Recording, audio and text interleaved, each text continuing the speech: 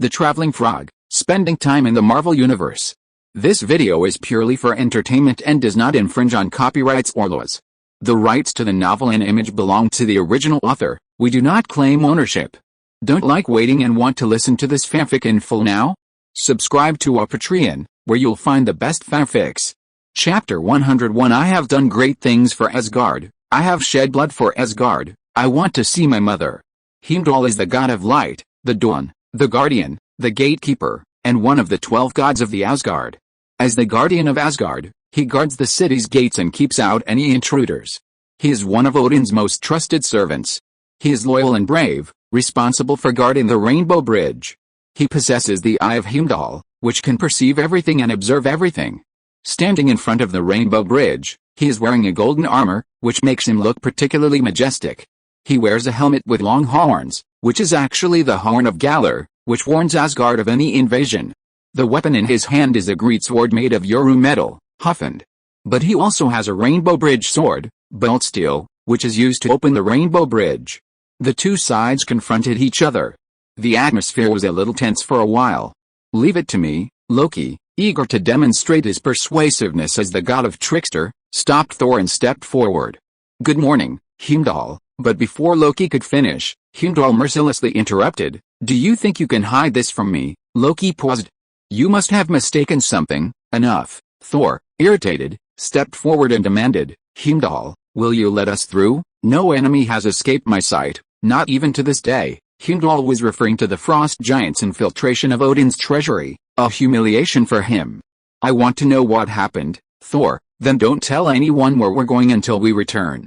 Do you understand? Heimdall understood. Thor led the way, leaving Loki stunned. As Volstagg passed by, he nudged Loki and jokingly said, What's wrong?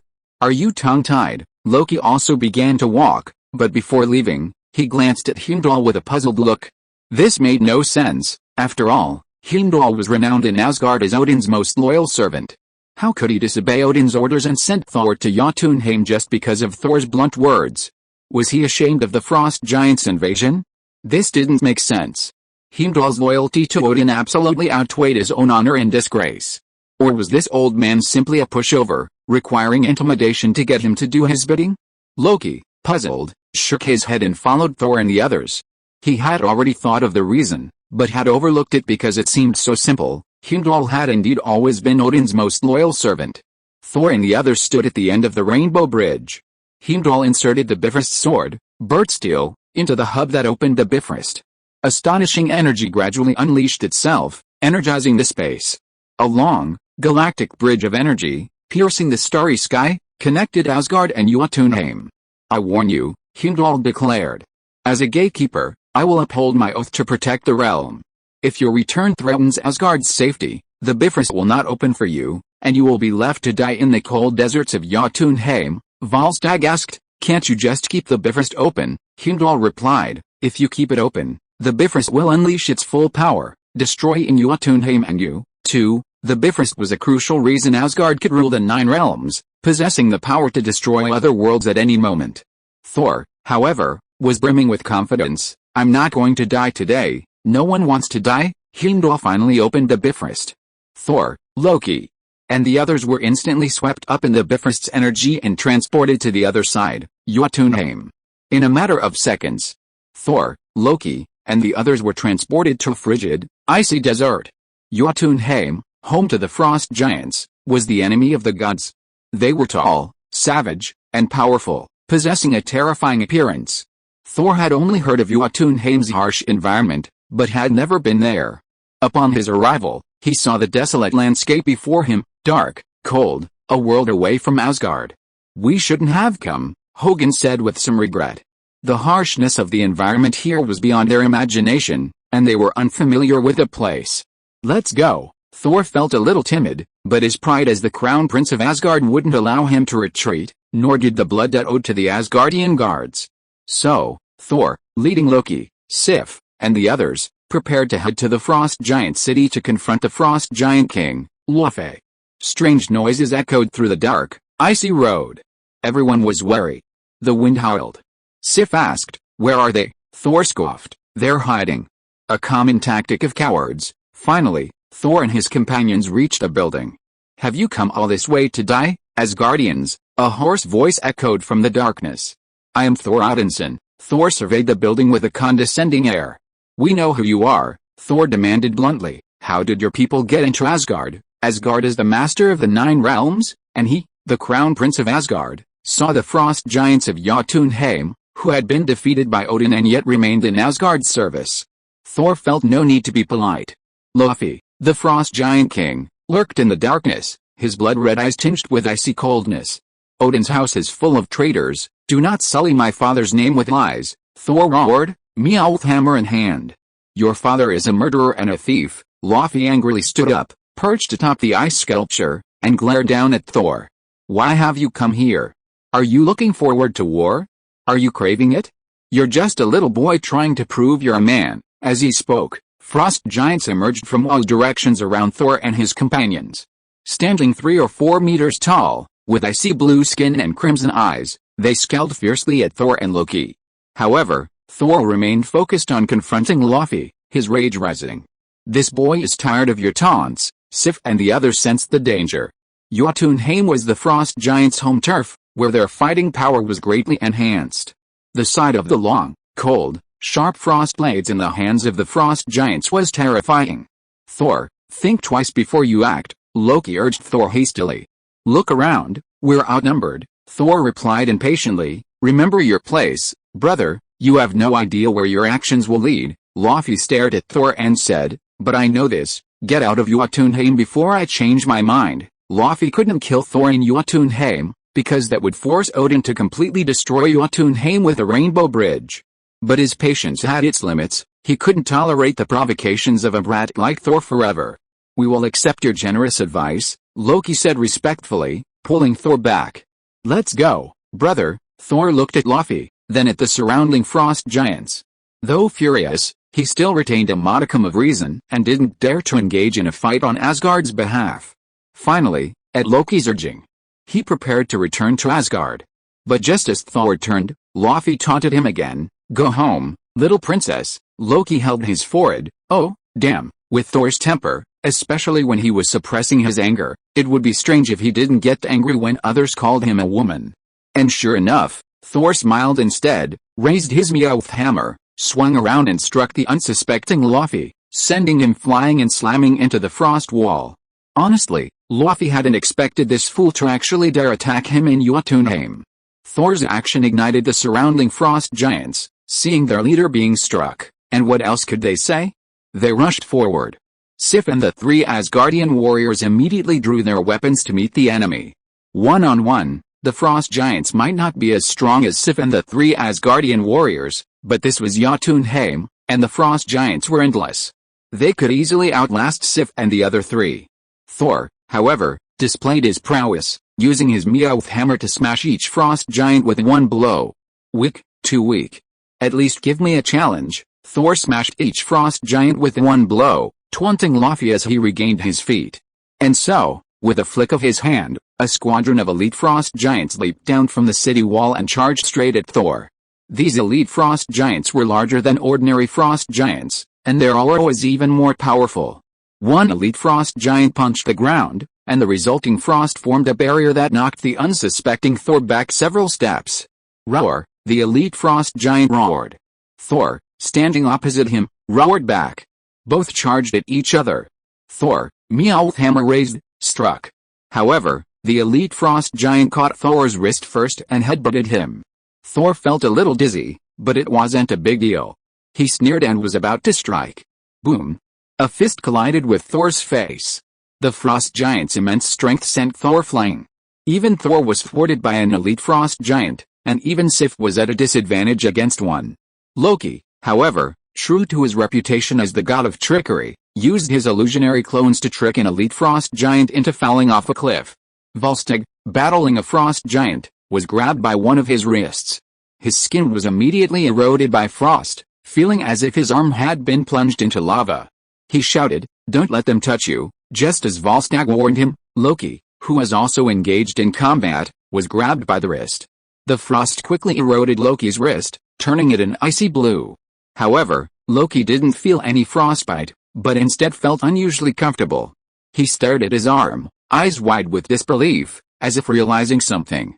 The frost giant had grasped his arm, locked eyes with Loki, seemingly understanding something and halting his attack. But the next moment, Loki, with a fierce glare, stabbed the frost giant through the heart. Thor, relying on his Mjolnir hammer and the mighty strength of the Aesir, managed to hold on.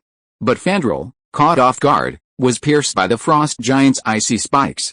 Thor, Sif and Valstag rushed to Fandral's aid, reminding Thor of their current situation. "We must leave," Loki shouted to Thor. "Let's go." Thor blasted a frost giant with his Mjolnir hammer, then glanced unwillingly at Laufey, who stood aloft, and prepared to retreat with Sif and the others. Laufey reached out and pressed his own mechanism, sending frost power swiftly spreading to a massive ice sculpture. The ice quickly fell away, revealing a massive, hideous frost beast within. Roar! The frost giant's roar shook the very sky. Sif and the others looked over. The frost giant's toes were even larger than their bodies. Shit! Sif, Valstag, and Hugin, protecting Fandral, fled. A frost giant of that size was completely beyond their reach. And yet, the frost giant was hot on their heels, pursuing them relentlessly. "Heimdall, open the Bifrost Bridge," Thor roared. There was no response. Everyone seemed to remember Heimdall's previous promise that he wouldn't open the Bifrost Bridge for them if they brought danger back to Asgard. A wave of despair washed over them. Were they really going to die here today? The Bifrost Bridge didn't open, and the frost giant was already approaching. At the crucial moment, Thor again stood before them. He raised his hammer, Mjolnir hammer, and in an instant, dark clouds gathered in the sky, and terrifying thunder flashed. The next second, Thor swung his hammer down. Lightning filled the sky, transforming into a brilliant beam that descended upon the frost giant. Zzz! Smoke billowed from the frost giant's body as it collapsed. Thor and his companions huddled together, back to back. But the danger was not far away. Countless frost giants swarmed around them. Damn it, Thor gritted his teeth. If Heimdall didn't open the Rainbow Bridge, they would truly die here today. The frost giants lunged forward. Boom! Suddenly, the Rainbow Bridge opened, enveloping Thor and his companions in a rainbow of energy. Amidst the bridge's radiance, the sound of neighing horses' hooves echoed. Odin, fully armed and mounted on a black Pegasus and wielding Gungnir, the eternal spear, appeared in Jotunheim. "Father, let's destroy them together." Thor's gaze on Odin was like a bullied child confronting his parent. "Shut up," Odin responded with a cold shower of cold water. Laufey, using frost magic to create a platform, approached Odin. He wore a playful smile. "Oh father, you look exhausted." The lifespan of the Aesir was a well-known fact within the Nine Realms. Even the strongest of the Aesir lived no more than 5,000 years, and Odin was very close to that. "Odin, lay off." "Stop it, Laufey, your son started this." "Indeed," Odin said. "It's just a little boy's prank. Don't make a big deal out of it. You and I can put this to rest and avoid further bloodshed. This is beyond the realm of diplomacy." "Father, Laufey, he'll get what he wants. War and death." The frost giants, defeated and subject to Odin for millennia, how could they not want to rise again? Odin was nearing the end of his lifespan. How could the frost giants not be tempted to act? "Very well," Odin said calmly. How could Odin, who had conquered the Nine Realms and founded Asgard through blood and fire, fear war? The next moment, Laufey wielded a frost blade and slashed at Odin. It struck Gungnir, Odin's eternal spear. Bang! Gungnir unleashed a furious force, sending Laufey flying an unfathomable distance. Even the surrounding frost giants trembled at the might of Gungnir. After another display of Odin's immense power, the Rainbow Bridge opened again, transporting Odin, Thor, and the others back. Laufey stood up, staring at the darkening sky, a sneer creeping onto his lips. "Back in Asgard. Do you realize what you've done? What you've provoked?" Odin said sternly to Thor. Thor remained unconvinced. "I'm defending my home. If you can't even protect your own friends, how can you protect this kingdom? If you're afraid to act, the kingdom will fall." "What's there to defend?" Thor demanded. "The frost giants must learn to fear me, just as they once feared you. This is pride and arrogance, not leadership," Odin said. "You have forgotten everything I taught you." "A warrior's patience," Thor interrupted Odin and confronted him. "While you were waiting impatient, the people of the Nine Kingdoms were laughing at us. The old way is blocked. You have seen the decline of Asgard, But you can only talk big. Odin was like an angry lion. You are a vain, greedy, and cruel child, Thor roared. You are foolish, foolish old man. Odin stared at Thor intently. You are right. I am indeed a foolish old man, foolish enough to have thought you were ready to take over this realm. Thor Odinson, you have disobeyed the king's clear orders. Because of your arrogance and foolishness, the peaceful kingdom and its innocent lives will face the horror and tragedy of war. You are unworthy of the kingdom, unworthy of your title, and unworthy of those who love you whom you have betrayed. Now, I will take back your power. Odin waved his hand, and Mjolnir, Thor's most beloved hammer, flew back into his hand. In the name of my father and grandfather, I, Odin, the All-Father, banish you from Asgard. Odin swung Mjolnir, and a powerful bolt of lightning struck Thor, hurling him into the Rainbow Bridge. Thor was terrified. I have served Asgard well, I have shed blood for it. You cannot do this to me. I want to see my mother. Amway Treasure House. Thor, dining with Bai, Aunt May, and Parker, enjoying a delicious stew of large bones prepared by Aunt May, suddenly paused, as if sensing something.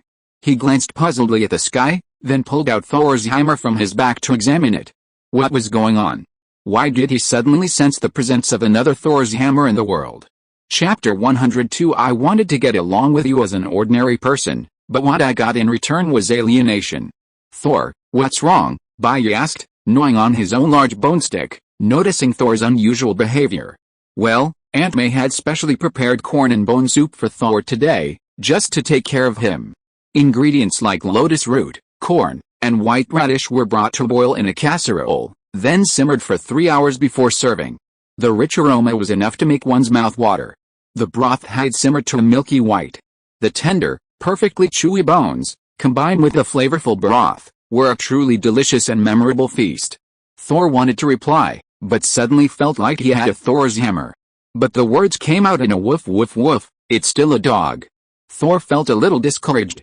But the next moment, Thor noticed that Bai and Parker, the two dogs, had taken advantage of his moment of daze to pick up the bones faster, and he became anxious. You two dogs are still dogs. Putting aside the news of Thor's hammer for the moment, it quickly joined the scramble with Bai and Parker. New Mexico. In Old Bridge City. Jane, her student Daisy Louise, and Dr. Selvig were observing celestial bodies. Suddenly, the sky began to shift. A tornado-like cloud enveloped the entire wilderness, obscuring the sky and swallowing the faint light of the stars and moon. A destructive wave of energy spread outward. A divine flame, blazing fiercely at the center of the cloud, struck Earth. Boom! With a roar of thunder, a meteor-like object plummeted from the sky, crashing into the wilderness, emitting a dazzling burst of fire. Jane, didn't you say it was just a faint aurora? Selvig stared in shock at the falling meteorite. Science is always full of surprises, Jane said. With a falling meteorite, who the hell cares about the aurora? After a brief chat with Selvig, Jane grabbed the steering wheel and drove towards the side of the meteorite crash. It wasn't far from them. Not to mention the meteorite's research value, even the meteorite itself is worth about the same as gold. Ordinary meteorites can fetch around $600 per gram, while rarer Martian and lunar meteorites can fetch around $5,000 per gram, many times more valuable than gold. Jane, calm down. Don't risk your life for research. Daisy quickly wrestled with Jane for the steering wheel. After the previous meteorite crash, another one had appeared. They were approaching from a tour bus, which was too dangerous. I'm not going to die for 6 credits, no. We've finally got this opportunity. Jane tried to wrestle the steering wheel back. The two wrestled over it. God please, Selvig was speechless. If the two of you had been steering correctly, we'd have been killed by the meteorite, or we'd have been killed in a car accident caused by you two. Bang! Jane slammed the brakes down and glanced at Daisy cautiously. Did we just hit something? Daisy thought for a moment. It seems so. You two just hit someone, Selvig said angrily. Get out of the car and save them. Selvig quickly got out and went to see the person Jane and Daisy had hit. Jane, if he dies, will we pay for his life? Daisy cried. Jane, stop talking nonsense. Get the first aid kit, Daisy mumbled as she went to get the kit. Please, please don't die, please. At the county hospital, your friend is healthy. He's just in a coma. He'll wake up soon, the doctor said to Selvig and Jane outside the ward. Doctor, are you sure? Selvig asked. How about another check? He had seen with his own eyes the man being struck and thrown by the speeding station wagon driven by Jane and Daisy. A collision of that magnitude, if not fatality, at least a few broken bones. Wasn't that normal? Sir, please trust my professional ethics. If I say he's fine, then he's definitely fine. The doctor closed the medical record and walked away. Jane and Selvig exchanged a glance. Nothing more to say. They entered the ward. Looking at Thor, still unconscious, they were unsure whether to call him lucky or unlucky. Lucky, to have been hit head-on by a speeding car? Unlucky, to have been struck and thrown without a single injury? Where is this? Thor, still unconscious, awoke and looked around with a bewildered expression. This is a hospital. Jane apologized quickly and said, I'm sorry, it was too dark, and my student and I didn't see you while driving, so we accidentally hit you. So we sent you to the hospital. Sir, can you leave your name and phone number? I am Thor, the god of thunder, the son of the god King Odin. I don't have such a thing as a phone. Thor shook his head fiercely to make his head clearer. Which kingdom is this? Alfheim? Nornheim? Jane, Thor, the god of thunder, the son of Odin. Daisy was overjoyed and said, since you're Thor, the god of thunder, ahem, I wanted to get along with you as an ordinary person, but in return I got alienation. I won't pretend anymore. I'm going to reveal my cards. In fact, I am the son of the god King Zeus, the god of war Ares. God of war Ares. Thor looked at Daisy. Well, it was indeed him. The size of his chest muscles was exactly the same as Ares. Ares, why did you become a woman? Are you wearing women's clothes? Also, where exactly is this place? In the Marvel Universe, there's Ares, one of the 12 Olympians. He possesses immense strength and martial prowess, and is a member of the Dark Avengers. He once battled Thor, the god of thunder, and their strength was evenly matched. You're not serious, are you? Daisy asked, looking at Thor in disbelief. She glanced at Jane and winked. Did they hide him in the head, or is he simply insane? Hey, where's my hammer? Where's my hammer? Thor suddenly realized his beloved Mjolnir hammer was missing, and he began searching everywhere. Where's it? A hammer. What kind of hammer? Jane asked cautiously. Thor, my Thor's hammer. Jane, bang, bang. A middle-aged nurse with an ordinary face and a nurse's cap knocked on the door, walked in, and said, blood tests. Jane and the others consciously made way. The nurse looked at Thor's muscular build, swallowed, and then smiled gently, saying, hey, it's just a blood draw, don't be afraid. A gleaming silver syringe appeared in Thor's sight. You dare to attempt to attack and humiliate the son of Odin, Thor. I will punish you for your disrespect. Thor was furious, and punched the nurse in the eye, instantly giving her a black eye. Humph, Thor, I'm not bullying women and children. This is the punishment this mortal deserves for attempting to attack and humiliate me, Thor. A needle. Who is this referring to? Hurry. Someone's assaulting. Emergency room 3, the nurse screamed, this guy's insane. He's having a seizure. Thor ignored the nurse, ripping the tangled examination tools from his body and roaring, did one of you steal my Mjolnir? How dare you, you wretched thieves, steal the hammer of the great Thor, son of Odin? Jane, Daisy, and Selvig exchanged bewilderment. This guy must be a bit dull. What? Mental illness? Assault. Hearing about a psychopath causing trouble was unacceptable. A swarm of burly hospital security personnel immediately rushed over. A male doctor rushed over first, attempting to grab Thor and restrain him. However, Thor punched the doctor in the face, sending him reeling backward. Get out of the way. I need to find my hammer. To Thor, the Mjolnir hammer was closer than his wife. He couldn't live without it for even a moment.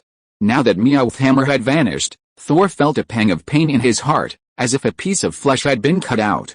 He had to find Mjolnir hammer first. Security guards and several male doctors barricaded the entrance. You want to attack me? Haha, Thor laughed. Thor, the god of thunder, am fearless. He launched into the attack, swinging his fists.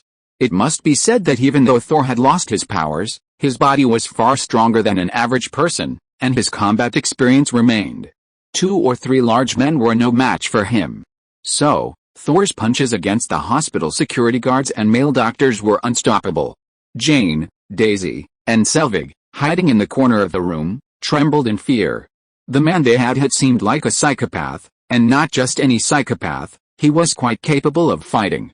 Fortunately, They had knocked him unconscious, otherwise, if he had gotten up and attacked them, they wouldn't have been able to resist. The hospital security guards and male doctors were, after all, burly men, but what about them? A professor in his 40s, balding and overweight, a frail, 20-something female doctor, and a female student in her 20s with a commanding figure. What a bunch of weaklings. Thor manically charged through the crowd, in and out. Ha ha ha. I'm Thor, the god of thunder, son of the god King Odin. How can a bunch of mortals like you stand up to me? Thor laughed triumphantly. Surrender now. Swish, a security guard thrust an electric baton into Thor's waist. Thor, so powerful just now, shuddered and limp. Before he fainted, he glanced back at the security guard. You actually. Damn it. I won't let you go. Thor, the god of thunder who had just been killing people, collapsed. Paw, the security guard spat. You're Thor? The Thor who was knocked out by a stun gun. Did you do it? Did you do it? He'll sleep through tomorrow afternoon. He hit me. Woo-woo, that idiot. My eyes, that psychopath just punched me in the eye. Hit me. The attacked middle-aged female nurse covered her eyes, tears streaming down her face. The male doctors wiped the sweat from their foreheads. This guy is incredibly dangerous, with strong aggressive tendencies. He almost knocked us all out. The stun gun wasn't even safe. We'll have to give him another shot of tranquilizer later. Calling himself Thor, he's either suffering from severe paranoia or schizophrenia. We need to transfer him to a mental hospital immediately. Let them take him away and let the professionals deal with him. Right. We have to hurry, or he'll cause another disturbance when he wakes up. The three of them looked at each other, unsure what to say. Logically, they held some responsibility for this man, but he'd injured several doctors, and at this point, it seemed they no longer had the final say. Suddenly, Jane's phone rang. She pulled it out and saw it was her boyfriend, Bai Yi. She answered, hello. After arguing with Bai Yi and Parker over the bone, Thor finally remembered his business. Although Thor couldn't speak, his scribblings made Bai Yi understand his meaning. He sensed a new Thor's hammer in this world. Although Thor was a dog, he was also a god, possessing divine power. Perhaps the essence of his divine power was similar to that of this world's Thor, which gave him a special connection to the fallen Thor's hammer. This gave Bai Yi a clue. If nothing unexpected happened, the humanoid Thor must have been banished to Earth by his father, Odin. Bai Yi wanted to join in the fun, especially to see who was stronger, his own Thor or that Thor. So, at Thor's insistence, they drove to New Mexico. On the way, Bai Yi realized that his girlfriend, Jane, who had attended Yale University, might also be in New Mexico, so he took out his phone and called Jane. Jane, hello, Bai Yi, it's me, Jane. Are you in New Mexico now, Jane? Yes, Bai Yi. How did you know? Bai Yi, don't worry about how I know. Did you see 2 meteorites fall, Jane? Is the news spreading so fast? Yes, but I haven't seen the meteorites yet. I hit someone because I was fighting with Daisy for the steering wheel. Bai Yi touched his chin. Was it a golden-haired, burly, and mentally ill man? Jane was surprised. Bai Yi, how do you know this too? Did you put a camera next to me? Bai Yi, I roughly know what's going on over there. Wait for me. I'm almost in New Mexico and will come find you then. He hung up the phone. Bai Yi continued driving for a while. Bai Yi listened to the game sound and turned his head to look at Thor, who was sitting in the passenger seat, holding his phone and playing a game. He blinked, pulled Thor into the driver's seat, and rammed to the back seat himself. You are already a mature dog, so you should learn to drive to New Mexico by yourself, Thor. Chapter 103 Thor, I'm not a psychopath. Thor sat in the driver's seat, bewildered. Bai Yi was reassured. Thor's hands were more than capable of gripping the steering wheel. As for his legs, they certainly couldn't reach the brakes or accelerator. But Bai Yi knew that some disabled people without legs could drive their cars, so how could Thor, with legs, not be able to drive? As long as his mindset remained focused, there were always more solutions than problems. He believed Thor could overcome this minor obstacle. Thor felt helpless. It seemed he was in the wrong. After all, it was he who had insisted on pestering Bai Yi to come out and search for Thor's hammer. So, let's drive. He had driven a spaceship before, and while he wasn't used to such a primitive mode of transportation, he could understand the logic and figured it out. Bai Yi huddled in the back seat, ready for sleep. When he woke up, He'd probably be close to New Mexico. What if Thor got in an accident? He spoke as if his Thunder Fruit's elemental form was vegetarian, meaning even in an accident, he'd be fine. The next day, in the county mental hospital, Thor opened his eyes with great effort. He felt sore all over, with no energy, and his mind was groggy. It was a terrible experience. What's going on? Thor shook his head, trying to wake himself up. What caught his eye was the furnishings of a hospital. The room was very clean and bright, but with a pungent smell of disinfectant. He was wearing a hospital gown. Damn mortals, how dare they blaspheme the gods? Thor gritted his teeth. When he got his beloved Meow hammer back, he would teach these mortals a lesson. He was about to get up. Suddenly, the room was pushed open, and a beautiful blonde woman who looked like a nurse walked in. Number 38, take your medicine. The female nurse looked quite aloof. She stood in front of Thor's ship, glancing down, giving people a sense of deterrence. Number 38, Thor frowned. I am Thor, the god of thunder, the son of the great king of gods Odin, not number 38. Who is your king? I need to talk to him. You are really mentally ill, and you still think you are Thor, the god of thunder? The female nurse glanced at Thor and said, it seems that I have to give you a double dose. She prepared the medicine and handed it to Thor. Just take the medicine and have a good sleep. I'm not sick, Thor said impatiently. I don't want to take it, Pa. The female nurse slapped him in the face, then showed a gentle smile. Be good, take medicine. Thor reacted and became furious in an instant. You dare to hit me? I am Thor, the god of thunder, Pa. The female nurse slapped him in the face again, and continued to smile gently. Be good, take medicine. Thor was slapped out of temper. Because after being numbed by the electric baton, he was injected with several shots of tranquilizer. Now he can't avoid the slap of the female nurse in front of him, let alone fight back. Look, a UFO. Thor suddenly pointed out the window. Where? The nurse turned quickly but didn't see the UFO. She looked back. The bed was empty. Thor had escaped. How had Thor hid in a corner, panting rapidly? Without the power of Thor, Thor couldn't help but feel a wave of sadness at his current state. Suddenly, a sharp iron object pressed against Thor's throat. Scream and I'll kill you. A deep male voice rang out. Blink if you don't scream. Thor felt the chill at his throat and couldn't help but blink fiercely. A young man, also wearing a hospital gown, emerged from the darkness.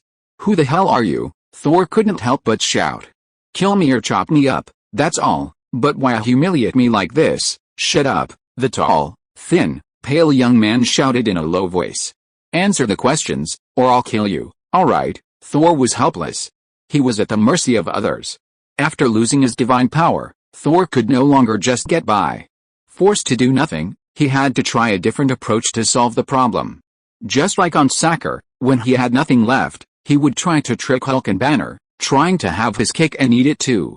The young man coughed and said, how can a Otaku quickly calm his girlfriend down? Thor thought for a moment and said, prick her with a needle. The young man said, there are two girls. A is big and ugly, B is pretty and not big. Which one do you choose? Thor thought hard and said, B during the day and A at night. Fuck. I finally got a normal person. The young man put down the pen that was against Thor's throat and smiled excitedly. Fortunately, I didn't give up. The young man introduced himself. His name is Herbert Oil. Hey, why haven't I seen you before? Are you new here? I don't know, Thor said. They want to imprison me. I want to break out of their encirclement and find my hammer. And then, he scratched his head and couldn't remember his last memory. I ended up here inexplicably, and I was forced to take medicine by a female nurse. She's not even a nurse. Herbert Oil pulled Thor down to a squat, then carefully glanced around before whispering in his ear, she's a psychopath with severe nurse delusions. Don't take her medicine. It's full of shit, and it's poisonous, he sighed. I've also been treated as a psychopath and locked up in this asylum for over a year. I've been trying to escape. Great, Thor said. Can you take me with you? 1:15 midnight, Herbert Oil pulled out a black cloth and covered his face with it. See you there. Thor finally made it to nightfall. Finally, he met Herbert Oil. Both of them, their heads covered with the black cloth, moved cautiously through the asylum corridors, like thieves. There were indeed many abnormal people in the asylum. Even at this hour, there was a maniac dancing ballet in the hallways. Thor and the other man hid in a corner, waiting for the maniac to finish before continuing on their way. They walked down a corridor and reached a corner. They saw another psychopath wearing a police officer's hat. directing traffic in the middle of the aisle. The two of them tiptoed around the psychopath and quickly fled. They arrived at the door of a room. Herbert Oil opened the door with Thor and walked in. However, the blonde beauty who had asked Thor to take medicine during the day ignored it. Connor Rivas, holding 2 electric batons, had been waiting for them. As Thor and the other men just stuck their heads out, the 2 electric batons hit them. Zzzz, the 2 men fell down with convulsions. The next day, Thor yawned and woke up from his sleep. He saw the beautiful nurse Connor standing in front of his bed again. Thor was startled. "What do you want to do? Be good and take your medicine." Connor placed the prepared medicine in front of Thor again. "Why are you forcing me to take medicine?" Thor insisted earnestly. "I'm not sick." "You're the one who's sick." "I'm sick," Connor sneered. "Did you listen to that Herbert's nonsense? How to quickly calm your girlfriend down. 2 girls, B during the day and A at night, right? You actually eavesdropped on us." Thor was furious. He's been asking everyone here these 2 questions since the first day he entered the mental hospital, Connor said. "What do you mean?" Thor asked, bewildered. "He is just like you, with severe paranoia and split personality. That's why he was sent here. He has always refused to cooperate with treatment and has serious violent tendencies. He even beat his attending physician into a mental illness." Connor shook her head. "His condition is getting worse and worse. And what about you? Do you also think that we all want to harm you?" "Well, I don't care whether he has paranoia and split personality, I don't have it anyway," Thor said firmly. "I am a normal person." Connor hugged the bear with both hands. "If you answer one of the 2 tests correctly, I will believe that you are not sick." "Okay," Thor responded without hesitation. "The first question is a small test." Connor stretched out a finger towards Thor. "What's this?" "This is too easy, isn't it?" Thor said helplessly. "Can you change to something more difficult?" "Don't talk so much, just cooperate with my small test." "Okay, this is 1. Connor stretched out her second finger. "What's this?" 2. She stretched out her third finger again. "Very good. 1 + 1 = what?" Thor was only focused on looking at Connor's fingers and blurted out, 3. Connor said, "You have a typical confused thinking." No, Thor quickly denied. "I confused you." "Oh." Connor looked at Thor with pity. "Okay, in this case, let's start the next question." "Okay, Connor, you say rat 3 times after me." "Mouse, mouse, mouse." Thor, "Mouse, mouse, mouse." Connor suddenly asked, "What are cats most afraid of?" Thor said without hesitation, "Mouse." Connor sighed. "Look, you still don't admit it? This is a typical case of confused thinking." "Confused?" Thor felt a little confused. "You didn't answer a single question correctly. You must be sick," Connor said. "Have you ever thought that in fact, you think you are Thor, the god of thunder? But it is just an illusion in your mind, and in reality, you are just a fat otaku who can't even tie a chicken." "That's impossible," Thor retorted without thinking. "I have been Thor, the god of thunder for thousands of years. No lunatic would think that he is a lunatic." "Your symptoms are understandable," Connor said. "You are immersed too deeply in your own world. If you take the medicine obediently, you will recover and be discharged soon, otherwise your condition will only get worse. Let me kindly remind you that if the delusion is as serious as that Herbert, he will get rid of the danger around him at all costs." Thor looked at the medicine left by Connor and couldn't help thinking, "Am I really crazy?" "Hey, what are you doing?" Herbert Oil knocked the medicine out of Thor's hand. "Have you been fooled by the female lunatic? You are not a lunatic, and neither am I. We have to run away." Thor looked at Herbert Oil suspiciously and moved away a few inches. "Are you kidding me? You actually believe that crazy woman?" Herbert Oil said with a wronged look as if his kindness was taken for granted. "Are you suspecting that I am lying to you?" Thor, "Okay, 2 questions." Herbert Oil sneered and said, 1 + 1 = 3, and cats are most afraid of mice, right? Thor looked at Herbert Oil in surprise. "You actually suspect I'm sick?" Herbert Oil said angrily. "That's that bitch's usual trick. I've heard those 2 questions over 800 times. Did she tell you I have paranoia and split personality disorder? Think about it. If I really wanted to harm you, I would have killed you that day. Why would I run away with you?" Thor thought about it. It was true. That day, Herbert's pen could have stabbed him in the neck at any moment. That was a close call. "I almost fell for that woman's trick. Do you believe me now?" "Yes." 3/4 past midnight, at the same place, Thor and Herbert Oil high-fived each other. At night, the 2 men, their heads covered with black cloths, walked through the corridor and encountered the ballet psychopath and the traffic police psychopath again. They narrowly avoided danger and hid in a room. Herbert Oil walked ahead, checking the situation. Suddenly, Thor realized they were in the archives. Curious, he flipped through the files. Soon, he found Herbert Oil's file. Name, Herbert Oil. Age, 27. Weight, 61 kg. Symptoms, severe paranoia and split personality disorder, accompanied by violent tendencies, which have already caused his attending physician to despair. What are you looking at? A sudden voice echoed in Thor's ear, causing him to shudder. He turned around. It was none other than Herbert Oil. Herbert Oil glanced at the file in Thor's hand, his expression changing instantly, a sinister grin spreading across his face. I never thought I'd be found after hiding for so long. Before Thor could react, Herbert Oil grabbed him by the neck. Thor, deprived of his divine powers, still had some sedative left in his blood, and his body was so weak that he couldn't resist Herbert Oil's stranglehold. Damn. Am I, Thor, going to die today at the hands of a psychopath? Zzz. Thor heard the sound of thunder and lightning, and saw Herbert Oil collapse. Nurse Kana, holding an electric baton, stood behind him. Kana asked, "Are you okay?" Thor was weak and unconscious. The next day, when Thor woke up, he saw Nurse Kana again. "Are you awake?" The nurse helped Thor up. "Are you okay?" Thor clutched his neck.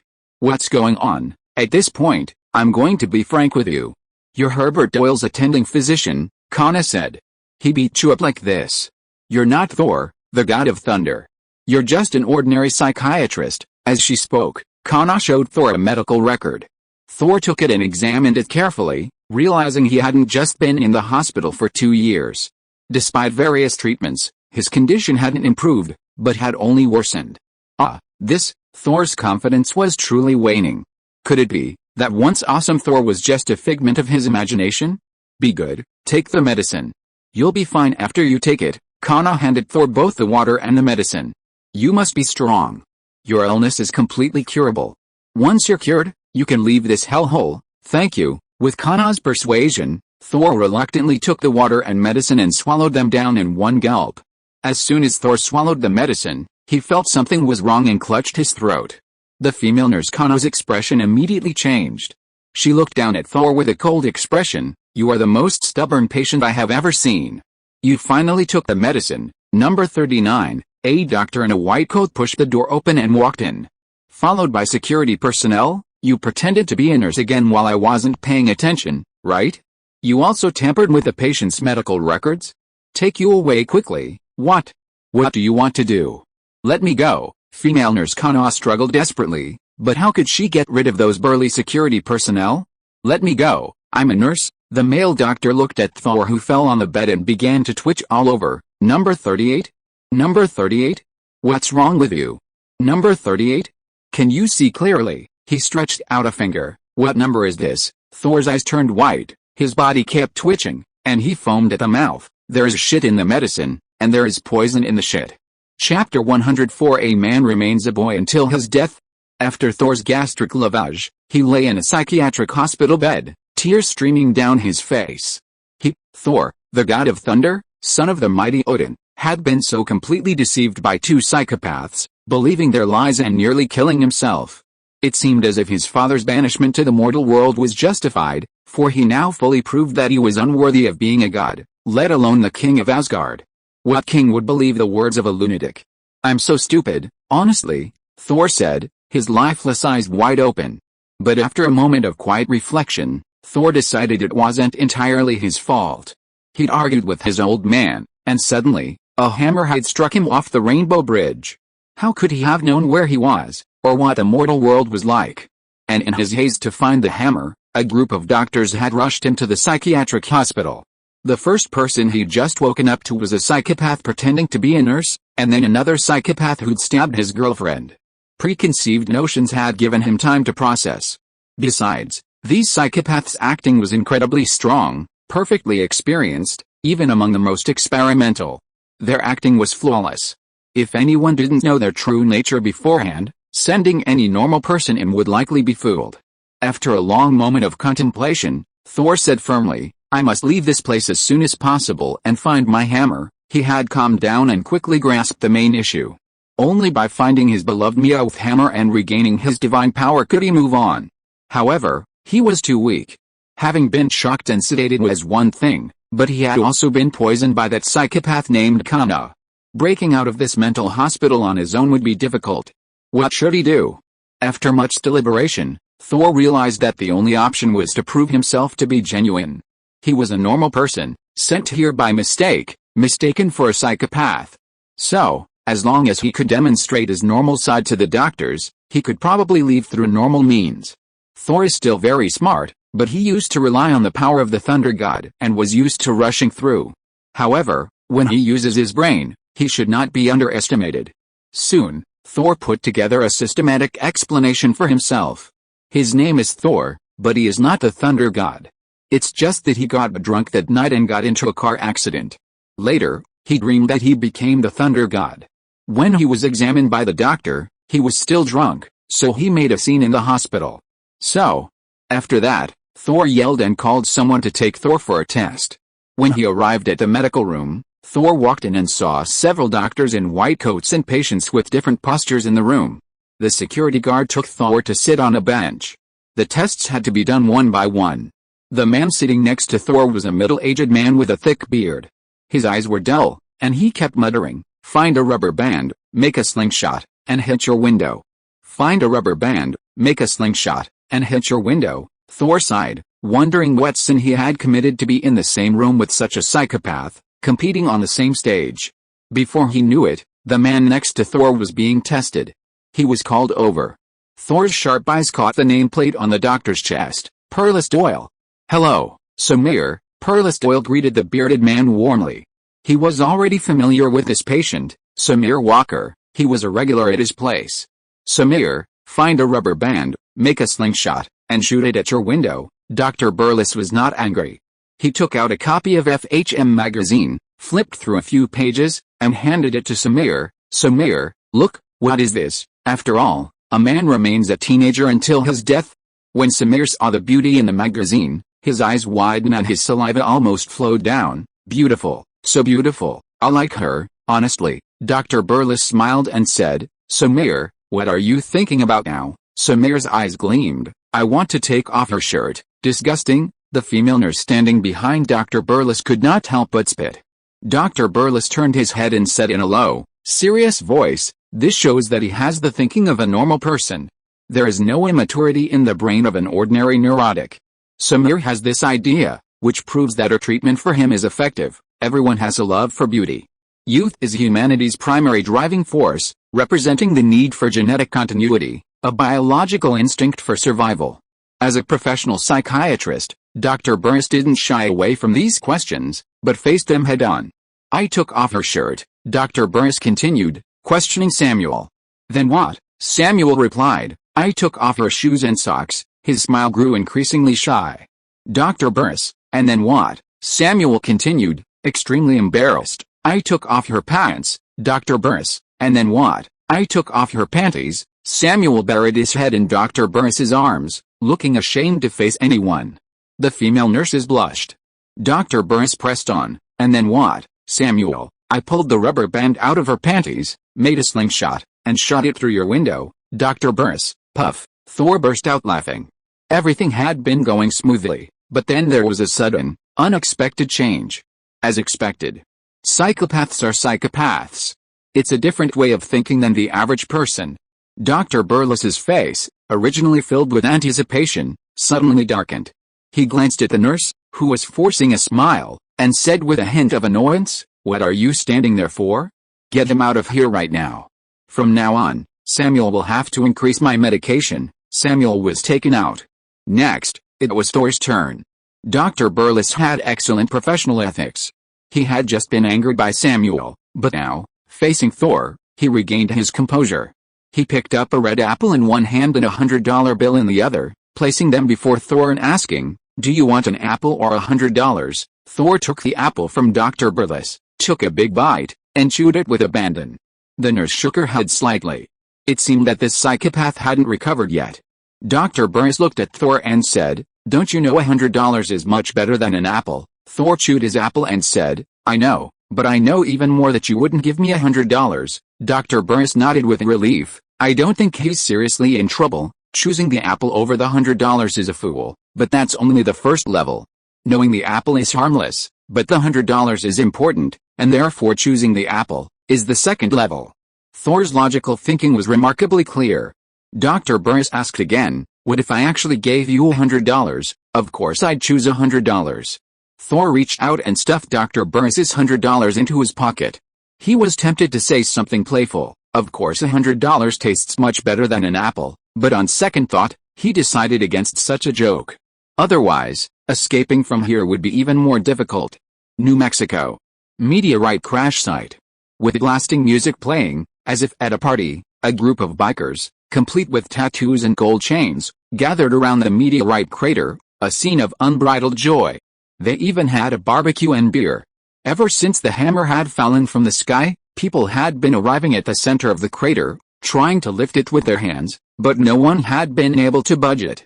This had become a spectacle in New Mexico, attracting attention from all around. Meteorites are extremely valuable, even more valuable than gold. Could the hammer in this crater be even more valuable than ordinary meteorites? Unfortunately, the silver-white hammer seemed rooted to the ground, unmovable. Get out of the way, I'll do it, a white-haired, cowboy-dressed old man approached. Old Stan, you want to try it too? Aren't you afraid of straining your back? My back is in great shape. It's been well maintained, and the oil is practically overflowing. But you guys, your tanks are already empty, right? Old Stan stepped forward and tied a chain to the hammer. The other end of the chain was tied to his car. Just wait and see. Old Stan stepped on the accelerator.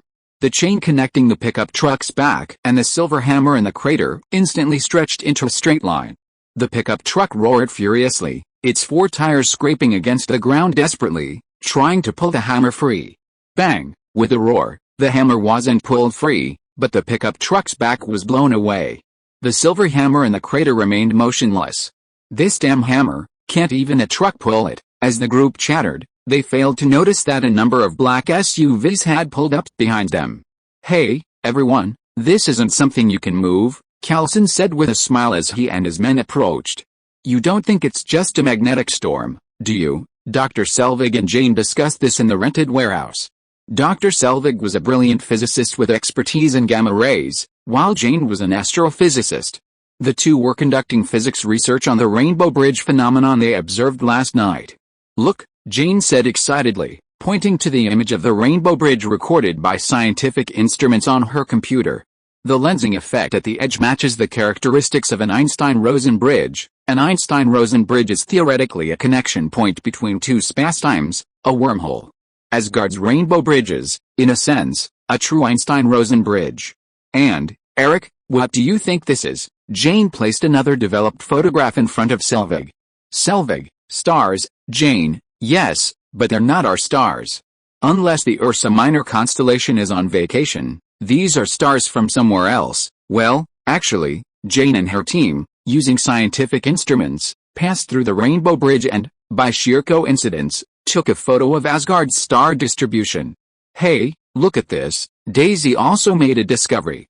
Among the photos they had posted on the blackboard, one showed a blurry figure, a figure in midair, on the Einstein-Rosen bridge. That's impossible, Selvig exclaimed in disbelief.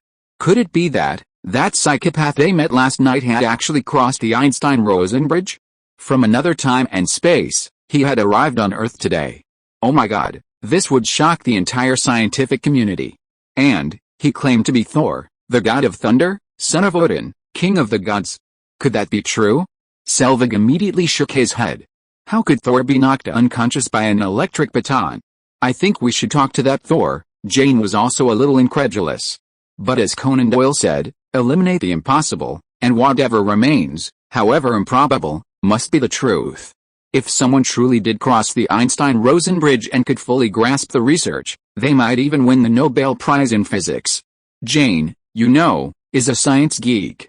Jane grabbed her clothes and was about to take Daisy and Selvig out. Suddenly, several SUVs and trucks appeared in front of Jane's warehouse. I'm Agent Phil Carlson, a Level 6 agent of SHIELD. Carlson showed Jane his SHIELD credentials and said, Ms. Jane Foster, For the sake of national security, your scientific instruments, atmospheric data, and imagery are being requisitioned. Hey, you can't do that, Jane said anxiously. I don't even know what SHIELD is, I'm sorry, but if you have any concerns, you can complain to my superiors. Callison waved his hand. The SHIELD agents accompanying Callison sprang into action, unnoticed, entering the warehouse and expertly carrying away Jane's various scientific instruments. Jane, calm down, Selvig stopped Jane in time. Jane was young and didn't know about SHIELD, which was normal, but he knew how powerful SHIELD was. In terms of power and dominance, it was probably even greater than the FBI and CIA. Arguing with such a violent machine was useless and might even get hurt. Callison said, Miss Jane Foster, what happened last night may be far more serious than you imagine, so you must leave it to us. He pulled out a check and handed it to Jane, saying, this should cover your losses. Shit, Jane exclaimed angrily. Perhaps the price of these instruments isn't enough for this check, but they contain years of research and hard work. You can't just buy them out with money. I'm suing you for violating my constitutional rights. Private property is inviolable, Callison said. I'm sorry, Miss Foster, Jane said. I'm about to figure out something truly remarkable. I might even win next year's Nobel Prize in Physics. Everything I know about this phenomenon is recorded in these scientific instruments. You can't just take it away. Callison wore a gentle smile, like a mask. He stood before Jane, refusing to speak. But the men he brought with him quickly emptied Jane's warehouse. Callison nodded to Jane. Thank you for your cooperation. He turned and returned to his SUV, ready to leave. Jane couldn't help but despair for a moment. These bastards had ruined all her years of hard work. Suddenly, a Chevrolet Camaro blocked the path of the shield car. Bai Yi's head popped out of the car window, revealing a dangerous smile. Coulson, you guy, you actually took my girlfriend's things while I was away. Isn't that too much? Chapter 105. I feel like I've always lived in his shadow. Wow, Jane, it's that handsome guy from the bar last time. Daisy tugged at Jane's clothes, her eyes sparkling. Did you call him here? Bai Yi's face, which made her eyes water, was so beautiful that even if she couldn't taste the meat, just looking at it was still quite something. Jane shook her head. No, I don't know why he suddenly wanted to come to New Mexico. He seems to know that bald guy.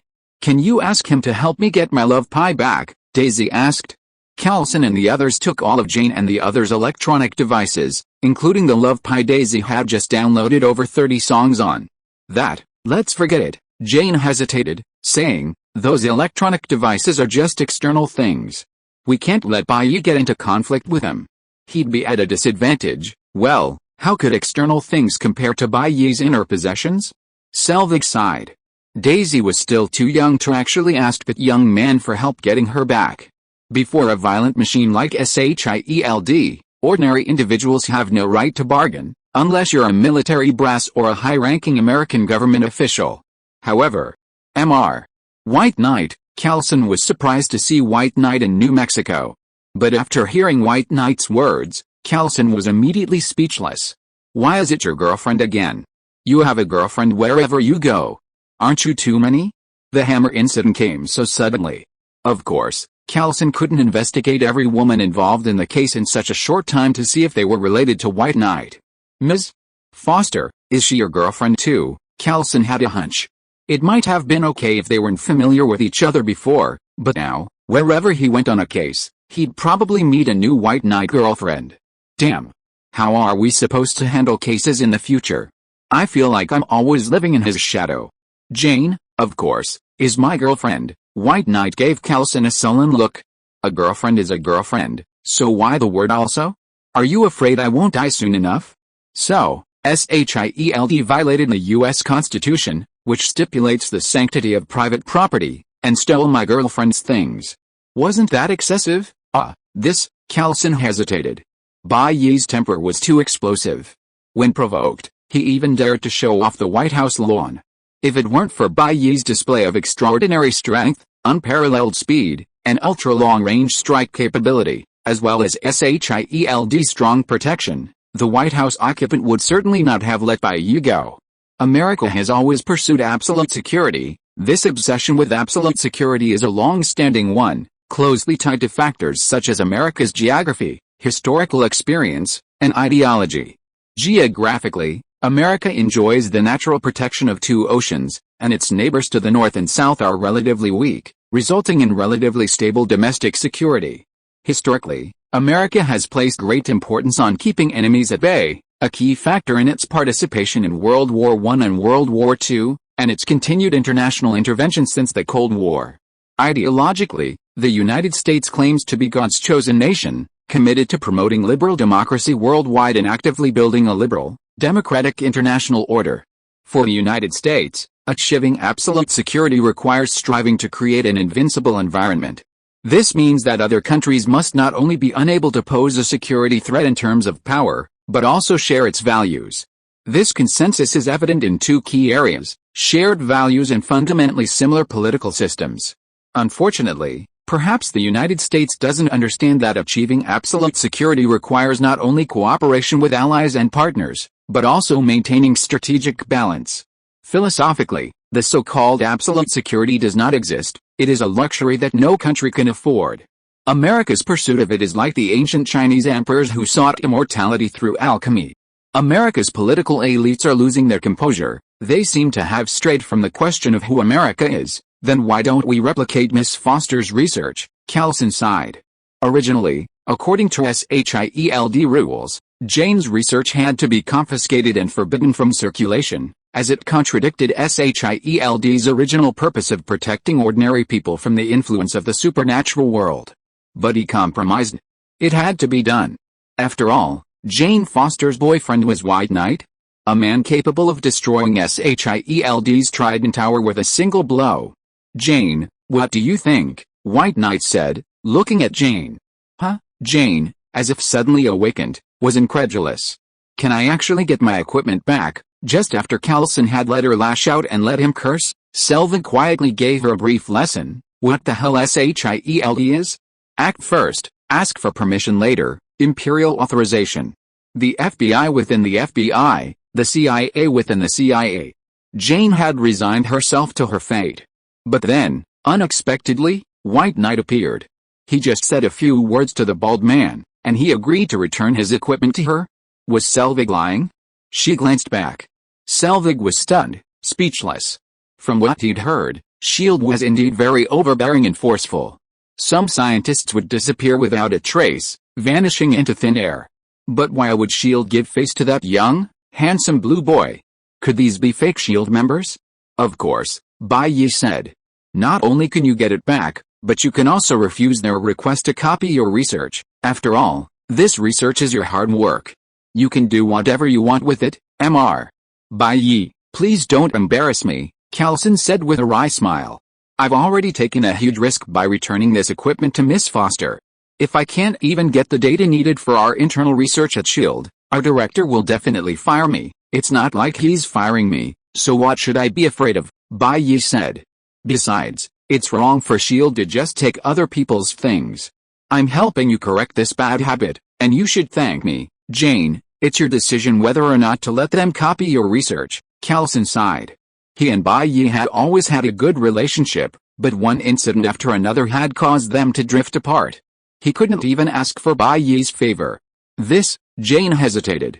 What scientist would want to have their research copied for no reason? But SHIELD is a violent organization. She worried about potential retaliation if things got too badly awry with him. Although she held a Yale PhD and held a high social status, that status was too insignificant. It would be easy for a violent organization to force her to commit suicide. Ms.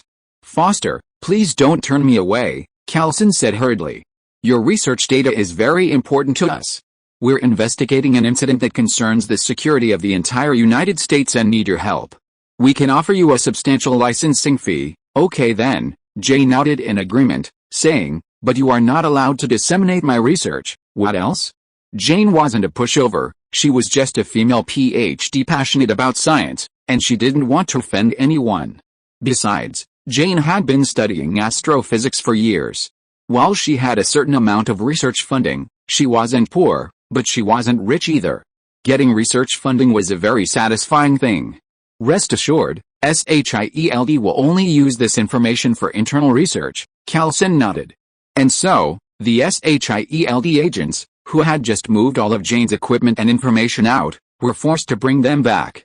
Bai Yi, you're really here? Jane stood before Bai Yi, tucked her hair in, and said, I thought you were kidding me. How could you possibly be so bored as to joke with you about something like this? Bai Yi smiled and said, it's a good thing I came. Otherwise, your equipment and information would have been stolen, and you wouldn't even have had a place to cry. Jane, thank you. Why are you being so polite between us? Bai Yi reached out and touched Jane's head, smiling slightly. Jane was certainly knowledgeable and beautiful, but she was quite short. Touching Jane's head was like touching a little girl. Handsome, do you remember me? Daisy hopped out, smiling and greeting, handing Bai Yi a glass of fruit juice. We met last time at the bar. Bai Yi took the fruit juice and nodded. Of course I remember. You're Jane's student, Daisy. Honestly, Daisy was a very unique woman, and it was hard for most people to forget her.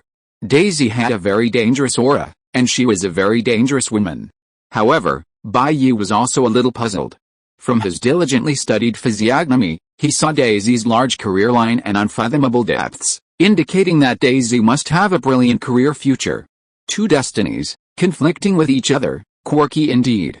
Yes, I'm Daisy. Daisy nodded like a chicken pecking at rice. Curiously, she asked, handsome, can I ask why that bald guy was willing to return our equipment just because of a few words from you? Baldy. Bai Yi looked quizzical. He teased Carlson, saying they all used the Mediterranean, but when it came to Daisy, he just went bald. But it seemed Daisy couldn't be blamed, since Carlson had been the first to strike, casually claiming his identity and attempting to steal their scientific equipment and their painstakingly collected experimental data. Maybe, it's because I'm too strong, and he was afraid of being beaten, so he just followed my advice. Bai Yi laughed. We Chinese have a great thinker named Confucius. He once said, when a man is about to die, his words are good, meaning, if you beat someone to the point of death, his words will become more appealing. Mr. Bai Yi, if Confucius knew you were interpreting the Analects this way, he'd probably be furious. Carlson approached and said quietly. Because he had a Chinese partner, he had a general idea of Confucius, the thinker who influenced Chinese history for over 2,000 years. How could that be? No one understands Confucius better than I do, Bai Yi said, his voice full of understanding. Alright, Carlson, not wanting to waste any more time, said, Mr. Bai Yi. We've copied the data. We have a heavy mission ahead of us, so we won't stay any longer. If you have any questions, feel free to contact me, okay? Bai Yi nodded. Carlson and his men left. Finally gone. Those people were so stressful. Daisy breathed a sigh of relief. She could vaguely see that they were all carrying guns. Jane then completely forgot what she had been planning to do. The most important thing was to greet Bai Yi. Bai Yi was already right in front of him, and he was still researching. What the hell? Let's get some sleep first. Inside the hotel, while Bai Yi and Jane were chatting, the weather turned sour. With a loud thunderclap, huge raindrops pounded down from the sky, rattling the windows. Watching the downpour outside, Bai Yi sighed. He'd wanted to explore New Mexico with Jane later, but now it seemed like that was out of the question. Inside the room, Bai Yi hugged Jane's delicate body, his fingers gently brushing her soft and cool hair, and said, Jane, you are too thin, you need to eat more meat to replenish your body. Otherwise, I'm afraid, your body can't bear it. Jane, I eat a lot, but it's probably because my workload is too heavy, so I can't gain weight at all. Bai Yi was surprised. You are an astrophysicist. Is your work so physically demanding? Jane, my experimental equipment is very heavy, right? Otherwise, why do you think I asked Daisy and Dr. Selvig to come here with me? I am the kind of person who is not good at speaking and dealing with people, right? Bai Yi sighed. I didn't expect that being a scientist these days is so difficult, and you have to be physically strong and able to carry experimental equipment to do it. Hugging Jane, Bai Yi seemed to feel that he had forgotten something subconsciously. Thor, who was locked in the car by Bai Yi. Chapter 106. The waters of the earth are so deep that even Odin cannot grasp them. The next day, Bai Yi ate the egg rolls Jane and Daisy had made and nodded, well done. At the table, Jane's face was rosy, like a well-watered rose, radiant and full of life.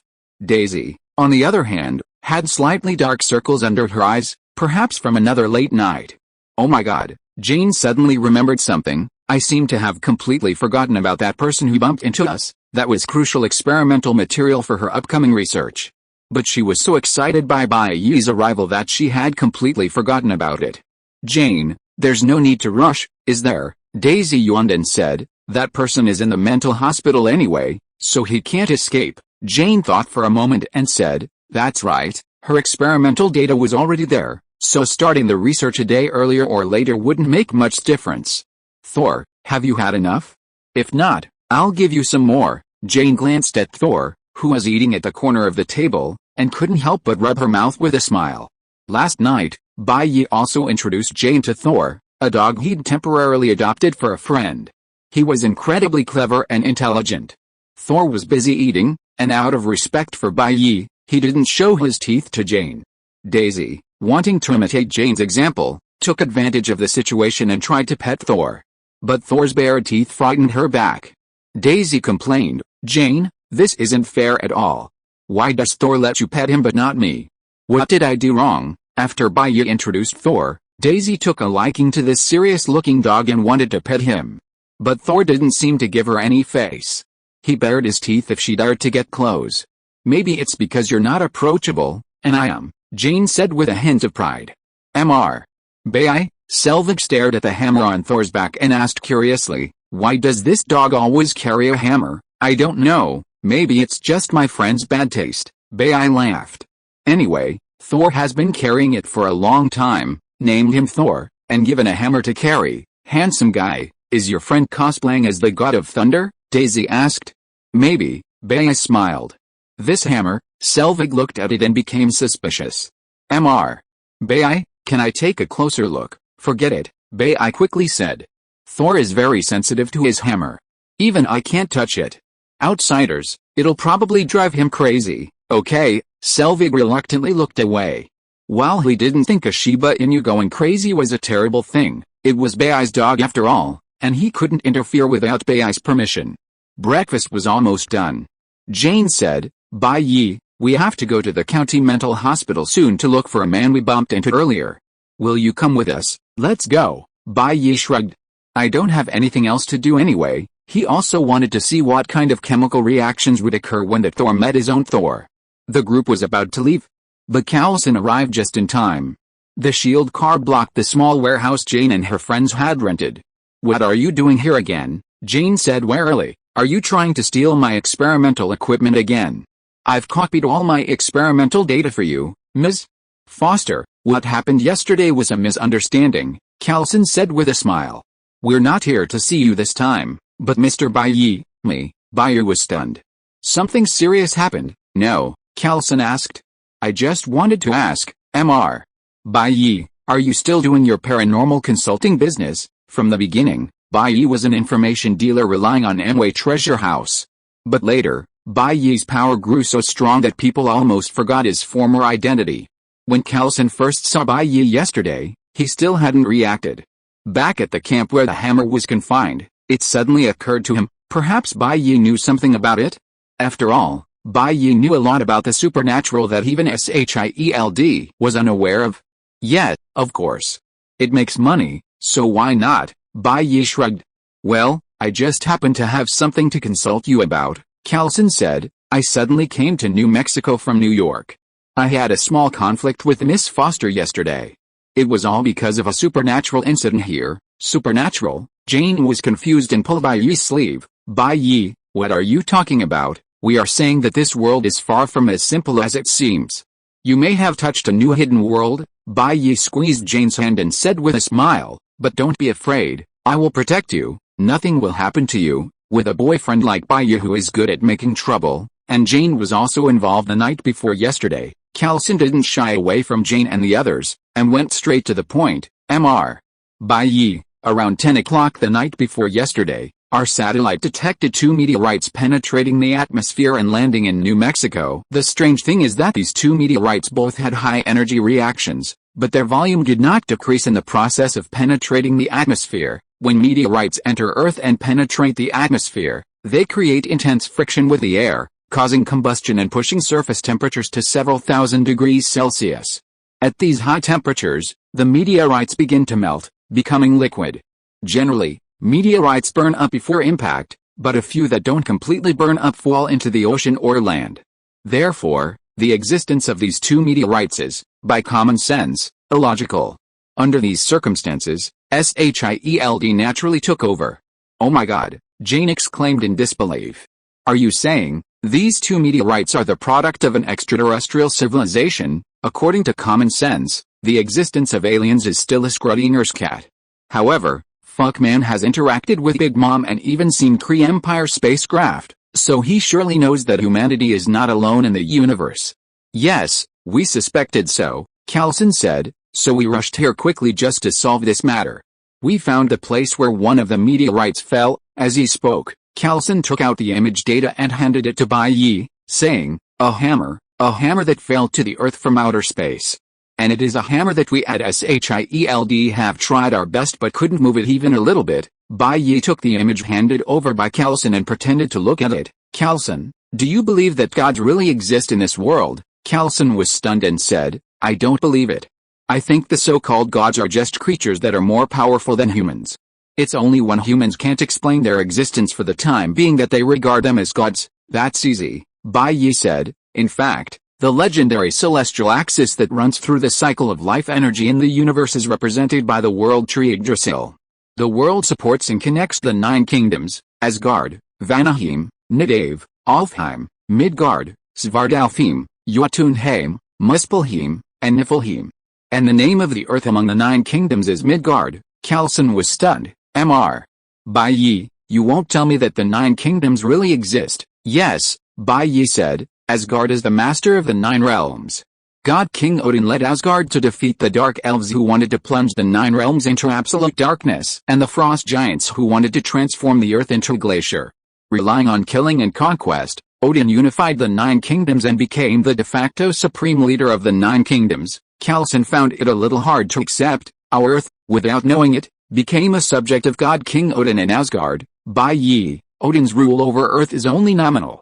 In reality, Earth's waters are too deep for Odin to control, as far as Bai Yi knew, not to mention the existence of Earth's ancient gods like the underworld god Sithin. Earth itself was special enough. It was the eternal heart of the 5 creator gods, making it impossible for Earth to be Odin's personal treasury.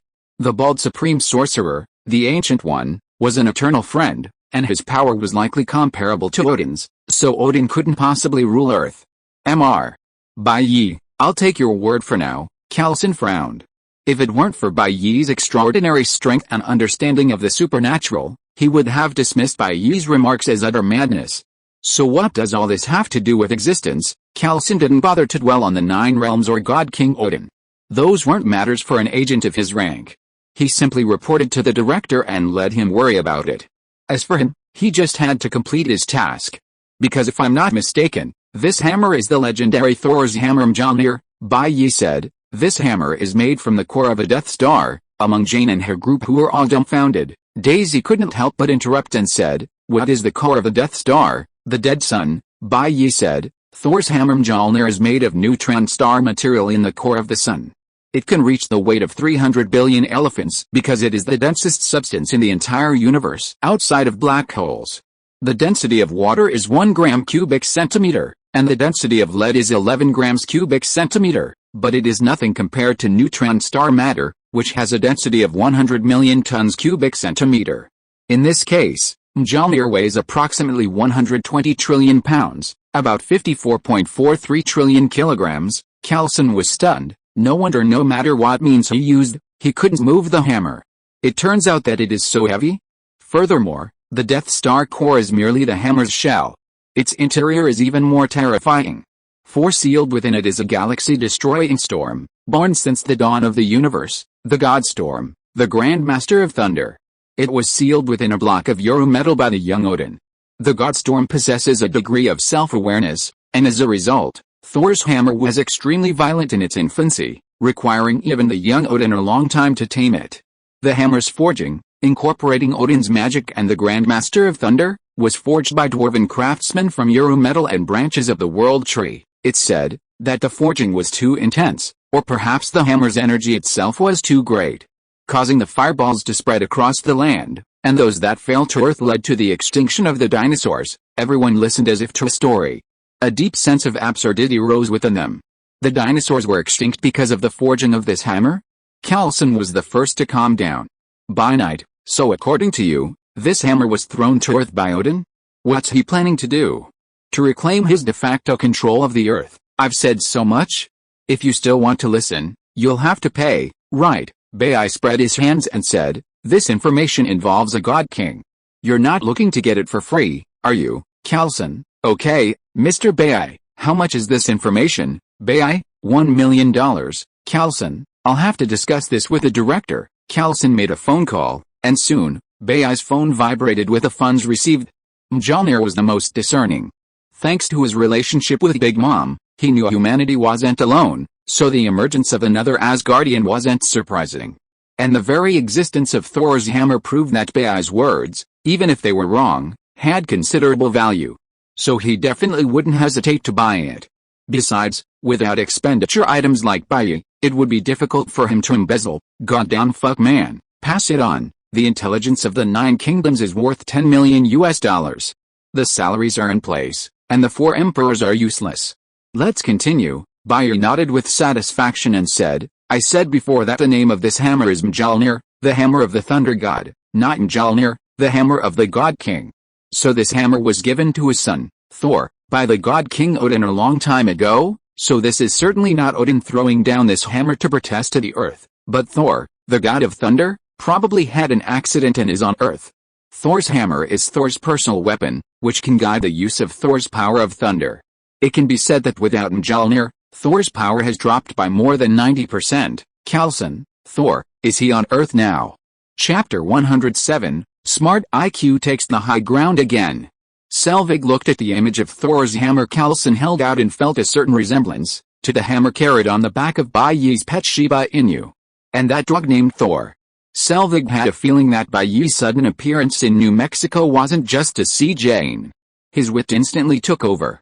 Could it be that the dog named Thor is really the legendary Thor, transformed into a dog by a witch, and that he's taking this Thor to reclaim his hammer, break the witch's curse, and regain his power as Thor? Selvig's mind raced.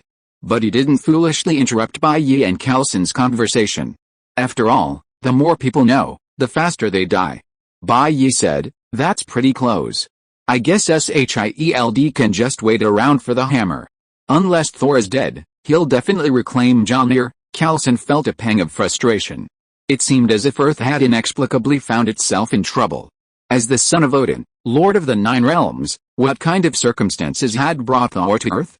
Would this bring Asgard's enemies to Earth? Earth's small size couldn't withstand the intensity of interstellar war.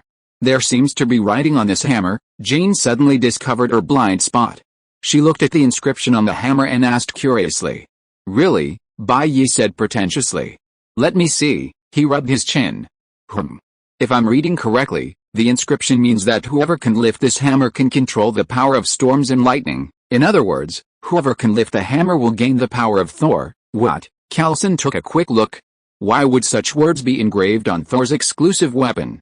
Isn't Odin inviting others to steal his son's things? Who knows? Bai Yi spread his hands and said, maybe Odin has Alzheimer's. Bai Yi remembered that when Odin planned to banish his son Thor to Earth, he whispered to Mjolnir, whoever can lift the hammer, if he is worthy of the trust, will be granted the power of Thor. So the question was, what would happen if Thor's hammer was placed in an elevator? Alzheimer. Carlson and Jane looked at Bai Yi, speechless. If Odin, the king of the gods, really existed, how could he suffer from Alzheimer's? Seeing the disbelieving looks from Carlson and Jane, Bai Yi couldn't help but shake his head. Alice, such mortal wisdom. Odin truly could develop Alzheimer's, it was only a matter of time. Selvig said, perhaps Odin is training his son to be constantly vigilant and ready for challenges, rather than a lazy, useless child. Daisy, then what if Thor accidentally dies as a result of this? That would be hilarious. Carlson, Mr. Bai Yi, you said the text says that lifting Thor's hammer grants the power of Thor. So, what kind of person can lift this hammer? Bai Yi thought for a moment and said, probably someone with noble character, a pure spirit, fearless courage, a heart full of love, a willingness to sacrifice, and a heart of pure love. Carlson was stunned. Could someone truly possess a heart of justice and kindness without a dark side? By that standard, perhaps no one on Earth could lift Thor's hammer. A pure heart is something that only exists in fiction and movies. Even Coulson's idol, Captain America Rogers, couldn't guarantee that he could fully embody this quality. Well, I think these qualities are tailor-made for me, so if I try, maybe I can lift Thor's hammer, Bai Yi continued. Coulson, he glanced sideways. If even you can be considered pure-hearted, then every one of our SHIELD agents can be considered pure-hearted. Even the director might be able to do it. If the standard for lifting Thor's hammer were set by the world's most scumbags and shameless people, then you would definitely be among them, right? Bai Yi stared at Coulson. What are you looking at? I feel like you're offending me. Coulson was helpless. Who are you? Don't you have any idea of your own? Bai Yi, well, let me ask you this. You've definitely tried to lift Thor's hammer, haven't you? Did you manage to do it? No? Don't assume others are your equal just because your own moral character isn't up to par. We're different. Coulson was speechless. He had indeed tried to lift Thor's hammer, but couldn't. So, according to Bai Yi, Mr. Bai Yi, let's change the subject, Coulson said. You said Thor is on Earth right now. Could you provide some relevant information to facilitate our search? Bai Yi said, I don't know. I've never dealt with Thor. Jane hesitated. She wondered if the blonde man she'd bumped into earlier was Thor. That guy had claimed in the hospital that he was Thor, son of Odin. But, if he really was Thor, how could he have been knocked unconscious by the electric baton? Out of caution, Jane decided to remain silent. Because when dealing with a violent organization like SHIELD, doing the right thing might not earn you any credit, but getting it wrong could be disastrous. Don't seek to achieve nothing, just avoid mistakes. As an agent, Coulson was adept at reading Jane's expressions and noticed something was amiss, but he seemed to have misunderstood something. Mr. White Knight, Miss Foster, may I invite you to join me in the camp to research Mjolnir? Invite us? Why, Mr. White Knight, you possess some knowledge of obscure occult science, and Miss Foster is a formidable scientist. If you join us, you might be of great assistance in solving this problem, Coulson said. Furthermore, Coulson knew that Selvig was a leading scientist in the field of gamma rays, and SHIELD was considering collaborating with him. Now was the time to try to establish contact. And don't worry, Miss Foster. With Mr. White Knight here, we can't restrict your personal freedom. Asgard, Odin's vault. Loki stood before the ice box, the crowning treasure of the frost giants. He hesitated for a moment, but finally reached out his hand and lifted the ice box. Put it down. Suddenly, a sharp shout rang out from behind Loki. He didn't need to turn his head, it was a familiar voice. It was, of course, his father, Odin, the king of the gods.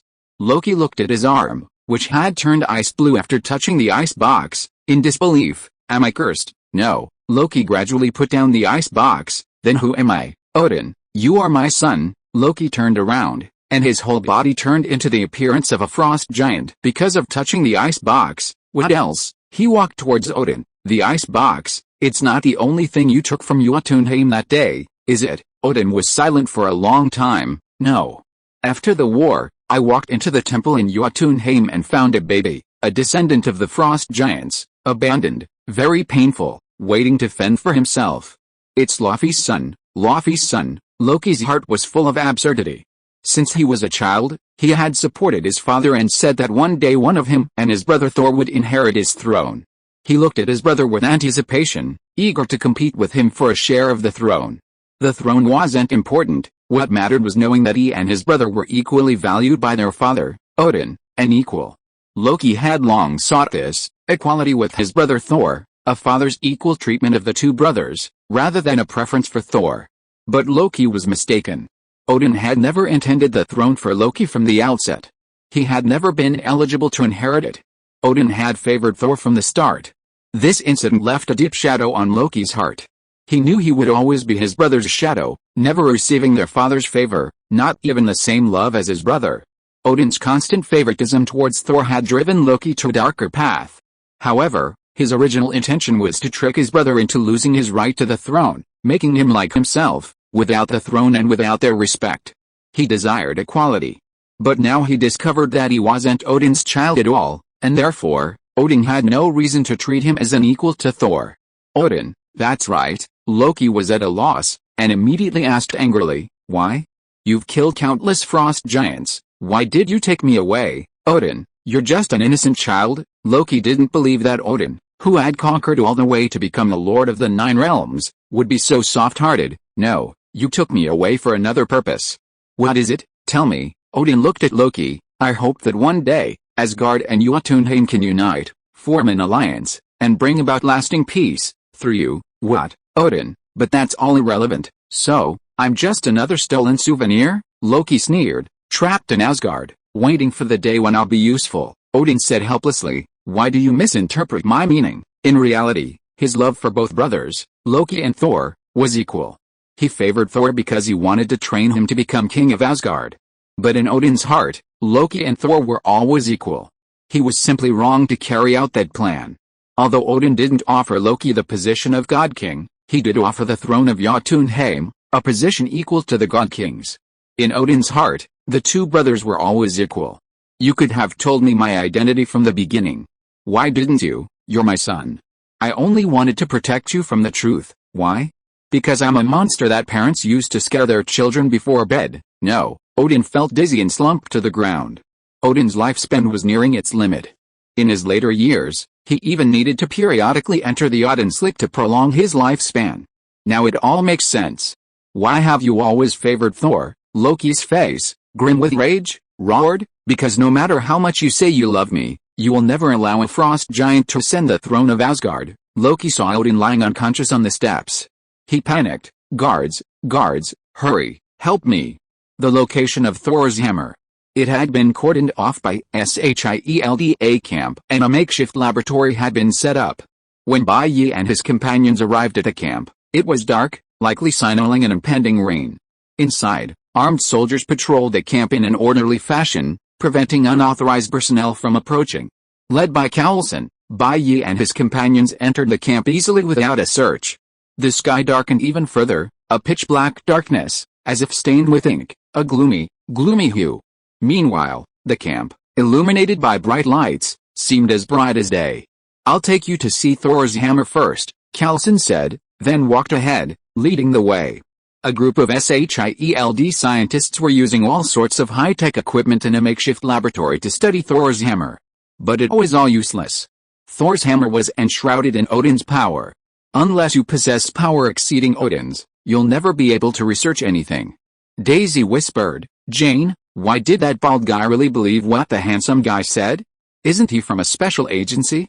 He doesn't really believe that the characters in Norse mythology are real, right?" Honestly, Daisy listened to Bai Yi and Coulson's words without feeling anything.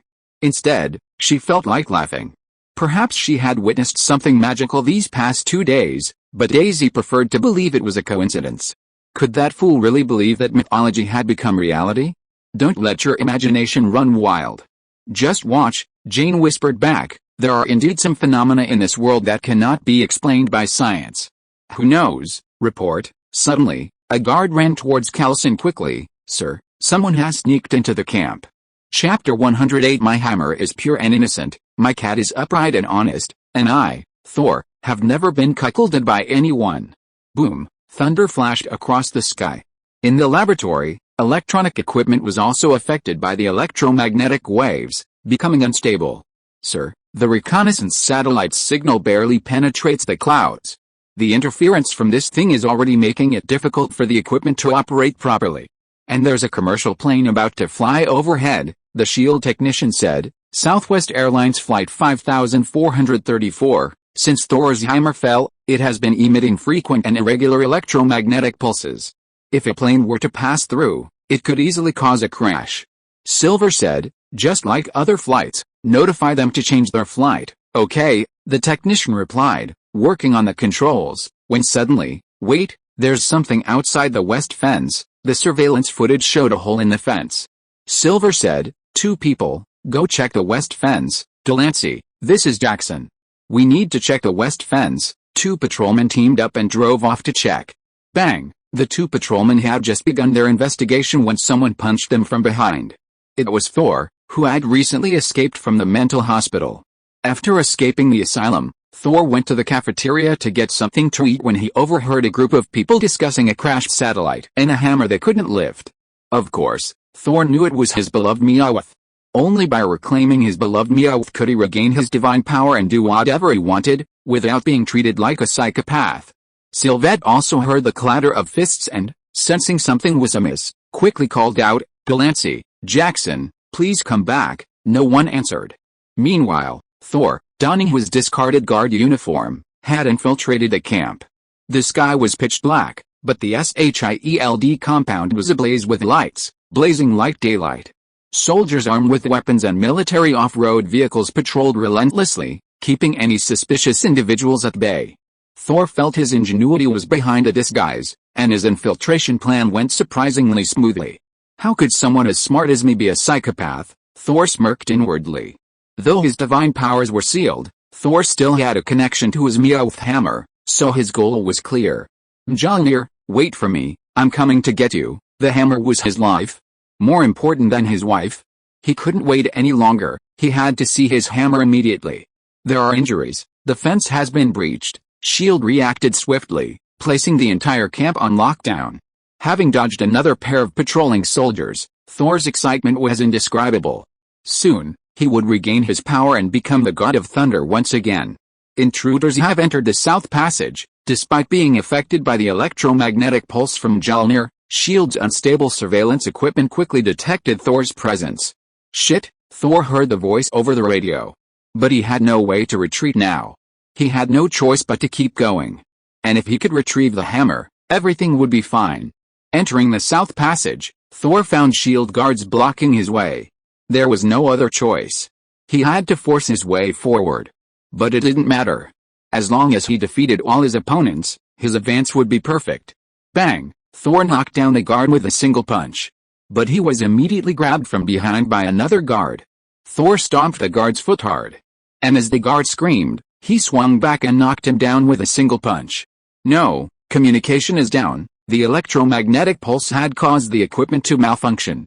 S.H.I.E.L.D.'s command was ineffective and inadequate, forcing Thor to single-handedly overpower a group of men and advance recklessly. "Send someone to a higher position." Armed with a gun, Coulson and White Knight arrived at the monitoring room and, observing the speed of Thor's advance, issued the order. Senior S.H.I.E.L.D. agent Hawkeye Barton, following the order, quickly seized the commanding heights. Without the power of the God of Thunder, Thor's physical prowess was still far superior to that of ordinary men. Before Coulson issued the kill order, the S.H.I.E.L.D. guards and agents were barely a match for Thor.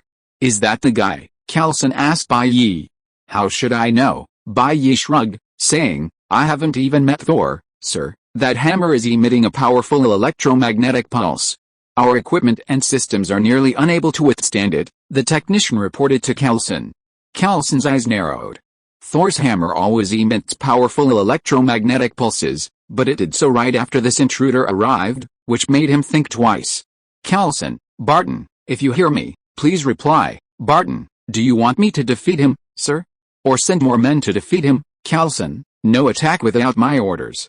"I'll give you instructions later." If it was his order for Barton to kill Thor, the Asgardian god of thunder and son of Odin, king of the gods, he and the murderous Barton would surely be finished. Even the director might be finished. Thor passed through numerous obstacles, entered the core of the crater, and came close to Thor's hammer. Seeing Meowth's hammer so close, a frivolous grin spread across his face. Bang! He was knocked down by a single punch from a muscular SHIELD guard assigned to Thor's hammer. "You're quite large, but I've dealt with bigger ones." A fierce hand-to-hand fight ensued. Ultimately, Thor, relying on his greater strength, girth, and toughness, defeated his opponent and stood before Mjolnir.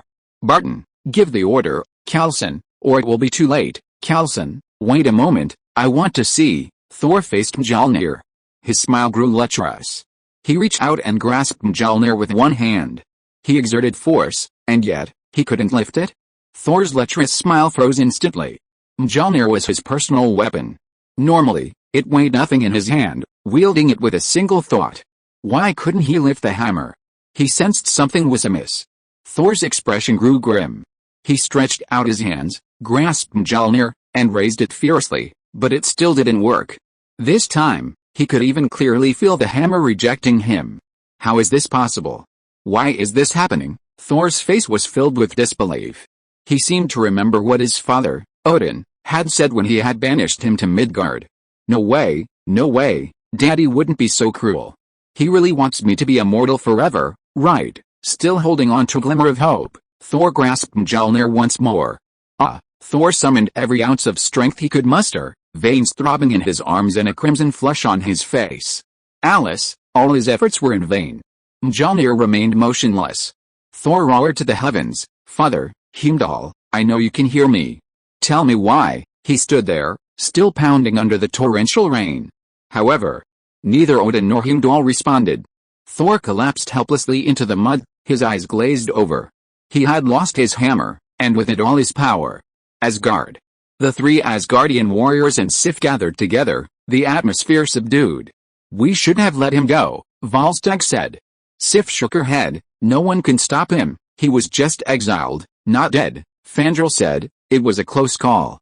If the guards hadn't told Odin where we were going, we would all be dead." Laufey once said that there was a traitor in Odin's house. Hagen pondered for a long time and said, if it was a master of magic, he would be fully capable of bringing 3 frost giants into Asgard. Loki. Sif felt a sense of horror. "He always says that he is doing it for Thor's good, but we should all know that he has always been jealous of Thor." Fandral said hesitantly, "Although Loki has always liked pranks, he would never do such a thing. This accusation is quite serious. To analyze who the murderer is, of course we have to see whose interests can be maximized." Sif said, "Who wants to see the ceremony of Thor's succession to the throne being disrupted the most?" Volstagg said, "It must be Loki. As long as Thor has not officially taken over the throne of Asgard, then he has a chance." Hogan said, "I agree. This whole thing is too coincidental, and Loki's influence is everywhere. He's a huge suspect." Sif said, "In Thor's palace, Loki and Thor exchanged some conversation that led Thor to suddenly come up with the idea of taking us to Jotunheim. The more they talked, the more suspicious Loki became. After all, wherever they went, they left traces. Loki had set up this entire trap to trap Thor. How could there not be a single flaw? We must report it to Odin and persuade him to rescind his order. We must not let Loki succeed in his scheme." Sif gritted her teeth. Perhaps no one in all of Asgard cared more about Thor than she did. And every moment Thor stayed in exile, the risk increased. He had to be rescued as soon as possible. Fandral. "But Loki is Odin's son, Thor's brother. Is it really okay for us to just rashly report Loki to Odin?" With these words, everyone calmed down. A distant relationship cannot separate a close one. Odin and Loki, after all, were father and son. They were outsiders. We don't need to report Loki directly. We need to inform Odin of the fact that a magic master might have infiltrated Asgard with the frost giants, and the fact that Laufey told us there was a traitor in Odin's house, Sif said. As for the rest, Odin will decide for himself. The others thought about it and nodded. This was a good idea. So, the 4 of them gathered and headed for Odin's temple. "Allfather, we have an urgent matter to report." Sif led the 3 Asgardian warriors into Odin's temple. However, as they approached, Sif paused. For they saw that the person sitting on Odin's throne was not Odin, the Allfather, but Loki. Loki, wearing a horned helmet and golden armor, clutching Gungnir, Odin's eternal spear, looked at Sif and the others with a subtle smile on his face. "My friends," Sif asked, "where's Odin?" Loki replied, "My father has entered Odin's sleep, and my mother is worried he won't wake." Sif said, "Then we need to speak with Queen Frigga." Loki replied, "She won't leave my father's side. If you have any urgent matters, please speak to me." He stood up, holding up the eternal spear. "I am your king now." Sif and the other 3 looked at each other in bewilderment. But before the eternal spear, they were forced to half kneel and swear allegiance to it. "Sif, your majesty, we implore you to end Thor's exile." Loki, "My first order cannot contradict my father's last. We are about to go to war with Jotunheim. The people need to see their sons carry on their father's orders to feel safe in these difficult times. We must all unite and fight for Asgard." Sif, scowling, stood up, but was stopped by Fandral and Hagen. Loki smiled faintly. "Very well, it seems you understand my point.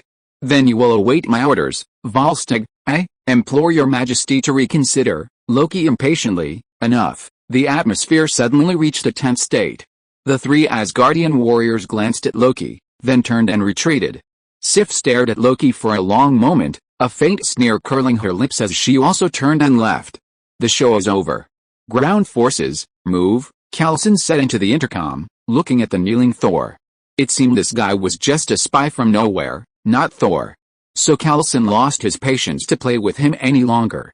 However, Thor, the Shiba Inu accompanying Bai Yi, suddenly broke through SHIELD's waterproof membrane and leaped from the platform, landing in front of Thor's hammer. Carlson was startled. Bai Yi, you? Bai Yi smiled. It's okay, just watch. Thor's face was serious, completely ignoring the self-pitying Thor next to him. He stood in front of Thor's hammer, took a deep breath, and reached out to grasp the handle. Instantly, countless bolts of lightning surged from Thor's hammer, radiating light into Thor's body. Boom! A pitch-black cloud quickly gathered above the sky. Electric charges collided within the clouds, arcing like snakes, punctuated by bursts of roaring sound, like the wrath of a god. Carlson's mouth widened. No way, no way. Thor's hammer, which no one had lifted, was actually lifted by Mr. Bai Yi's dog? Could it be that dog was the real Thor? But wasn't Thor the son of Odin, the king of the gods? Or, was Odin, the king of the gods, also a dog? Carlson's mind was a little confused. Thor could sense that this Thor's hammer was slightly different from his own. But it didn't matter. As long as it was Thor's hammer, it was mine. He grasped the handle and eventually lifted it up little by little. The thunder of Thor's hammer surged madly into Thor's body. Finally, Thor lifted Thor's hammer high.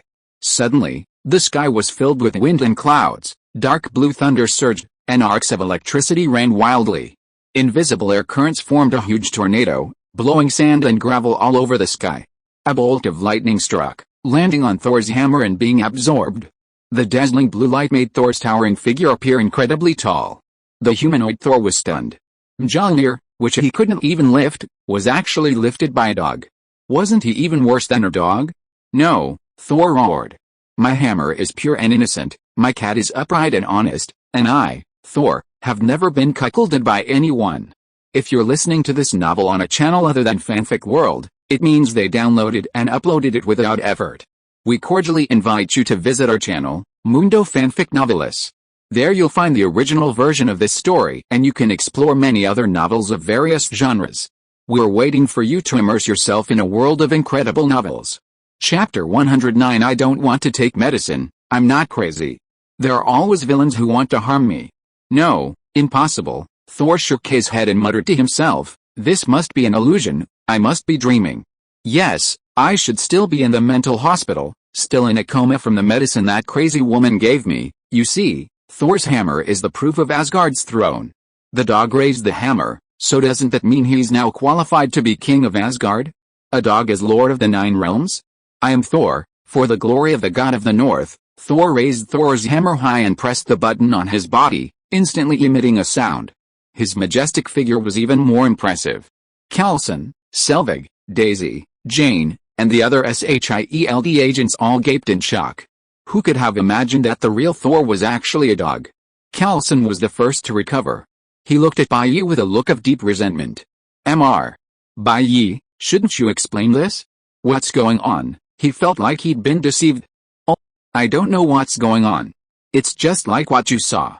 Maybe this dog is Thor, Bai Yi said. Maybe he is Thor, Carlson said. But I want to know why he's been following you around all this time. Did you know Thor for a long time, and that's why you know so much about Asgard? You're overthinking it. He may be Thor, but he's still a dog, Bai Yi said. He can't speak. There's no way we can communicate. Selvig also felt like he was dreaming. His previous absurd speculation had come true. The dog named Thor that Mr. Bai Yi brought was actually Thor. But, according to his knowledge of Norse mythology, Thor should be a man. Why is he a dog? Daisy felt ashamed. She had previously suspected that the handsome guy was lying, but she had never expected that there really was a Thor in this world, except that this Thor was just a dog. Thor raised his hammer, stirring up the clouds and winds, and was very proud of it. By the way, he also raised the hammer behind him. In an instant, 2 majestic vortexes of thunderclouds centered on Thor's 2 hammers, wantonly releasing energy. At this moment, Thor could be said to have 2 parts of the power of Thor, and his combat power instantly doubled. He was thinking, if he could take this hammer with him when he went home in the future, it would be so cool. Something doesn't feel right. Selvig was the first to notice something was wrong. It seems that besides the fallen hammer, his own hammer has the same function? But Thor's hammer, as the symbol of the Asgardian throne, should be unique. Why are there two? After listening to Selvig's words, Kalson also observed carefully. Yes, the hammer that the dog carried before matched its height, while the hammer it raised here is obviously larger and taller than its body. He's not the original owner of that hammer, too. Selvig and Kalson both looked at Bai Yi. Kalson, Mr. Bai Yi, what's going on? And where is the real Thor, the crown prince of Asgard? Okay, I'll be honest, Bai Yi shrugged. This dog is Thor, but he's not the Thor of this world. He's the Thor from another parallel world. He's Thor, and his father is Odin, so he possesses the power of Thor, and that's probably why he can lift Mjolnir. As for this world's Thor, I honestly don't know him. Jane's eyes widened. Bai Yi, do parallel worlds really exist? The idea of parallel universes is controversial, but the general consensus in the scientific community is that they are possible. The idea of parallel worlds originates from physics at the microscopic scale. In the early 20th century, physicists created and developed quantum mechanics to understand the world at the microscopic scale. This theory posits that reality in the microscopic world is fuzzy. Microscopic particles, such as electrons, don't need to have a specific location, they can be in different locations simultaneously. They can also possess properties that we previously thought were incompatible. When particles exhibit such properties, physicists say they are in a superposition of different states. Experiments have proven that superposition states are real. Mathematics tells us that when a particle is in a superposition of state A and state B, an observer's measurement puts them in the superposition of observing the particle in state A and state B. However, while mathematics doesn't determine whether the particle is observed in state A or B, it doesn't mix the two. The mathematical expression describing the state of a system can be divided into two parts, each describing a world in which the experimenter observes exactly one of two possibilities. If this is taken literally, then reality must be split. Simply put, it's like Schrödinger's cat. The cat in the box is in a superposition of being either alive or dead. According to Schrödinger's explanation, when you open the box and observe the cat's state, the world has already split into two branches. In one world the cat is alive, and in the other the cat is dead. I don't know if there are parallel worlds in other universes, but in this one, it seems certain that parallel worlds exist, Bai Yi said confidently. Because this is the Marvel Universe, the multiverse is fundamentally simple. The 5 founding gods are the guardians of the multiverse. Like the Phoenix Force, it's a force that spans the omniverse. So here's the question, Kalson said. Mr. White Knight, you said this Thor can communicate. Then how did you know he was Thor, the god of thunder, and how did he lead you here? Of course. Kalson figured it out almost instantly. White Knight and Thor's presence here wasn't accidental.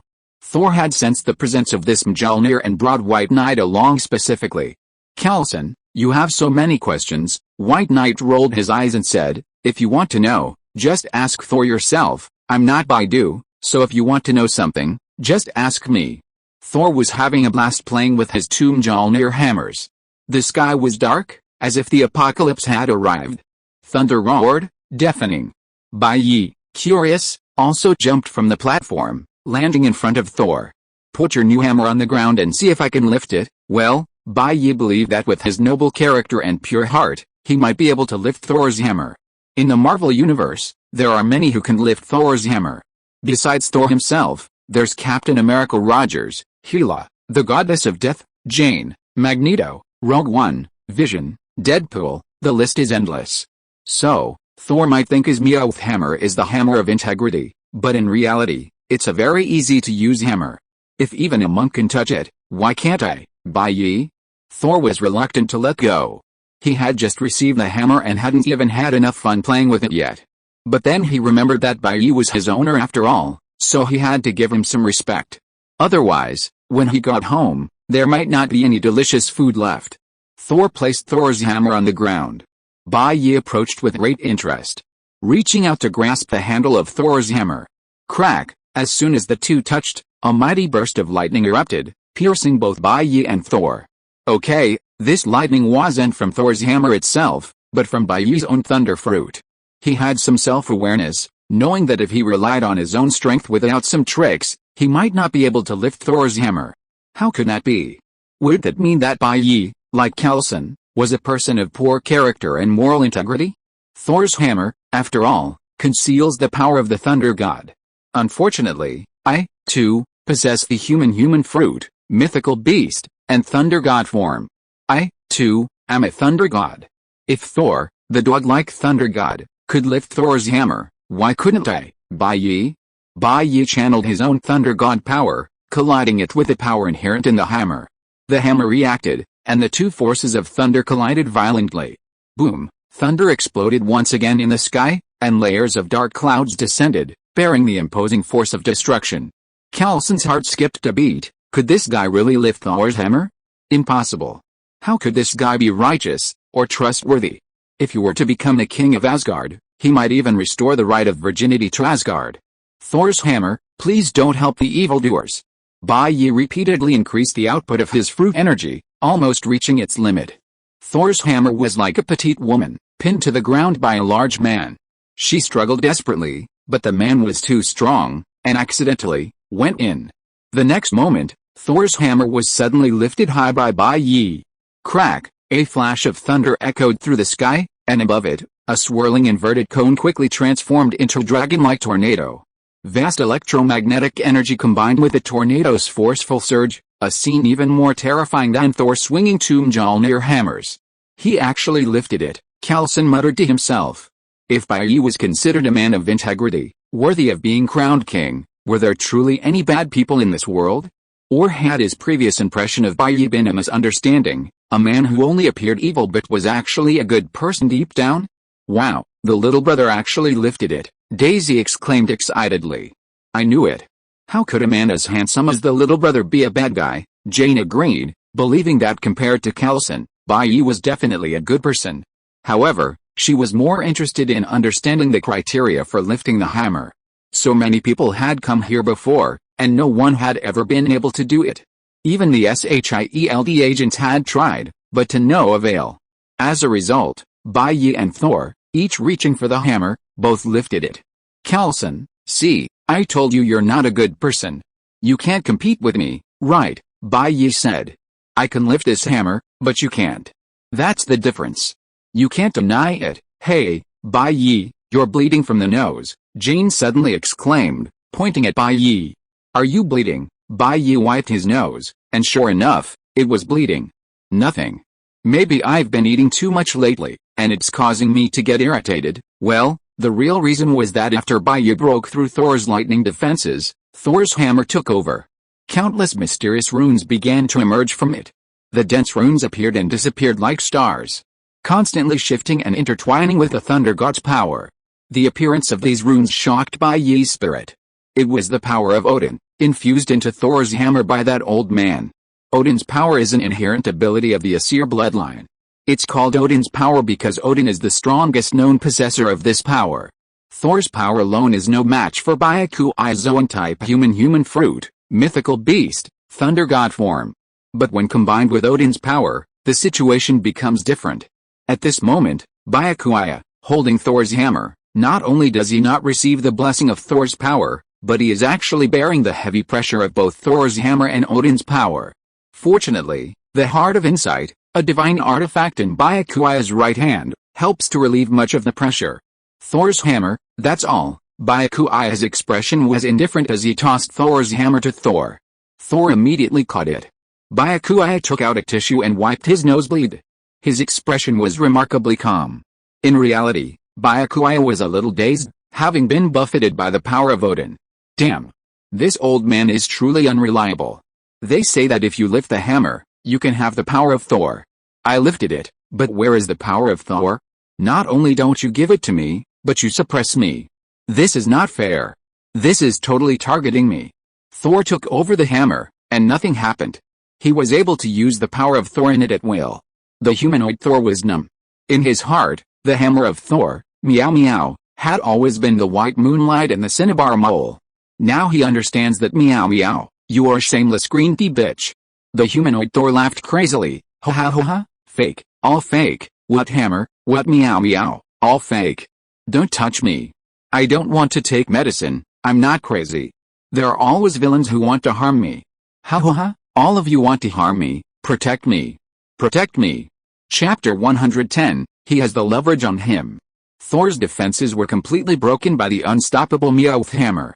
Even as the SHIELD agents dragged him away, he offered no resistance. This was the end of his utter despair. Mr. Thor, Coulson approached Thor, hesitant for a moment. Mr. Thor, could you please dispel this thunderbolt? Otherwise, we won't be able to function properly. The Meowth hammer was emitting electromagnetic pulses, causing the equipment in the makeshift base to malfunction. If this continued, it might even be damaged. Thor, who was having a blast swinging both of his hammers, looked displeased at Coulson's words. But he stopped. Thank you for your understanding, Coulson breathed a sigh of relief. Mr. Thor, are you really unable to speak? I am Thor, for the glory of the North God. Thor's face was serious. Okay, Coulson got it. This Thor truly couldn't speak. Mr. Bai Yi, may I ask what your and Thor's purpose is here? Coulson turned to Bai Yi, who was nearby and could communicate. Nothing, just for fun, Bai Yi, having wiped the blood from his nose, said, now that Thor has tombed Mjolnir, he's probably having a blast. Nothing much to worry about, we'll be leaving soon. Coulson smiled wryly. Mr. Bai Yi, stop kidding. Thor, the true owner of Mjolnir, hasn't arrived yet.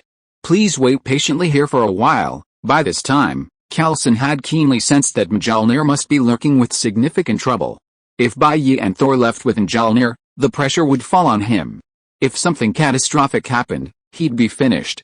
Then how long do I have to wait? Bai Yi rolled his eyes. Doesn't it mean I'll have to wait here forever if this isn't resolved in one day? Coulson said. It won't be that outrageous, as Coulson and Bai Yi spoke. A sleek, bald man with glasses.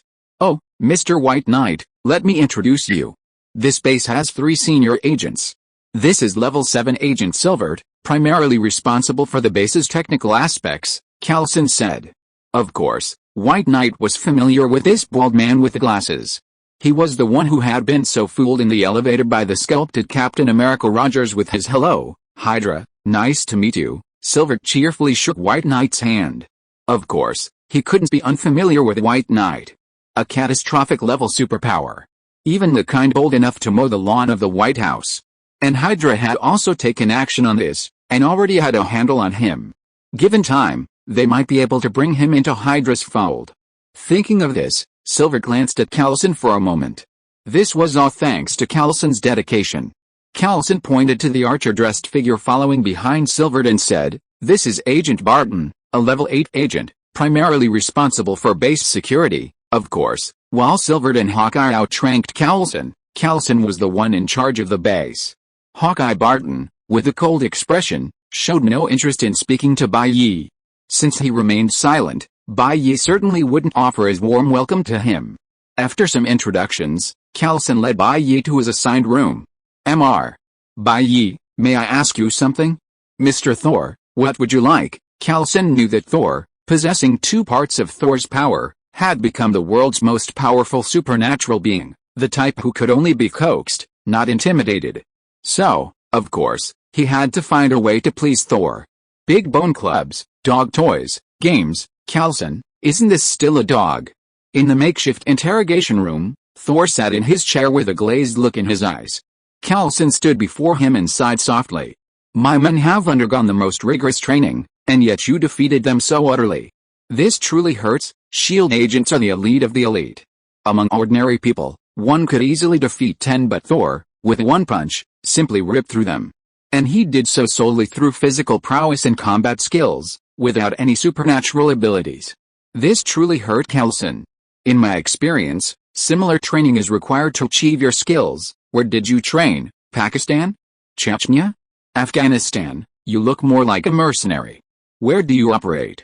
South Africa. Some teams would pay a fortune to hire mercenaries like you. Who are you, anyway? Coulson's words had no effect. Thor remained in a daze. His Meowth hammer was fickle, and instead of acknowledging him, he acknowledged a dog and even a man who had appeared out of nowhere. What was the point of living then? And he had truly been banished by his father, Odin. Without Thor's hammer, he could only live like an ordinary man from now on. It's easy to go from frugality to luxury, but it's harder to go from luxury to frugality. Accustomed to being the omnipotent god of thunder, how could he be willing to become the ordinary man he once could kill with a single finger?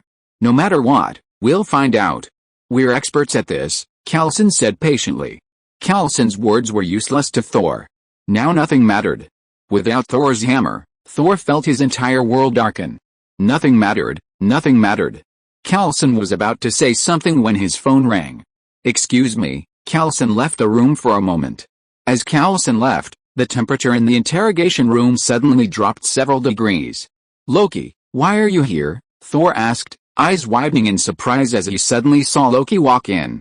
Ordinary mortals could no longer persuade the devastated Thor to speak. Only his beloved Otto could bring back a little life.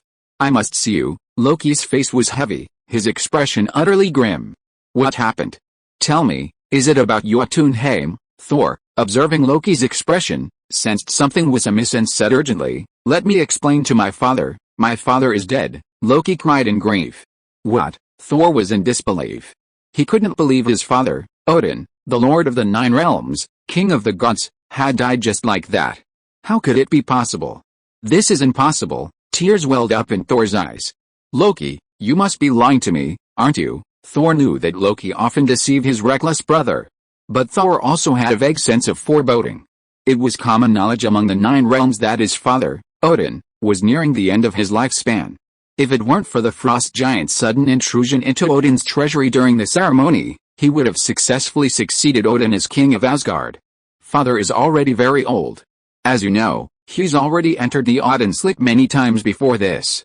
And this time, your exile, the threat of war, it's all too much for him." Loki's eyes began to well up with tears. "Don't blame yourself. I know you love him. I tried to tell him, but he wouldn't listen. How cruel. He left Mjolnir here, and you can never pull it up. Now the responsibility of the throne falls on me. Can I go home?" Thor asked, his voice trembling. With his father dead, he no longer cared about anything else. Not even Mjolnir or the throne. He wanted to go home, to see his father off on his final journey. By this time, Thor had realized his mistake. He shouldn't have provoked a war that affected the Nine Realms just for his own pathetic pride and selfish desires. Loki said with deep regret, "The condition for the armistice at Jotunheim is your eternal exile." "Okay, but isn't there another way?" Loki was deeply troubled. "And Queen Mother won't let you go back. She believes you're responsible for our father's death." "I've come to say goodbye." "Goodbye, brother. I'm so sorry." "No, I should be the one apologizing. Thank you for coming here to tell me this." Thor had lied for thousands of years, but the moment he heard his father die of anger, he suddenly felt like a grown-up. "Goodbye." Loki turned slowly with a sad expression. Thor muttered to himself, "Goodbye, goodbye." Kalson returned from the interrogation room, bewildered. "I just got back." Thor lowered his head again. He didn't want to talk to this foolish mortal who, manipulated by Otto's magic, still acted so superior, and left the makeshift interrogation room. Loki nearly laughed out loud. This foolish Oni-chan was just as gullible as ever. Knowing he's the god of trickery and mischief, this Oni-chan simply believes everything he says. Like a fool. But that's just fine. Let him continue to languish, giving up on regaining his power as the god of thunder and becoming the crown prince of Asgard.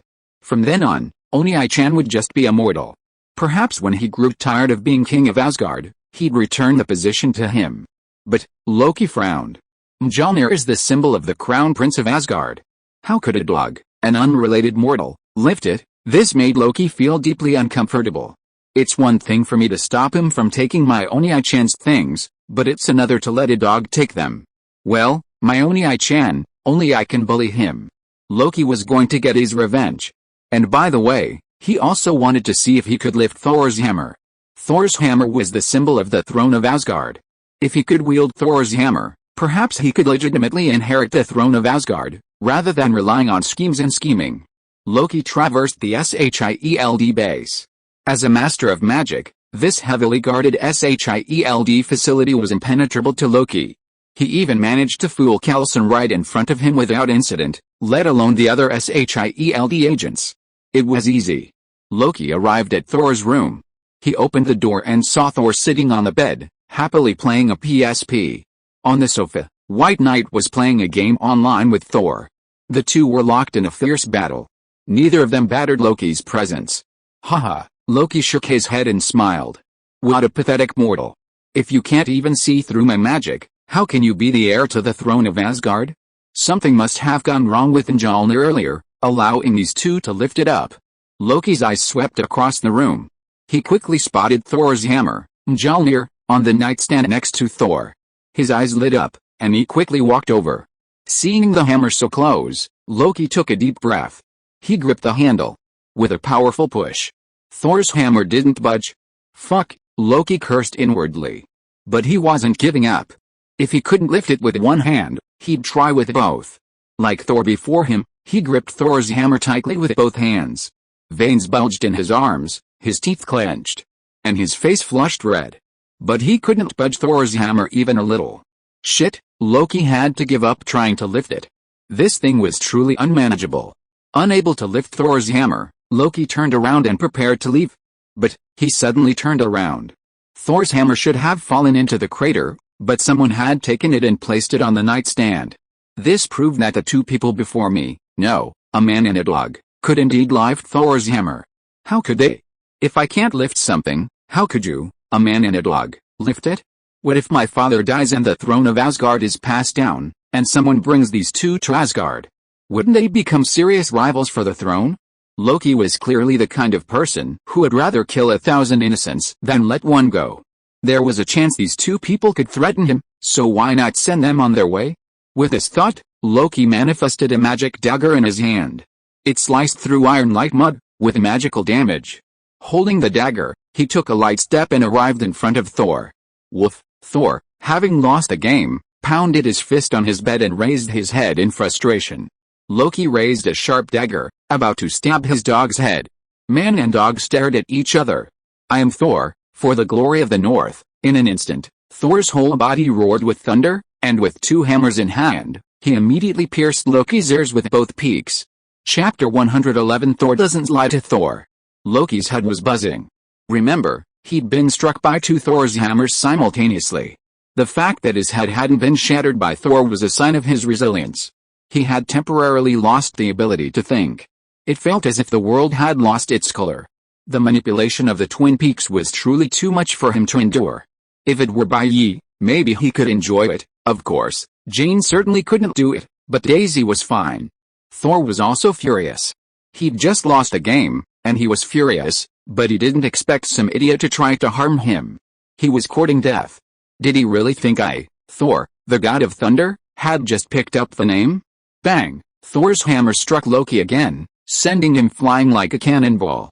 Crack! As Loki's chest was struck by Thor's hammer, bones cracked. His eyes widened, and his body hunched over like a shrimp. A mask of pain on his face. Baiyu put down the game console and watched Loki fly away with interest. Loki's little tricks might be enough to trick and fool people without superpowers like the S.H.I.E.L.D. agents. But hiding them from people like Thor and Baiyu was obviously impossible. He had ignored him before simply because the game between them was at a critical moment and they had no time to be distracted. Unexpectedly, Loki tried to lift Thor's hammer, but not satisfied, he even pushed further. He deserved this fate. You hateful mortal, no, mortal dog, you dare to attack the gods. Loki clutched his chest and climbed out of the ruins far away. There was a lot of blood at the corner of his mouth, and his face was pale and distorted. Humble and, you will pay the price. Baiyu looked over. Loki was covered in a golden robe, and a golden spear supported his body.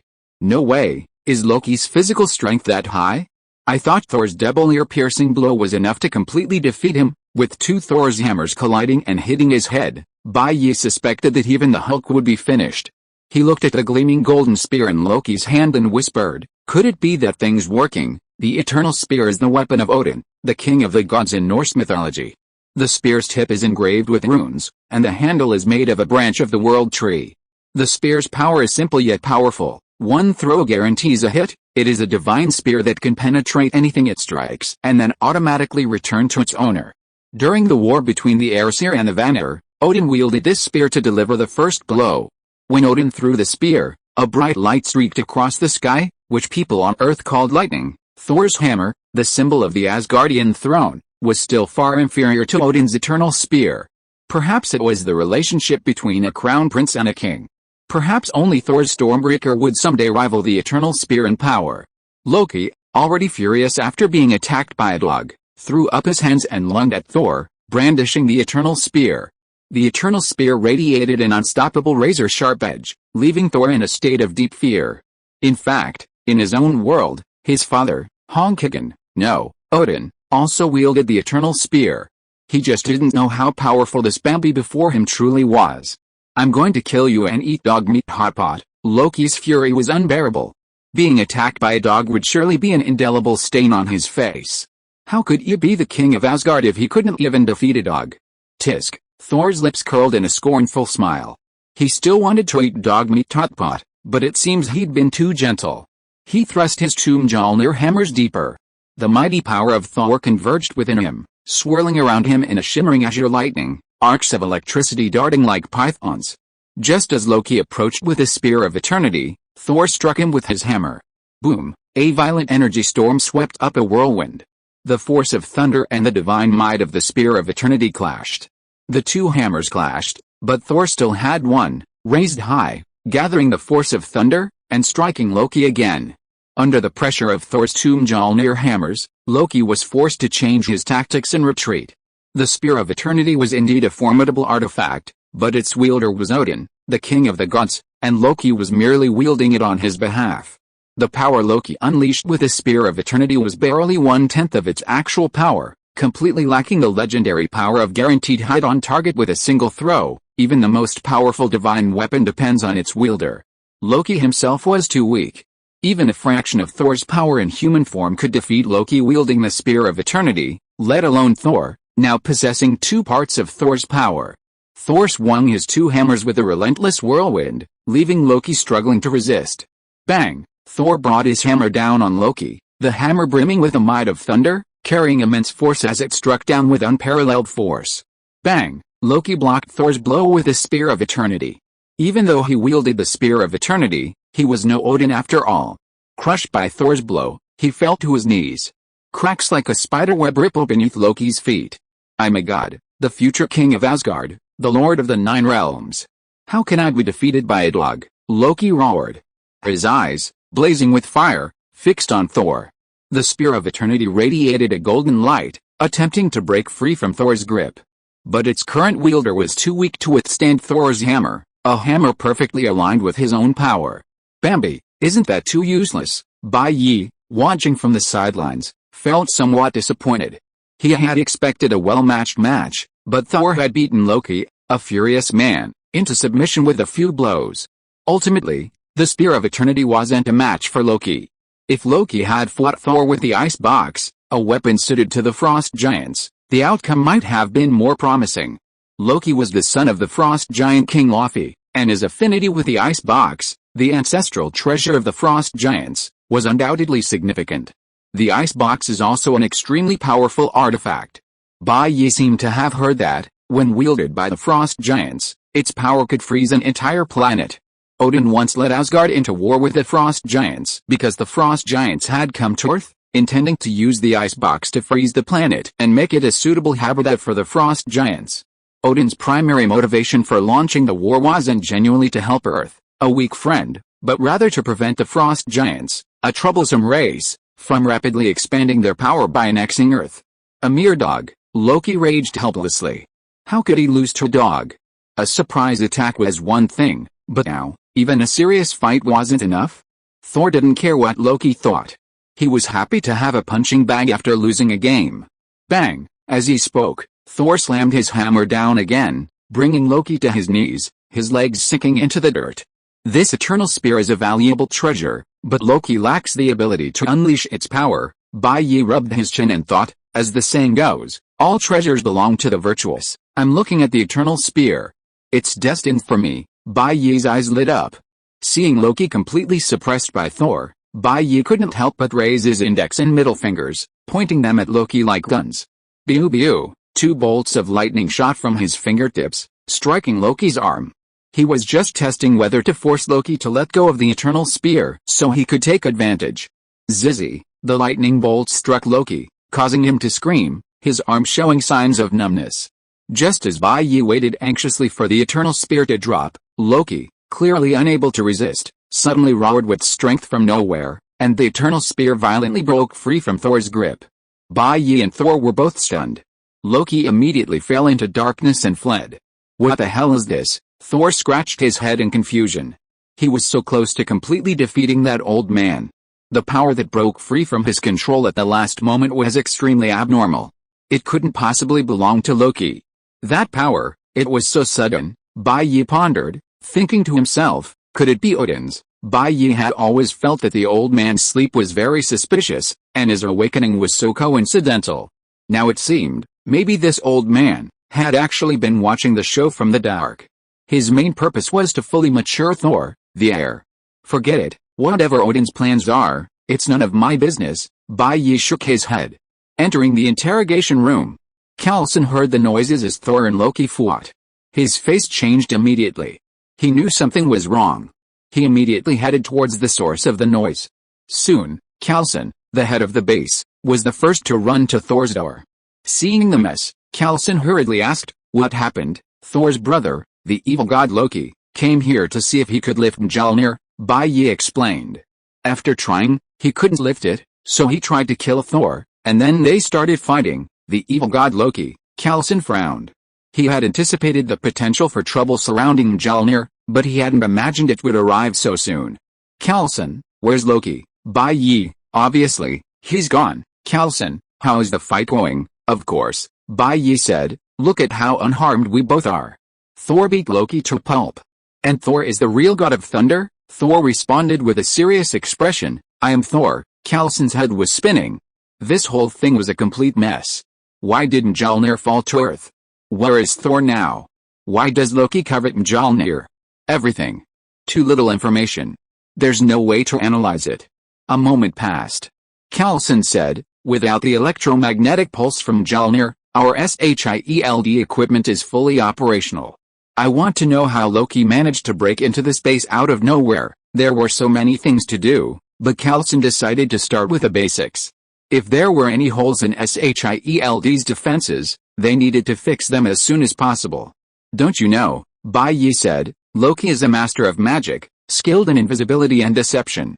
Ordinary people in his presence would probably be easily hypnotized and brainwashed. So how could SHIELD possibly stop him?" "Hypnosis and brainwashing." Coulson's face suddenly changed. No one was more familiar with this than SHIELD. They used hypnosis and brainwashing quite often. It was a very convenient method, but when others used it to manipulate them, it was not such a pleasant experience. Every agent harbors countless secrets that must remain hidden. Wait, Coulson suddenly sensed something was amiss. He hadn't realized Loki's hypnotic and brainwashing abilities before Bai Yi mentioned them. But now that he knew about this, Coulson reviewed his memory and suddenly realized there seemed to be gaps in his recollection. He had just been interrogating the little golden retriever when he received a phone call, but now he couldn't recall who had called him. Coulson's face darkened. He turned back to the monitoring room and reviewed the footage. The key was the surveillance footage of the little golden retriever in the makeshift interrogation room. Under Coulson's watchful eye, he had received the call and left. Just after leaving the interrogation room, the little golden retriever seemed to see someone, talk to them, and even burst into tears. "Loki's doing," Coulson gritted his teeth. He was a senior SHIELD agent and Nick Fury's confidant, and yet, without even realizing it, someone had misled his consciousness. This was dangerous. Coulson calmed down. He pondered the matter like a secret agent, then quickly grasped the key point. Why would Loki go talk to that little golden retriever? It seemed there was only one possibility. He was the real Thor. Coulson was desperate to understand the whole story, and he had to pry open the mouth of the real Thor. To that end, Coulson summoned Bai Yi, ready to interrogate the humanoid Thor. Entering the interrogation room, Coulson and Bai Yi noticed that Thor was even more dejected than before. The loss of Thor's hammer had already plunged him into despair. Learning that his father had died of anger must have only deepened his despair. Thor didn't react to Coulson, but when Bai Yi walked in, he couldn't help but look up at Bai Yi. "You?" He remembered that Bai Yi was the man and dog who had lifted his beloved Meowth. Bai Yi smiled faintly. "Want to know why I can lift Thor's hammer?" Thor couldn't help but ask, why? He truly cared deeply about this question. Haha, Bai Yi stretched out his hand, and a brilliant ball of lightning took shape in his hand. "Actually, I am the Thunder God of Midgard, so I can lift the Thor's hammer. It's no big deal at all, really. Our Thunder God doesn't lie to Thor." Chapter 112 Rune. Midgard's Thor, Thor glanced at Bai Yi. Without Mjolnir, he couldn't wield the power of Thor. So, the lightning ball in Bai Yi's hand, imbued with the powerful force of thunder, filled Thor with a twinge of envy. It would be wonderful if he could wield the power of Thor so freely. Bai Yi noticed Thor's envy and smiled. You should be able to wield the power of Thor without Mjolnir someday. After all, your Odin family tradition states that as you age, your strength grows, until, eventually, your body can no longer withstand the immense power, and you die. The Odin family has a strange tradition. Power comes at a price. According to Norse mythology, Odin once hung himself upside down from the world tree for 9 days and 9 nights, without food. Finally, Odin sacrificed one of his eyes, and in death, he gained true wisdom. This was the price of his omnipotence. If Thor wanted to awaken the power of thunder, he would have to wait until his father Odin died, when the power began to shift. He would then have to sacrifice one of his eyes as a price, and then be beaten by the Hulk. Perhaps then, he would begin to awaken and gradually master the power of the runes. Impossible, Thor shook his head. Alright, let's get to the point, Kalson interrupted. Mr. Thor, your brother just used magic to hypnotize me and then had a conversation with you, correct? While the history of the Odin family was crucial information, the most important thing at the moment was to deal with the immediate threat. I'm no longer the god of thunder? Thor looked dejectedly at his hands and said, because of my recklessness, arrogance, and ignorance, I have plunged Asgard into the predicament of war.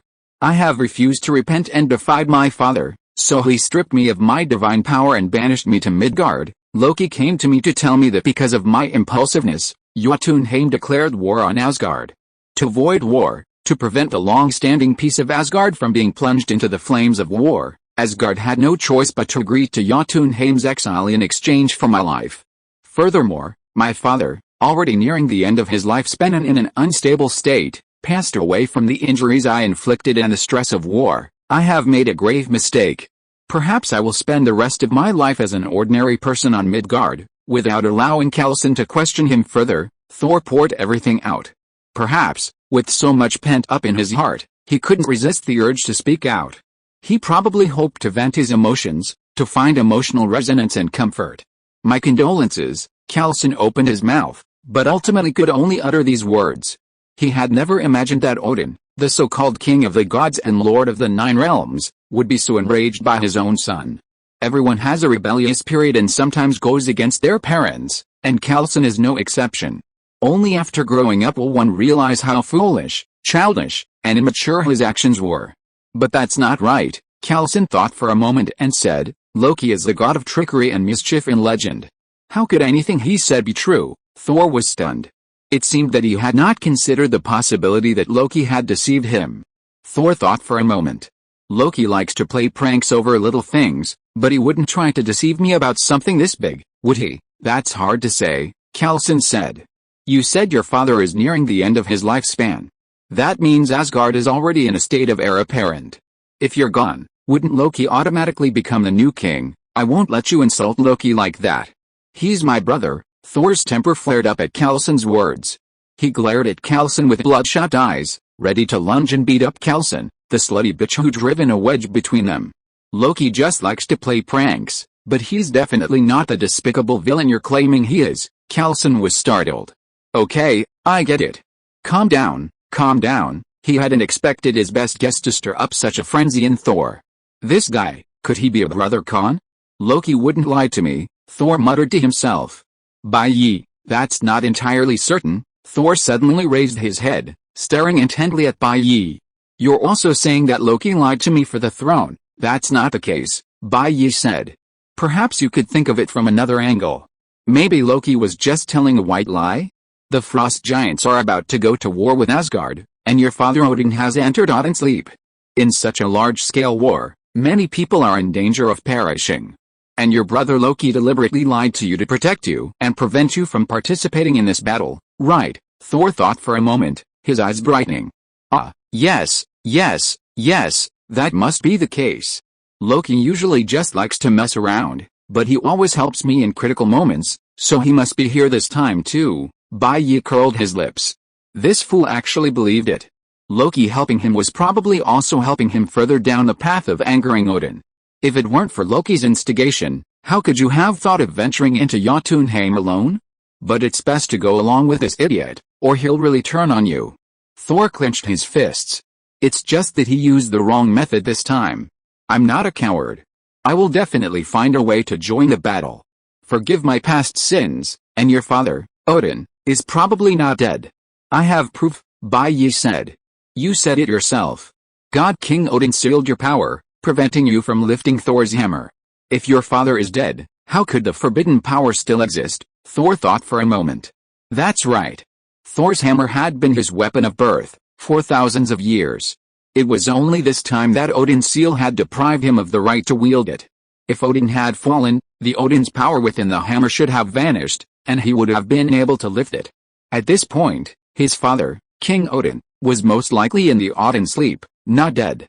Sure enough, these are all Loki's good intentions. Thor was so moved that tears streamed down his face, unable to contain himself.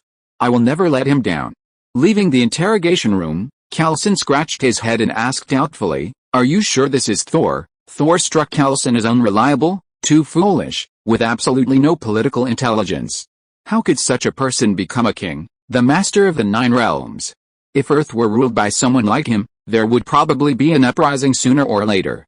Bai shrugged and said, Sometimes you have to admit that all roads lead to Rome, but some people are just born into Rome. Perhaps while you're working hard to make ends meet, others are born into fortune. So, sometimes, even if someone lives a comfortable life and holds a high position, they might be far less intelligent than you. If he wasn't Thor, why would Loki come to talk to him, and why did you disappear for those few minutes? Carlson almost understood. Thor was undoubtedly Thor, but his low intelligence left him speechless.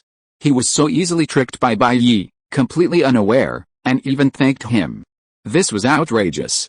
That Loki, in order to fight for the throne, must have been trying to trick him into heading to Jotunheim, leading him to make such a huge mistake. Right, Carlson began to replay the situation in his mind. From Thor's words and Bai's supplementary information, he had a rough idea of what had happened. Loki was definitely not the good boy Thor thought he was. A man who couldn't lift Thor's hammer, then even attempted to kill both Bai and Thor, who could. Such a person possessed a dark mindset. How could he possibly consider self-sacrifice, replacing Thor in human form, and atoning for his sins? It must be because Thor in human form was so foolish that Loki had played him around. Bai nodded. That's probably right, Carlson asked. Then is Odin, the king of the gods, truly still alive? Even with a shrewd guess, he knew the magnitude of the event if Odin, lord of the 9 realms, fell. Earth, as a nominal vassal of Asgard, might face unprecedented risks. Before Earth entered the interstellar age, it was best to maintain the status quo and minimize any significant turmoil in the surrounding star regions. Of course, otherwise, do you think I was lying to him the whole time? Bai said, When I lifted Thor's hammer, I felt the power of the runes. Odin is the god of knowledge, possessing a strong desire for knowledge. The wisdom gained by sacrificing his own eyes is the rune. Carving a rune into wood, stone, metal, or any other material grants infinite power. If Odin dies, the rune will cease to function, unless another member of Odin's family sacrifices their eyes and hangs themselves from the world tree for 9 days and 9 nights. Carlson asked curiously, Mr. Bai, how do you know so much about the Odin family? Bai replied, It's because a Thor came to my house, so I looked up some information. Can you tell me more? Carlson became interested. Bai's casual remark concealed much that even Shield couldn't find. Sure, it's not a big deal anyway. Bai chatted with Carlson about the history of the Odin family. The original 9 realms gave birth to the earliest life, Adumbra. Adumbra was a cow that fed on salt from the ice. It was this bull god that eventually gave birth to 2 brothers, Buri, the produce of the Aesir, and Ymir, the ancestor of the frost giants. Buri was the first god of the 9 realms, but he and Ymir were not on good terms. Eventually, Buri was killed by Ymir, forging a deep feud between the gods and the frost giants. However, before Buri's defeat, he had already fathered a son, Baal, the second generation of the celestial god. Baal's era marked the beginning of the campaign to unify the 9 realms. Baal, with his immense power, was unstoppable on the battlefield, nearly annihilating the frost giants. But ultimately, Baal fell prey to a giant's trick and was transformed into an ice sculpture. Only a more powerful magician could restore Baal's life, and the task of finding the magician fell to Balder's son, Odin. Overwhelmed with emotion, Odin, deeply in love with Asgard, declared his accession to the throne without hesitation. Thus, Odin inherited Balder's throne and led the Asgardians to unify the 9 realms. Meanwhile, Balder slowly vanished into the frost kingdom of Jotunheim. After expressing his admiration for Odin and Balder's loving relationship as father and son, Kalson asked, "Asgard is clearly a kingdom, so besides Odin's family, where did the other subjects come from, by ye?" In fact, the original 9 realms were not actually connected. It was not until the emergence of the earth that the world tree sprouted. Eventually, the world tree connected the 9 realms and gave birth to the gods of Asgard. In other words, Odin's bloodline is different from that of others in Asgard. Only Odin's family are the great gods passed down from the lineage of Adumbra, while the other subjects were all born from the world tree. This difference determines that the bloodline of Odin's family is different from that of ordinary Asgardians. This purest divine bloodline also determines that Odin's family is destined to be the most powerful god in Asgard. Kalson, then is Odin the strongest and invincible existence in the 9 realms? Ye said, "Not really. If we talk about the strongest in the 9 realms, it should be Surtur, the ruler of the fire kingdom Muspelheim." Long before Odin became the god king, the then god king Balder also admitted that he really did not have the strength to compete with Surtur, who possessed the eternal flame. So, he sent his 3 sons, Willi, Frey, and Odin, to Muspelheim to steal the eternal flame and weaken Surtur's strength. Unexpectedly, they were discovered by Surtur during their retreat, and the 3 brothers' lives were hanging by a thread. In the end, Willi and Frey risked their lives to resist Surtur, and before they died, they transferred all their strength to Odin. In the end, Odin defeated Surtur and took away the eternal flame. In other words, Odin gave himself a lot of positive buffs and Surtur a lot of negative buffs to defeat Surtur. If Surtur had taken back the eternal flame and ignited the Twilight Sword, his strength would have been even greater than Odin. Chapter 113, During the autopsy, the whole body was soft, only the mouth was hard. Asgard. Loki returned across the Rainbow Bridge. Heimdall, stationed at the Rainbow Bridge, sword in hand, gazed upon the suddenly bruised Loki and asked curiously, "What's wrong with you?" Heimdall's gaze could penetrate the 9 realms. But Loki, a master of magic, was able to conceal his movements, evading Heimdall's detection. Thus, Heimdall was unaware that Loki had just been mauled by a dog. "None of your business, guard," Loki roared angrily, covering his face and fleeing.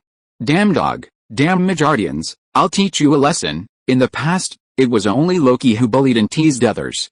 He had never expected to stumble and be mauled by a dog in such a remote place as Midgard. If he didn't retaliate, he would no longer be Loki. While the dog was powerful and he was no match for it, he was now the king of Asgard, with a vast arsenal of weapons and artifacts at his disposal. He doubted he could even handle a dog. Back to Asgard. Loki stormed towards Odin's vault. Inside, a superweapon forged by Odin and the Dwarf King, the Destroyer. Made of Asgardian Uru metal, the Destroyer is virtually indestructible and capable of destroying all known matter. A robotic armored machine capable of autonomous or human control, its face can emit continuous high-temperature beams capable of melting nearly anything. It can also transform. Wearing the Destroyer, Odin once fought against the Celestials, only to be severely defeated. He then employed the blood of Ymir, the first frost giant, to defeat them. Now, the Destroyer has been laid to rest, serving as the guardian of Odin's vault. Loki reasoned, no matter how powerful the dog is, it can't possibly defeat the Destroyer, right? Standing before the Asgardian vault, Loki channeled his magical energy into the Spear of Eternity. With a gentle jolt, the Spear of Eternity radiated a dazzling golden light. A massive silver mechanical puppet emerged from the wall. The Destroyer was controlled by the Spear of Eternity. With the Spear of Eternity in Loki's grasp, most of Asgard was open to him. "Go to Midgard and kill the dog-wielding two Mjolnir hammers," Loki cried angrily. The pain of Thor's twin spikes piercing his ears was still fresh in Loki's memory. He had nearly been deafened by the blow. "And that Midgardian who attacked me while I was fighting that dog, just as despicable. Kill him." Loki was a petty man, vindictive, and he certainly wouldn't let Bye off the hook. "Finally, make sure my brother doesn't return. Kill every Midgardian nearby. Destroy everything." Loki had initially debated whether to spare that fool Thor's life and banish him to Midgard forever. But the beating from the dog had infuriated Loki beyond measure. He believed it was all Thor's fault. If Thor hadn't stayed in Midgard, he wouldn't have thought of bullying him. If he hadn't bullied him, he wouldn't have suffered such a tragic fate as being beaten by a dog. Let Thor die with a drug and that Midgardian. Our dear friend has been expelled, Loki has ascended the throne, Asgard faces war, and yet you're still feasting here. Fandral paced before Valstag. 4 boars, 6 pheasants, half an ox, and 2 barrels of ale. I'm ashamed for you. Valstag was still gnawing on his braised boar's trotter. Do you really not care about anything? Fandral suddenly slapped the trotter away from Valstag's hand. Don't mistake my appetite for indifference. Valstag also became angry and stood up to confront Fandral. I'm worried about Thor too, but what else can we do now besides eat and sleep? You two, that's enough. Sif quickly separated the two. This is a critical moment, and you're still fighting among yourselves. We all know that at this point, we must do something, and we must act. Sif and the other 3 had deduced that Loki was plotting to usurp the throne. The terrifying thing was that Loki seemed to have succeeded. If Odin never woke up, then Loki might be king of Asgard forever. Hagen also said, that's right, we must find Thor now. Fandral looked at Hagen. You mean going to Midgard? But that's treason. Go to treason, Valstag said. Fandral, you just said you didn't care about Thor, and now you're scared. Fandral was about to argue with Valstag again. Sif stopped him, saying, I believe that if we were in Thor's predicament, he would risk his life for us. The 4 concluded their discussion and stood before Heimdall on the Bifrost. Heimdall said, you intend to disobey our king Loki, break your warrior oaths, commit treason, and bring Thor back, don't you? Sif and the other 3 were terrified, barely daring to breathe. Heimdall was arguably the second most powerful being in Asgard and held the Bifrost. If Heimdall attempted to stop their plans, they would be powerless to resist. But brotherly love compelled Sif to nod. Yes, yes. Heimdall left behind the bolter steel, the sword that opened the Bifrost, and immediately turned and left the Bifrost, pretending not to notice. Are you going to help us? Sif was bewildered. Heimdall said, I must serve the king, so I cannot open the Bifrost for you. Sif and the other 3 looked at bolter steel, the sword of the Bifrost, and exchanged glances. In the room, Bayu was giving Jane a massage. It's his fault. Jane had a severe leg cramp due to intense exercise. There was nothing he could do. Bayu could only give Jane a massage. Jane, I've already told you that your health is too poor. You need to exercise more, Bayu said, otherwise, what will you do in the future? At this time, Bayu was massaging Jane's waist. It must be said that Jane's skin is very good, very smooth, and her waist is also very soft, without a trace of fat or blemishes. A perfect parabola is formed between her slender waist and hips. Bah, Jane spat and said, I just look thin, but I actually have a vestline, okay? After all, I have to carry those experimental equipment, but you are such a beast, Tisk, you are not in good health, and you blame me. Bayu was not convinced. Who else should I blame if not you? As Jian spoke, his hands kneaded Bayu's muscles, a feeling of wanting to let go. Look at those muscles on your body. They're like blocks of rock, harder than steel. I don't understand how you built all that muscle. Do you go to the gym every day and eat protein powder? Through his practice of lightning release chakra mode, Bayu's physique grew stronger and stronger, gradually developing into a humanoid Tyrannosaurus like the 4th Raikage. Of course, Bayu's skin color would definitely not be as dark as the 4th Raikage's. All ninjas in the land of lightning were dark, due to the unique geographical location of the hidden cloud village. The altitude was very high, almost reaching the clouds, and the long hours of sunlight resulted in a tanned skin. This had nothing to do with practicing lightning release chakra mode. Who took protein powder? Bayu said. My muscles are so hard, they can't be those fake muscles you see in the gym. Those muscles just look strong, but they were useless. For example, if I were to fight him, and he punched me, even though I'd die, I'd still refuse to give in. During the autopsy, my entire body would be soft, except for my mouth. Puff. Jane was amused by Bayu. At first, she'd thought he was going to brag about his prowess, but he suddenly took a sharp turn, nearly throwing her out of the car. Jane certainly didn't believe Bayu was telling the truth. She'd seen him raise Thor's hammer, stirring up the sky with thunder and lightning. It was like a natural disaster. In the face of that kind of power, any gym-bound warrior would be annihilated. Furthermore, the fact that a violent organization like SHIELD, which can outmaneuver the FBI and CIA, would servilely bow down before Bayu speaks volumes. While talking to Jane, Bai Yi didn't forget to massage her. Gradually, the area of the massage widened, encompassing her waist, ribs, and back. Bai Yi not only pressed, but also kneaded, pinched, pushed, tapped, rolled, and squeezed, fully utilizing his master's skills. Jane clearly enjoyed the massage. Her previously tense body gradually relaxed, and she occasionally let out a small moan. "Hey, is your dog really incapable of communication?" Jane asked tentatively. As a typical scientist, having encountered the legendary Thor, a dog from a parallel universe, Jane naturally wanted to obtain some experimental data from Thor. If Thor could communicate, that would be great. If you understand dog language, you should be able to communicate with him. Other than that, I don't think there's much else you can do, Bai Yi said. Jane was discouraged. She spoke several languages, but dog language was truly beyond her ability. And don't ever tell him he's my dog in front of him. He's just like a normal person, except for his inability to speak human language. He can understand human language, so he'll get angry, Bai Yi said. You can see he's got 2 Thor's hammers now. Unless Odin himself comes, he'll probably be able to slaughter everyone in Asgard. Even on Earth, there aren't many known strong men who can rival him. Even the Hulk is a bit weaker than Thor, who wields 2 Thor's hammers, let alone Thor. As for Tony, his Iron Man armor is only just starting out, so he probably wouldn't be able to withstand a few blows from Thor. Jane asked, "Does he have a bad temper?" Bai Yi replied, "Not really. As long as you don't deliberately provoke him, there shouldn't be any big problems. If you really want to get some research results from him, that dog is a glutton. If you make him some delicious food, especially big bones and sticks, he'll probably be willing to cooperate with your experiments. I'll have to give it a try," Jane sighed. She thought about it.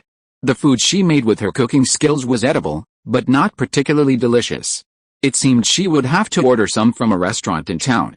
"Okay, your back massage is done. You can turn over now," Bai Yi patted Jane's buttocks.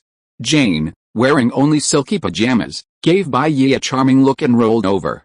"Give me another leg massage." Jane, lying on her back on the boat, unceremoniously stretched out her legs, placing them in Bai Yi's hands. "Alice," Bai Yi sighed. He had to bear the consequences of his own actions. "How's your leg healing?" Bai Yi asked as he needed it. "No more cramps, right?" Jane's legs were still beautiful, hydrated and well-proportioned, her calves wide and round like autumn lotus roots. Okay, Bai Yi had to admit, he was a bit of a foot fetishist. But really, he'd suspected it was a foot fetish, then a butt fetish, then a collarbone fetish. Later, he gradually realized he wasn't a foot fetishist at all, just plain lustful. "Seeing a beautiful woman makes me itch. All men are the same. They're all ambitious, and they love to conquer the unknown. They're aroused by beauty, it's their nature, a slut in their bones. It's not just some men who are lustful, it's all men. That's what conquest is." "No more, thanks to your technique," Jane said with satisfaction. Bai Yi smiled. Of course he was skilled, practice makes perfect. That Thor can't communicate, but that Thor should be fine, right? Jane suddenly posed another question. "Didn't you and that bald guy already roughly confirm that the blonde who stormed into the space is the real Thor?" "Him?" Bai Yi shook his head. "I advise you not to waste your time. He's a complete idiot. He's used to being the god of thunder, born with unparalleled strength. He can just charge into anything and solve it. His position is also extremely noble, surrounded by flatterers, and he's become a man with a brain full of brawn. Do you think you can get the answers you want from him? If it was Thor after the speeding, perhaps he could still grow a lot. He might become a truly wise man by imitating Odin, hanging upside down under the world tree for 9 days and 9 nights, gaining the wisdom of the runes and becoming the rune queen." "Is it really that exaggerated?" Jane asked. "It's even more exaggerated than I said," Bai Yi said. "You didn't see how completely fooled he was by Calison's rhetoric, and he was completely oblivious. If he had any sense, he wouldn't have manipulated things so recklessly, bringing Asgard to the brink of all-out war." Jane thought for a moment. That big, dumb guy certainly didn't look very bright. "Okay, then I'll ask him to draw some blood for testing," Jane sighed. What the hell? Finally encountering 2 alien creatures, only to have one turn out to be a dog and the other a complete idiot. Such bad luck. Bai Yi gently massaged Jane's calf. "Well, I'm almost there, Bai Yi. Let me give you a massage." Jane retracted her legs, rolled over, and looked at Bai Yi. Her eyes sparkled.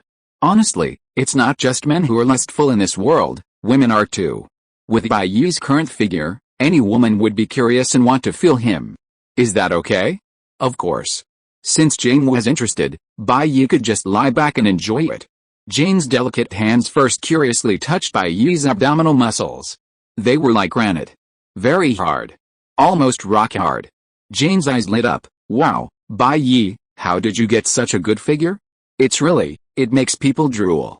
Inside the room, while Bai Yi was enjoying the ride, Calson called, interrupting Bai Yi and Jane's conversation.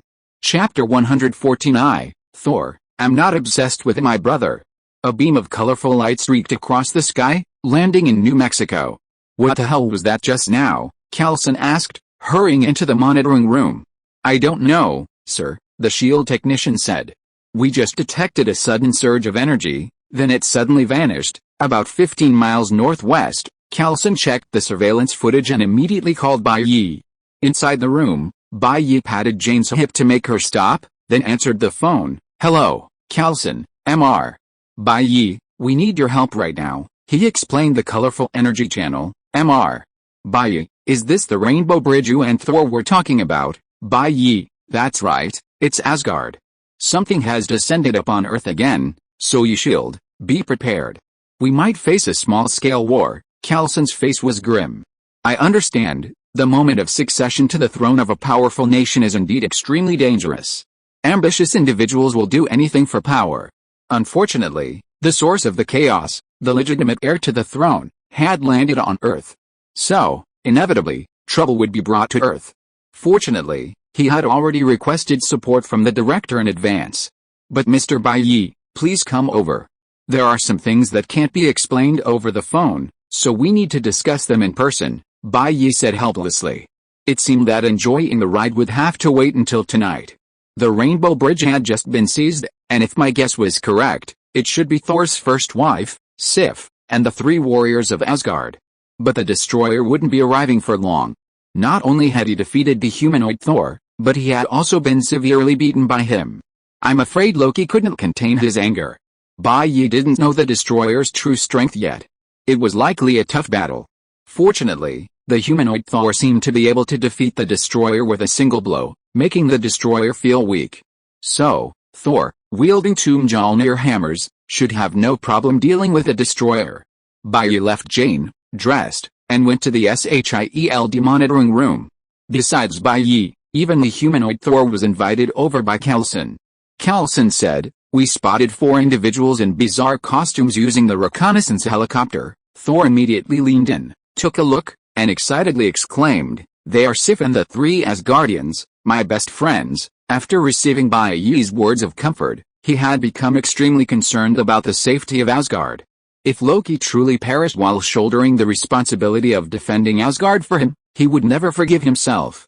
The arrival of Sif and the 3 Asgardians offered him an opportunity to inquire about the current state of Asgard and, if possible, to ask his friends for help in finding a way to free his father from the seal, allowing him to aid Loki in resisting the frost giants. Calson said, I seem to remember.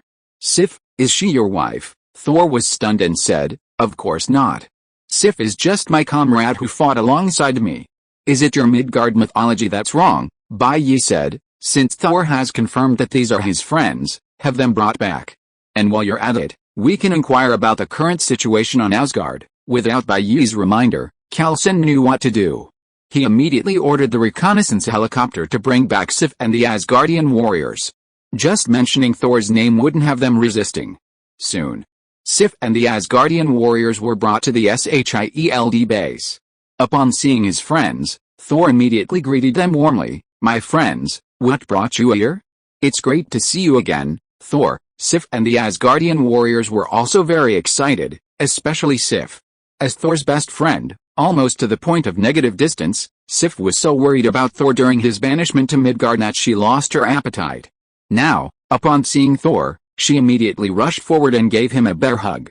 Thor, however, remained oblivious. After hugging Sif, he happily embraced the 3 Asgardian warriors, appearing to be enjoying themselves. Calson sighed, guys like him must have been single forever, right? Even after just meeting, he could tell Sif treated Thor differently. But Thor, who had been with Sif for perhaps thousands of years, was completely oblivious, treating him like a brother. Bai Yi said quietly, men like Thor are just not yet open to the world. When he truly desires a woman, given his status, I'm sure all the beauties in Asgard will be at his disposal. Right, all roads lead to Rome, but some people are born in Rome. Many people don't have girlfriends simply because they can't find one, while others just find girlfriends meaningless. Calson, by the way, Sif, how's the situation in Asgard now? Has the war with the frost giant started? After reminiscing about the past, Thor couldn't wait to ask about Asgard. Sif said, the atmosphere is tense right now, but it hasn't reached the point of war yet. Don't worry too much. And, Thor, this war would have started differently even without you. Don't blame yourself too much. In a sense, the war with the frost giants was provoked by Thor's reckless actions, but in reality, the wise men of Asgard could see that Thor's actions were not the root cause of the conflict. The fundamental reason is that Odin is nearing the end of his lifespan, and Asgard is about to face a major upheaval. The frost giants, having grown stronger over the years, are taking advantage of this opportunity to stir up trouble, attempting to break free from Asgard's control, perhaps even defeating it and gaining control of the Nine Realms. Thor's actions have only accelerated the frost giants' rebellion, which might actually be a good thing. After all, the sooner the abscess is eliminated, the better. If Thor waits until Odin dies and he truly takes over the throne of Asgard, the frost giants might demand a search of Asgard under the pretext of a missing soldier. Then, too, a fight would ensue, and the situation would likely be far worse than it is now. Thor asks, what about my father? Is he alright? Thor, now overcome with regret, recalls what he had said when Odin banished him from Midgard. He had truly been such a jerk back then. From the height of his life to the depths of his own low, Thor finally learned to reflect on himself. Your father has fallen into Odin's sleep, but his life is not in danger for now, Sif said. Sure enough, Loki was lying to me, Thor said, tears welling in his eyes. Yes, that's right, Thor, Loki has been lying to you all along. Sif was about to speak out their group's suspicions about Loki. But Thor burst into tears. Loki, you are so stupid. Why are you so good to me? I don't deserve it. If you die, how am I going to live the rest of my life? Sif, Thor, is there something wrong with your brain? Sif looked at Thor suspiciously. Suspecting that when he was thrown to the Rainbow Bridge by Odin, his head hit the ground first, which caused Thor's brain problems. Loki is lying to you. How could he be good to you? Thor wiped his tears and said, Sif, you don't understand. Loki lied to me because he wanted to shoulder the responsibility of protecting Asgard for me. He didn't want me to fight to make up for my mistakes. He was afraid that I would sacrifice myself, so he used white lies to keep me in Midgard. Sif, she now had some doubts. Were she and the others too sensitive and misunderstood Loki's meaning? Maybe Loki really was doing this for Thor's own good? Bah. Sif quickly rejected this idea. She knew Loki perfectly well. He was a complete jerk. How could he possibly be doing this for Thor's good? As children, she had been Thor and Loki's playmates, childhood sweethearts. Like most Asgardians, Sif was born with beautiful golden hair. However, during her teenage years, Loki decided to play a trick on her because she seemed to prefer Thor's company to his. So, he cut off all her golden hair while she slept. Upon discovering this, Sif's cries alarmed the entire Asgardian capital. Knowing he would be punished, Loki hurried to the Dwarven Kingdom and negotiated with the dwarves to create a wig of pure gold for Sif as compensation. The dwarves agreed, but Loki secretly prepared to break his promise. He stole the hair and gave it to Sif. On Sif's head, it grew back naturally, looking like real hair, even more shining than before. However, because the dwarves hadn't applied a special potion to Sif's hair before Loki stole it, it began to darken, eventually turning completely black. When Sif began crying again, her parents, fed up with her vanity, sent her to learn combat, becoming a valiant maiden. Years later, upon returning to Asgard, Sif adopted the attire of a warrior and embraced her dark hair. Sif had already seen through Loki's true nature, a villain who hated the betterment of others, wicked to the core. Sif said, Thor, I don't know where you got the idea that Loki was acting in your best interest, but I must tell you, from the moment the frost giants disrupted Odin's vault when you succeeded to the throne of Asgard, everything was a trap set by Loki. Sif and the three Asgardian warriors then recounted the entire story to Thor, embellished with embellishment. Thor was stunned. still a little disbelieving. He looked up at Bai Yi. Didn't you say that Loki was doing everything for my own good? Why is it so different from what Sif and the others said? Ahem, Bai Yi cleared his throat and said, actually, I've always been accustomed to seeing the best in everyone and believing in the good in human nature. He patted Calison's shoulder. But this guy has always been accustomed to seeing the worst in everyone and believing in the evil in human nature. So, we both offered you a possibility back then, but you, like me, were too kind-hearted and assumed everyone else was good, which led to this misunderstanding. Now it seems that Loki is most likely framing you. Thor nodded repeatedly. That's right, it must be because he and Bai Yi, the Midgard thunder god, are both so simple-minded and kind-hearted that they interpreted everything Loki did as good intentions. It never occurred to them that Loki was plotting against him. Yes, that's definitely the case. There's absolutely no such thing as brother complex. And certainly no such thing as wanting others to say bad things about me. Ho Dao Dao. Thor, I'm not brother complex. Thor said bitterly, I always thought Loki had changed for the better, but I can't believe. How could he be so bad? If he wanted the throne, he could just tell me. Why resort to such shady tactics? Honestly, if Loki had simply told Thor that he absolutely wanted the throne of Asgard, Thor might have simply given it up. Loki probably knew, but what did he want? Was it really just the position of king? Of course not. He wanted the thrill of competing for Thor's possessions. Giving him the throne outright might have made it seem unchallenging and uninteresting. Sif said, Thor, now is not the time for this. We must return to Asgard as soon as possible. Whatever Loki intends to do, it's bound to be very dangerous, and only you, Thor, can stop him. Thor lowered his head, looked at his hands, and said with a wry smile, I want to go back, but I'm no longer the god of thunder. When my father banished me to Midgard, he sealed my divine power. Now I can't even lift Mjolnir. What? Sif and the others knew that the hammer was Thor's true form. Without it, there was practically no Thor. So what was the point of the hammer? Sif and the others only knew that Thor had been exiled, but they didn't know the specific circumstances. They generally believed that Thor's exile was simply because Odin had closed the Rainbow Bridge, preventing him from returning to Asgard. Given Thor's condition, even if he returned to Asgard, he would only cause trouble, right? Sif said, Thor, Odin is your father after all. He can't just give up on you without giving you a chance just because you made a mistake. And Mjolnir is the weapon you have been using since you were born. As long as you recognize your mistakes and admit them, you should still have a chance to lift Mjolnir. She turned her head and looked for a while. By the way, where is Mjolnir? As he spoke, Thor played the game console in his hand, with two Thor's hammers on his back, and walked into the room blindly. It was already noon, and he was almost hungry from playing games, so he came to prepare some food. Chapter 115, Incompletely Evolved Life Forms, Genetically Mutated Aliens, and Frogheads with Congenital Dementia. The scene froze. Thor looked up curiously, only to find that every eye in the room was fixed on him. What's going on? Thor scratched his head. They'd been together for 2 days, and yet they were still so curious about him. Aren't these humans too boring? Thor, am I seeing things? Sif's mouth dropped open in shock, unable to close for a long time. How did your Mjolnir end up on that little dog? Thor's hammer was renowned throughout Asgard, a symbol of the throne. Besides Thor himself, perhaps only Odin could lift it. How could it be carried on the back of a dog? Thor's face was torn, unsure what to say. Should he tell Sif and the 3 Asgardian warriors that he was no better than a dog, that he couldn't lift Thor's hammer, and yet a dog had lifted it? That's just what you saw, Thor said, steeling himself. This dog has the ability to lift Mjolnir, but Thor didn't want to admit he was even inferior to a dog, so he quickly added, but don't misunderstand. It's actually Thor, the god of thunder, but from another world. In other words, it's me from another world, and that's why it can lift Mjolnir. A long pause passed.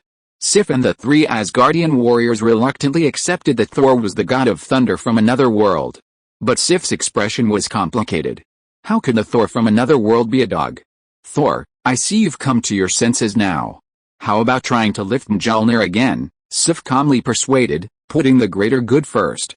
Well, okay, Thor had no choice but to try again. He placed the hammer in the living room. Thor stepped forward, took a deep breath, grasped Mjolnir's handle, and exerted force. Veins popped in his arms, his temples bulged, and his face was grim. Unfortunately, it was useless. Thor tried several more positions, but aside from nearly farting, nothing happened. It seems I still haven't passed my father's test. Thor sat down on the ground, dejected. But I truly know I'm wrong. I wonder what else I need to lift Mjolnir. Thor, don't lose heart, Sif said, standing beside him. Perhaps you're overthinking yourself, causing your fighting spirit to wane and failing to meet the standard. So don't overthink it, don't put too much pressure on yourself. Maybe. The humanoid Thor sighed, his face filled with resignation.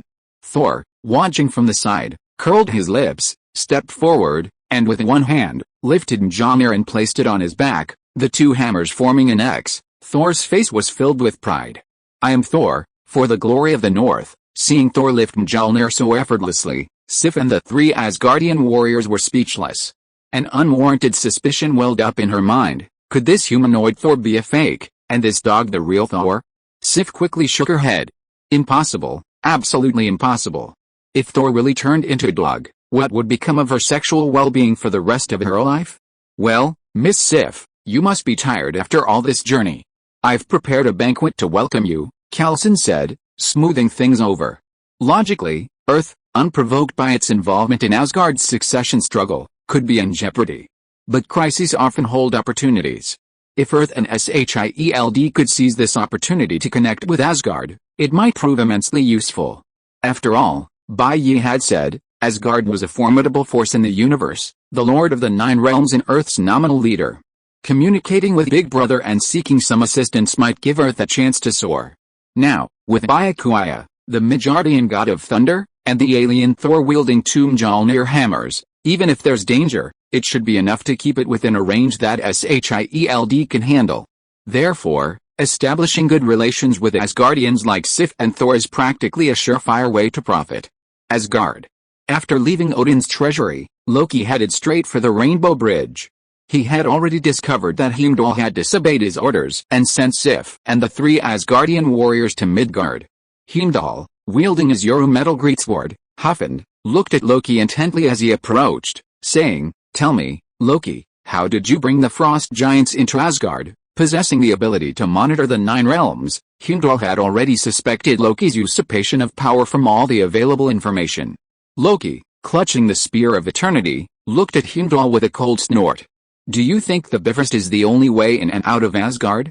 There are countless secret passages between the kingdoms, hidden even by your extraordinary talents, but I no longer need them, for I am king now. I declare that, for your treason, you are relieved of your position as a guardian of the Bifrost. You are no longer a citizen of Asgard. Perfect. Heimdall's lips curled in a mocking smile. Then I no longer need to obey you. The next moment, Heimdall suddenly raised his greatsword, Huffand, and slashed at Loki. Heimdall was the second most skilled warrior in Asgard, second only to Odin. Logically, Loki was no match for him, even with his Spear of Eternity. Unfortunately, Loki, as cunning as he was, would never admit his conspiracy to Heimdall if he wasn't sure he could handle him. Facing Heimdall's attack, Loki's lips curled in mockery. He paused his eternal lance, freeing his hands. Quickly forming hand seals, the icebox appeared in his grasp. Instantly, the icebox unleashed itself, sending a cascade of cold, like a blizzard, towards Heimdall. The icebox, a clan heirloom of the Frost Giants, was a magical artifact created by Ymir, the ancient ancestor of the Frost Giants. It allowed its bearer to unleash a massive blizzard, and it was said to hold the power of 1,000 winters. Laufey had nearly frozen the earth with the icebox. At this moment, Heimdall hadn't anticipated Loki's sudden attack with the icebox. The icebox's power was too great, freezing Heimdall in a split second. Heimdall's sword barely managed to reach Loki's neck. Looking at Heimdall, frozen like an ice sculpture, Loki muttered to himself, sure enough, this suits me better. He was a frost giant, and the power he unleashed with the icebox was even greater than his use of the Spear of Eternity. Coulson treated Thor, Sif, and the others to a meal at the camp, where Coulson had specially helicoptered in top-quality ingredients and chefs. The ingredients included Alba white truffles, Caspian cod caviar, and French foie gras, as well as Britannia blue lobster, Spanish saffron, Parma ham, Bavarian cheese, and French oysters. After all, they were entertaining foreign guests, so they had to meet the highest standards. Sif and the three Asgardian warriors, true to Thor's liking, were straightforward. So, after Calison's invitation, they quickly became friends over drinks. Only Sif was slightly more sober. Of course. It was fortunate that Sif's lines were too harsh for Bai Yi's taste, otherwise, perhaps Earth would have had a staunch ally of the Asgardian queen in the future. Miss Sif, could you tell me about Asgard? Jane asked curiously. As a true scientist, she was genuinely curious about Asgardian civilization. Of course, Sif said, a bit more cautiously, yet with the usual Asgardian generosity. While she didn't want to be exploited, she had no problem sharing Asgardian customs and practices. After all, Asgard was the ruler of the 9 realms, constantly imitated but never surpassed. For Midgard, knowing some things would at best point them in the right direction, but surpassing Asgard would be difficult. Thanks to Jane's deliberate flattery, she and Sif got along quite well. As they enjoyed a delicious meal, they suddenly saw a suit of steel armor descend from the sky, landing right in front of them. The immense force of the impact caused the ground to shake slightly.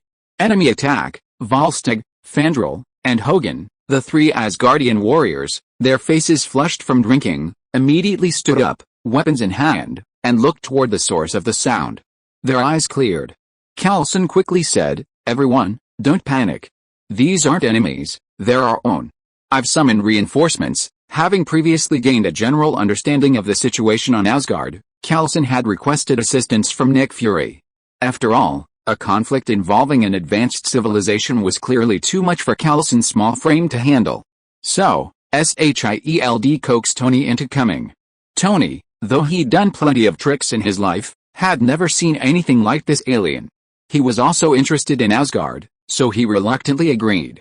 The Iron Man armor opened, and Tony, dressed in a suit, stepped out. He straightened his sleeves and said, "It's just a small matter, and you, SHIELD, still want to ask me to help?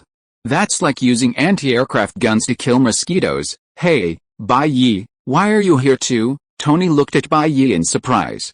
"Do I need to report to you where I'm staying?" Bai Yi rolled his eyes, put his arm around Jane's shoulders, and said, "I came here with my girlfriend to do a scientific experiment, and it just so happened that something happened." Thor took one look at Jane and immediately understood.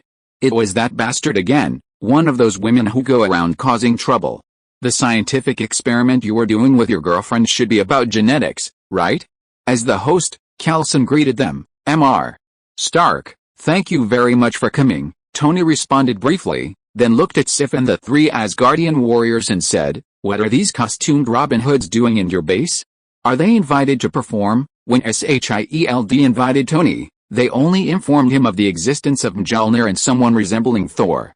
Sif and the others had arrived in such a hurry that they hadn't had time to tell him. So Tony launched into a highly devastating verbal attack. "Hey, Mr. Stark, be careful with your words," Calison quickly stopped him. Unfortunately, Tony's words had already left his mouth. Sif, Fandral, and Hogun's expressions immediately darkened. Volstagg was furious, rising with his Zuanho axe in hand. "Shorty, are you mocking us? Are you some kind of clown? Asgardians are generous, but not all of them are fools like Thor, able to distinguish between good and evil." "Shorty," Tony's forward veins throbbed. He hated being called short. Call him ugly, and he wouldn't get angry, knowing they were just jealous. But if you called him short, he'd be mortified, because it was the truth. "You, an imperfectly evolved life form, a genetically mutated alien, a kindergarten-aged child, a froghead with congenital dementia," Tony's mouth blabbed, unleashing a torrent of curse words without a single profanity.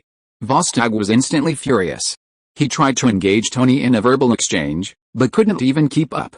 That was the difference in intelligence. With such a huge IQ gap, you couldn't even curse at the other person. "Damn it, I'm going to chop him," Volstagg, furious, charged, Zuanho axe in hand. "Don't try to stop me, tisk tisk," Bai Yi sighed. As expected of an Asgardian with a missing brain, he couldn't even curse. Tony's curses were nothing compared to anything else. He couldn't even handle them. If you were to go to Sichuan, China, any random woman would be able to make Tony question his life. This, Calison was dumbfounded. 2 waves of helpers had arrived, and it was clearly a double dose of joy, so why had they suddenly started fighting? Calison sighed deeply. Sure enough, one shouldn't have too many illusions about Tony. Tony's personality was too nasty. Few people could be friends with him, probably because they couldn't stand his foul mouth. A good deal had been ruined by a few slips of his tongue. It seemed that from now on, Tony must not be sent for reinforcements unless absolutely necessary. Sif, Hogan, and the others stood by and watched coldly, making no effort to stop Volstagg. That dwarf's mouth was truly foul. In their thousands of years, they had rarely encountered such a disgusting human. It was his own fault that Volstagg had taught him a lesson. It would be a good opportunity to show these Midgardians the power of the Asgardian warriors. If you're listening to this novel on a channel other than Fanfic World, it means they downloaded and uploaded it without effort. We cordially invite you to visit our channel, Mundo Fanfic Novelis. There you'll find the original version of this story and you can explore many other novels of various genres. We're waiting for you to immerse yourself in a world of incredible novels. Chapter 116 I was careless and didn't dodge. Young people don't follow the ethics of martial arts. When Volstagg's axe struck, Tony immediately retreated to his Iron Man suit. Relying on Jarvis's analytical skills, Tony, piloting the Iron Man suit, instantly transformed into a martial artist. He dodged Volstagg's attacks, searching for flaws. Piloting the Iron Man suit, Tony delivered a straight punch. Volstagg's body flew backward like a cannonball. Tony shrugged and said, "Is that all you're capable of? I thought your ability would make me make an exception and retract my judgment." "You," Volstagg, scrambling to his feet without a care in the world, angrily said, "I was just careless and didn't dodge. You, young man, have no martial ethics. You're not fighting on your own. What's the point of relying on external forces? Asgard is a world where magic and technology coexist, with technological levels surpassing Earth's." It wasn't difficult for Volstagg to recognize that Tony wasn't wearing ordinary full-body armor, but an invulnerable exoskeleton suit, presumably equipped with a combat analysis system. In this case, he was essentially relying on his own abilities to fight a computer, which was fundamentally unfair. Asgardian technology certainly possessed a wealth of hot weapons, but in a cosmic war, cold weapons could fully utilize the Asgardians' physical advantages. This was the Asgardians' key to victory. "I fight with my wits, unlike those of you who rely on brawn," Tony said. "Why don't you put down your weapons and play brain teasers with me to decide the outcome?" At the same time, Tony was astonished by Volstagg's physical strength. He'd thought that punch would render the giant in front of him incapacitated, but he seemed unharmed. As an Asgardian, Volstagg possessed superhuman strength and the ability to live longer, aging more slowly. Although he wasn't truly immortal, his body's tissues were also exceptionally resistant to physical damage. While it was possible to injure him, his vitality allowed him to recover with extraordinary speed and effectiveness. "You shorty," Volstagg was no match for Tony when it came to verbal attacks, so he decided to settle the score with his fists. Holding his axe, he attacked Tony again. After several rounds, both sides' blows intensified, seemingly fueled by anger. Carlson, looking helpless, said to Bai Yi, "Mr. Bai, if we let them continue, I'm afraid something bad will happen. Please separate them." Sif and her companions were important figures in Asgard, a diplomatic mission of sorts, their importance undeniable. Meanwhile, Tony's words were Earth's greatest treasure, and neither side could afford to lose them. Whether Tony defeated Volstagg with his Iron Man armor, or Volstagg, with his enchanted weapon, chopped Tony down with a single blow of his axe, trouble was bound to happen. "Okay," Bai Yi nodded. The next second, Bai Yi's body was shrouded in lightning. In a flash of lightning, he instantly appeared between Tony and Volstagg, blocking both Tony's fist and Volstagg's axe with both hands. "Enough, we're all family. Don't let a small misunderstanding cause you to hurt your loved ones and please your enemies," Bai Yi said with a smile. "Mr. Volstagg, Tony just has a habit of bad breath. He definitely didn't mean anything against you. I apologize on his behalf. Please forgive me." Volstagg looked at his axe, which was grasped by Bai Yi's bare hands. He was shocked. His axe was no ordinary axe. It was made of precious metal, forged by dwarves, and enchanted. How could it be caught in the middle of his full-throttle blow? Volstagg instinctively retracted his force, trying to pull the axe back, but there was no way he could shake Bai Yi. How could it be possible? Volstagg stared at Bai Yi, who had a smile on his face. As Asgardians, arriving in Midgard, a territory nominally under Asgardian rule, Volstagg and the others couldn't help but feel a touch of pride, even with the generosity of the Asgardians. Tony's victory, achieved through cheating, was nothing to be trifled with. But Bai Yi, now subdued him with his bare hands, was now completely defeated. Volstagg, Sif spoke up, it was just a misunderstanding. Come back. Volstagg, engrossed in his battle with Tony, hadn't seen anything. But she saw it all clearly. The terrifying thing wasn't Bai Yi's strength, but his incredible speed. Even with her keen eyesight, she couldn't quite see how Bai Yi had instantly passed them, swooped into the center of the battle between Volstagg and Tony, and then simultaneously blocked both with his hands.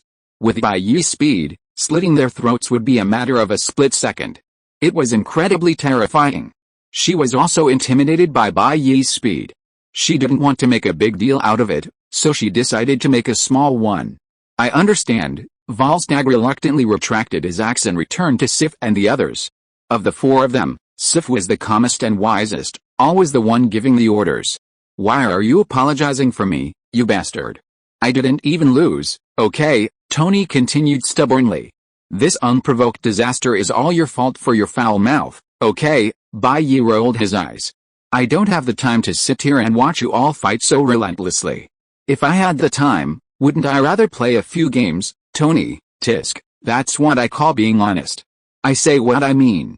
What do you know? Just as Bai Yi and Tony were chatting, Callson's phone rang. He picked up. His expression quickly changed. He hung up. Callson's face was heavy. Everyone, we're in trouble. With Heimdall frozen, Loki took control of the Bifrost. Immediately, he launched the destroyer. After receiving a warning from his men that the Rainbow Bridge had reopened, Callson brought Bai Yi, Tony, Thor, Sif, and the others to the monitoring room. What's the situation, sir? A silver-white humanoid armor has been dropped down through the energy channel. Bai Yi and the others could see the scene through the surveillance of the attack helicopter. Is this the destroyer? Thor said in horror. Thor was certainly familiar with this thing. It was one of his father's trump cards. Callson looked at Thor's shocked expression and frowned, asking, Mr. Thor, what's the story behind this humanoid armor? Thor said, the destroyer is one of Asgard's top fighters. Whether it's the materials, the construction technology, or the enchantments, it's all Asgard's ultimate achievement. It's a perfect killing machine. Sif's face changed drastically. Loki sent the destroyer to Midgard for no small matter. He must be here to kill Thor. If he kills Thor, he'll be the first in line to the throne of Asgard, with no obstacles. Thor muttered to himself, Loki, are you really going to kill me? At this time, Thor was still mourning the passing of time, but Callson was impatient. Mr. Thor, if this armor is here to kill you, then we have to find a way to destroy it as soon as possible. Does it have any weaknesses that we can exploit? Damn it. A high-tech alien killing machine has appeared on Earth. If not handled properly, innocent people in the surrounding area will be affected. It's useless, Thor said. The destroyer practically has no weaknesses. Unless you defeat it head-on, it won't stop until it completes its mission. You're no match for it. Fighting the destroyer would be nothing but a meaningless slaughter. Alice, if only my divine power were back, perhaps there'd be a chance of defeating it. Bai Yi couldn't help but curl his lips. Thor was such a master of pretense. Bai Yi warned, Thor, don't be so pessimistic. You may have lost your divine power, but there's someone who can wield Thor's hammer for you, right, Thor? He'd almost forgotten that a dog could lift Thor's hammer. Tony was unconvinced. You make it sound so strange. It's just an ordinary robot, isn't it? What's so scary about that? As he spoke, the destroyer seemed to notice the helicopter's gaze. Fire shone through the gaps in its upper armor. The next second, the destroyer's visor opened, and a fiery red beam of destruction shot out, striking the unsuspecting helicopter. Boom! The attack helicopter exploded, disintegrating into a fireball and falling apart in the air. Inside the monitoring room, everyone was silent. What should we do next? Volstagg asked. Callson acted decisively. Mr. Stark, please stop that robot first. Don't let it enter the city. I'll call for backup as soon as possible. In a battle armor versus battle armor situation, Tony was undoubtedly the perfect target to test. No need for backup, Tony said. I can handle it alone. With that, Tony piloted the Iron Man suit out of the room, instantly soaring into the sky, heading towards the destroyer. He also wanted to see the difference between the alien mecha and the one he had created. Sif said to Callson, this is our Asgardian war. We can't let our friends fight for us. Please arrange a means of transportation. We will stop the destroyer for you. She turned to Thor and said, Thor, think carefully about what Odin wants you to do to remove the seal on your divine power. You must reclaim the power of Thor, or the destroyer will be unstoppable. I understand, Thor nodded solemnly. Sif and the others boarded the vehicle Coulson had arranged and headed towards the destroyer. Mr. White Knight, are you sure you can stop the destroyer? Coulson asked. He had heard Thor say that the destroyer was a perfect weapon, a combination of Asgardian magic and technology. Tony's iron armor would probably be difficult to defeat. As for Sif and the other four, they themselves weren't confident in their own abilities. How could Coulson expect them to defeat the destroyer? As for Thor reclaiming his own power of Thor, it was even more of a mystery. Who knew when Thor would be able to do it? Of all them, the only ones who could possibly stop and defeat the destroyer were Bai Yi and Thor, wielding two Mjolnir hammers. I don't know, Bai Yi shrugged. If it were the real destroyer, I'd be no match, because that's the armor Odin used to conquer the universe. But now, Odin has fallen into the Odin sleep, and his Lance of Eternity has fallen into Loki's hands. It's Loki who's controlling the destroyer. A Barrett rifle in the hands of a rookie who's never held a gun is completely different from a top-tier assassin. Who knows how far a rookie like Loki can unleash the power of the destroyer? Sigh, Coulson sighed. This is really a tricky situation. After sighing, Coulson immediately got to work, assigning some SHIELD personnel to evacuate the nearby population and dispatching all the attack helicopters from their temporary base to support Tony. Then, Coulson called for support from the New Mexico Air Force Base. Shortly after, surveillance footage from the SHIELD base resumed. On the surveillance footage, Tony and the destroyer were already engaged. Staying high in the sky, Tony didn't rush to approach the destroyer. He wasn't a fool. He'd seen the sheer force of the destroyer's destructive beams. A direct hit would have him knocked out instantly. So, Tony launched a probing attack. Swoosh, two missiles, one in front of the other, whizzed towards the destroyer, their roars emitting deafening sonic booms. Boom, a wave of light and heat exploded, a deafening roar that seemed to tear the sky apart. A massive fireball formed with the destroyer at its center, and thick smoke instantly rose. When the smoke cleared and vision returned, the destroyer emerged from the area created by the missile explosions with slow, steady steps. It spotted Tony in the sky. Fire shone through the gaps in the upper body armor.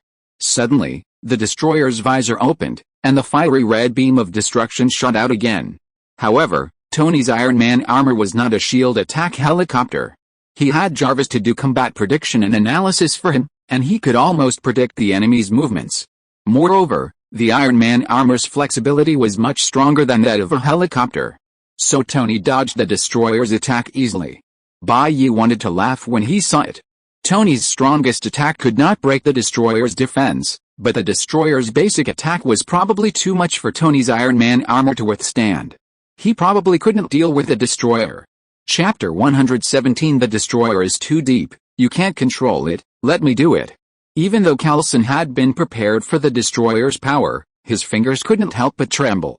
Tony's two missiles were enough to reduce two tanks to ash, but they didn't even scratch the destroyer. The difference in weapon power was truly enormous. Mr. White Knight, do you think a nuclear bomb could destroy that destroyer armor? Coulson asked. How should I know? Just try it yourself and you'll find out, White Knight said. On the surveillance camera, Thor was being chased by the destroyer's speed of destruction. Coulson said, Mr. White Knight, it looks like Mr. Stark is in trouble now. He can't stop the destroyer alone. Why don't you go too? White Knight smiled and said, don't worry, Tony won't die so easily. Let's take advantage of Tony's battle with the destroyer and see how things go. He hadn't promised Coulson that he would intervene if this matter became a big deal. After all, White Knight wasn't a subordinate of SHIELD. How could he rush to solve the problem for SHIELD? Tony's move here wasn't purely out of love or a sense of justice, it must have been a trade-off with SHIELD. So, when the destroyer arrived, Coulson asked Tony to go first.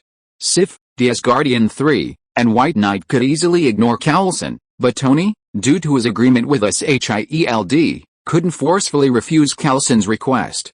Therefore, if White Knight was to intervene, at the very least, there had to be some sort of trade-off with SHIELD. Furthermore, White Knight rushed to battle the destroyer the moment it appeared. Regardless of the outcome, even if you won, it would be too easy, and how could his importance be highlighted? The story of bending the toad and moving the firewood was a story from White Knight's elementary school textbook. This is why the boss always takes action last, otherwise, he wouldn't be able to secure sufficient benefits. Tony realized that long-range missile attacks were ineffective against the destroyer, so he changed his fighting style, circling around the destroyer. During a lull in the destroyer's beam attacks, Tony darted in front of the destroyer and launched a palm cannon straight at the destroyer's head, continuously pumping energy. The destroyer was initially knocked back several meters. But before Tony could rejoice, the destroyer withstood Tony's palm cannon attack head-on, flames surging through the cracks in his visor. Boom! A fiery red energy blast slammed into Tony's steel armor.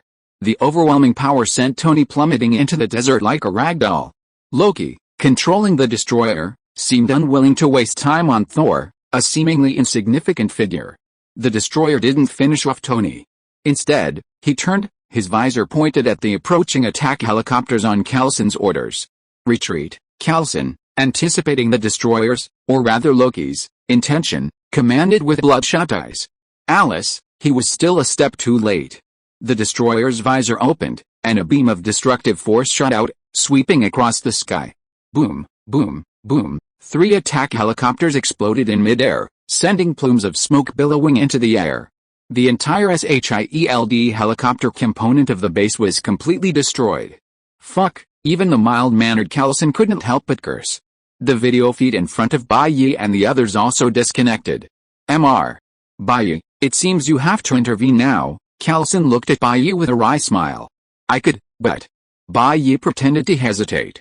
Coulson, a shrewd man, immediately understood Bai Yi's intention. $10 million, Mr. Bai Yi, if you can eliminate that destroyer armor, SHIELD will immediately deposit $10 million into your account. I'm not short of money now. Bai Yi shook his head. Besides, $10 million? Is that just giving money to beggars? Bai Yi's potion now costs $10 million per bottle, and demand still outstrips supply. And fighting the destroyer right now is only worth $10 million? Then what do you want, Mr. Bai Yi? Coulson was puzzled. There was no such thing as Bai Yi not wanting money?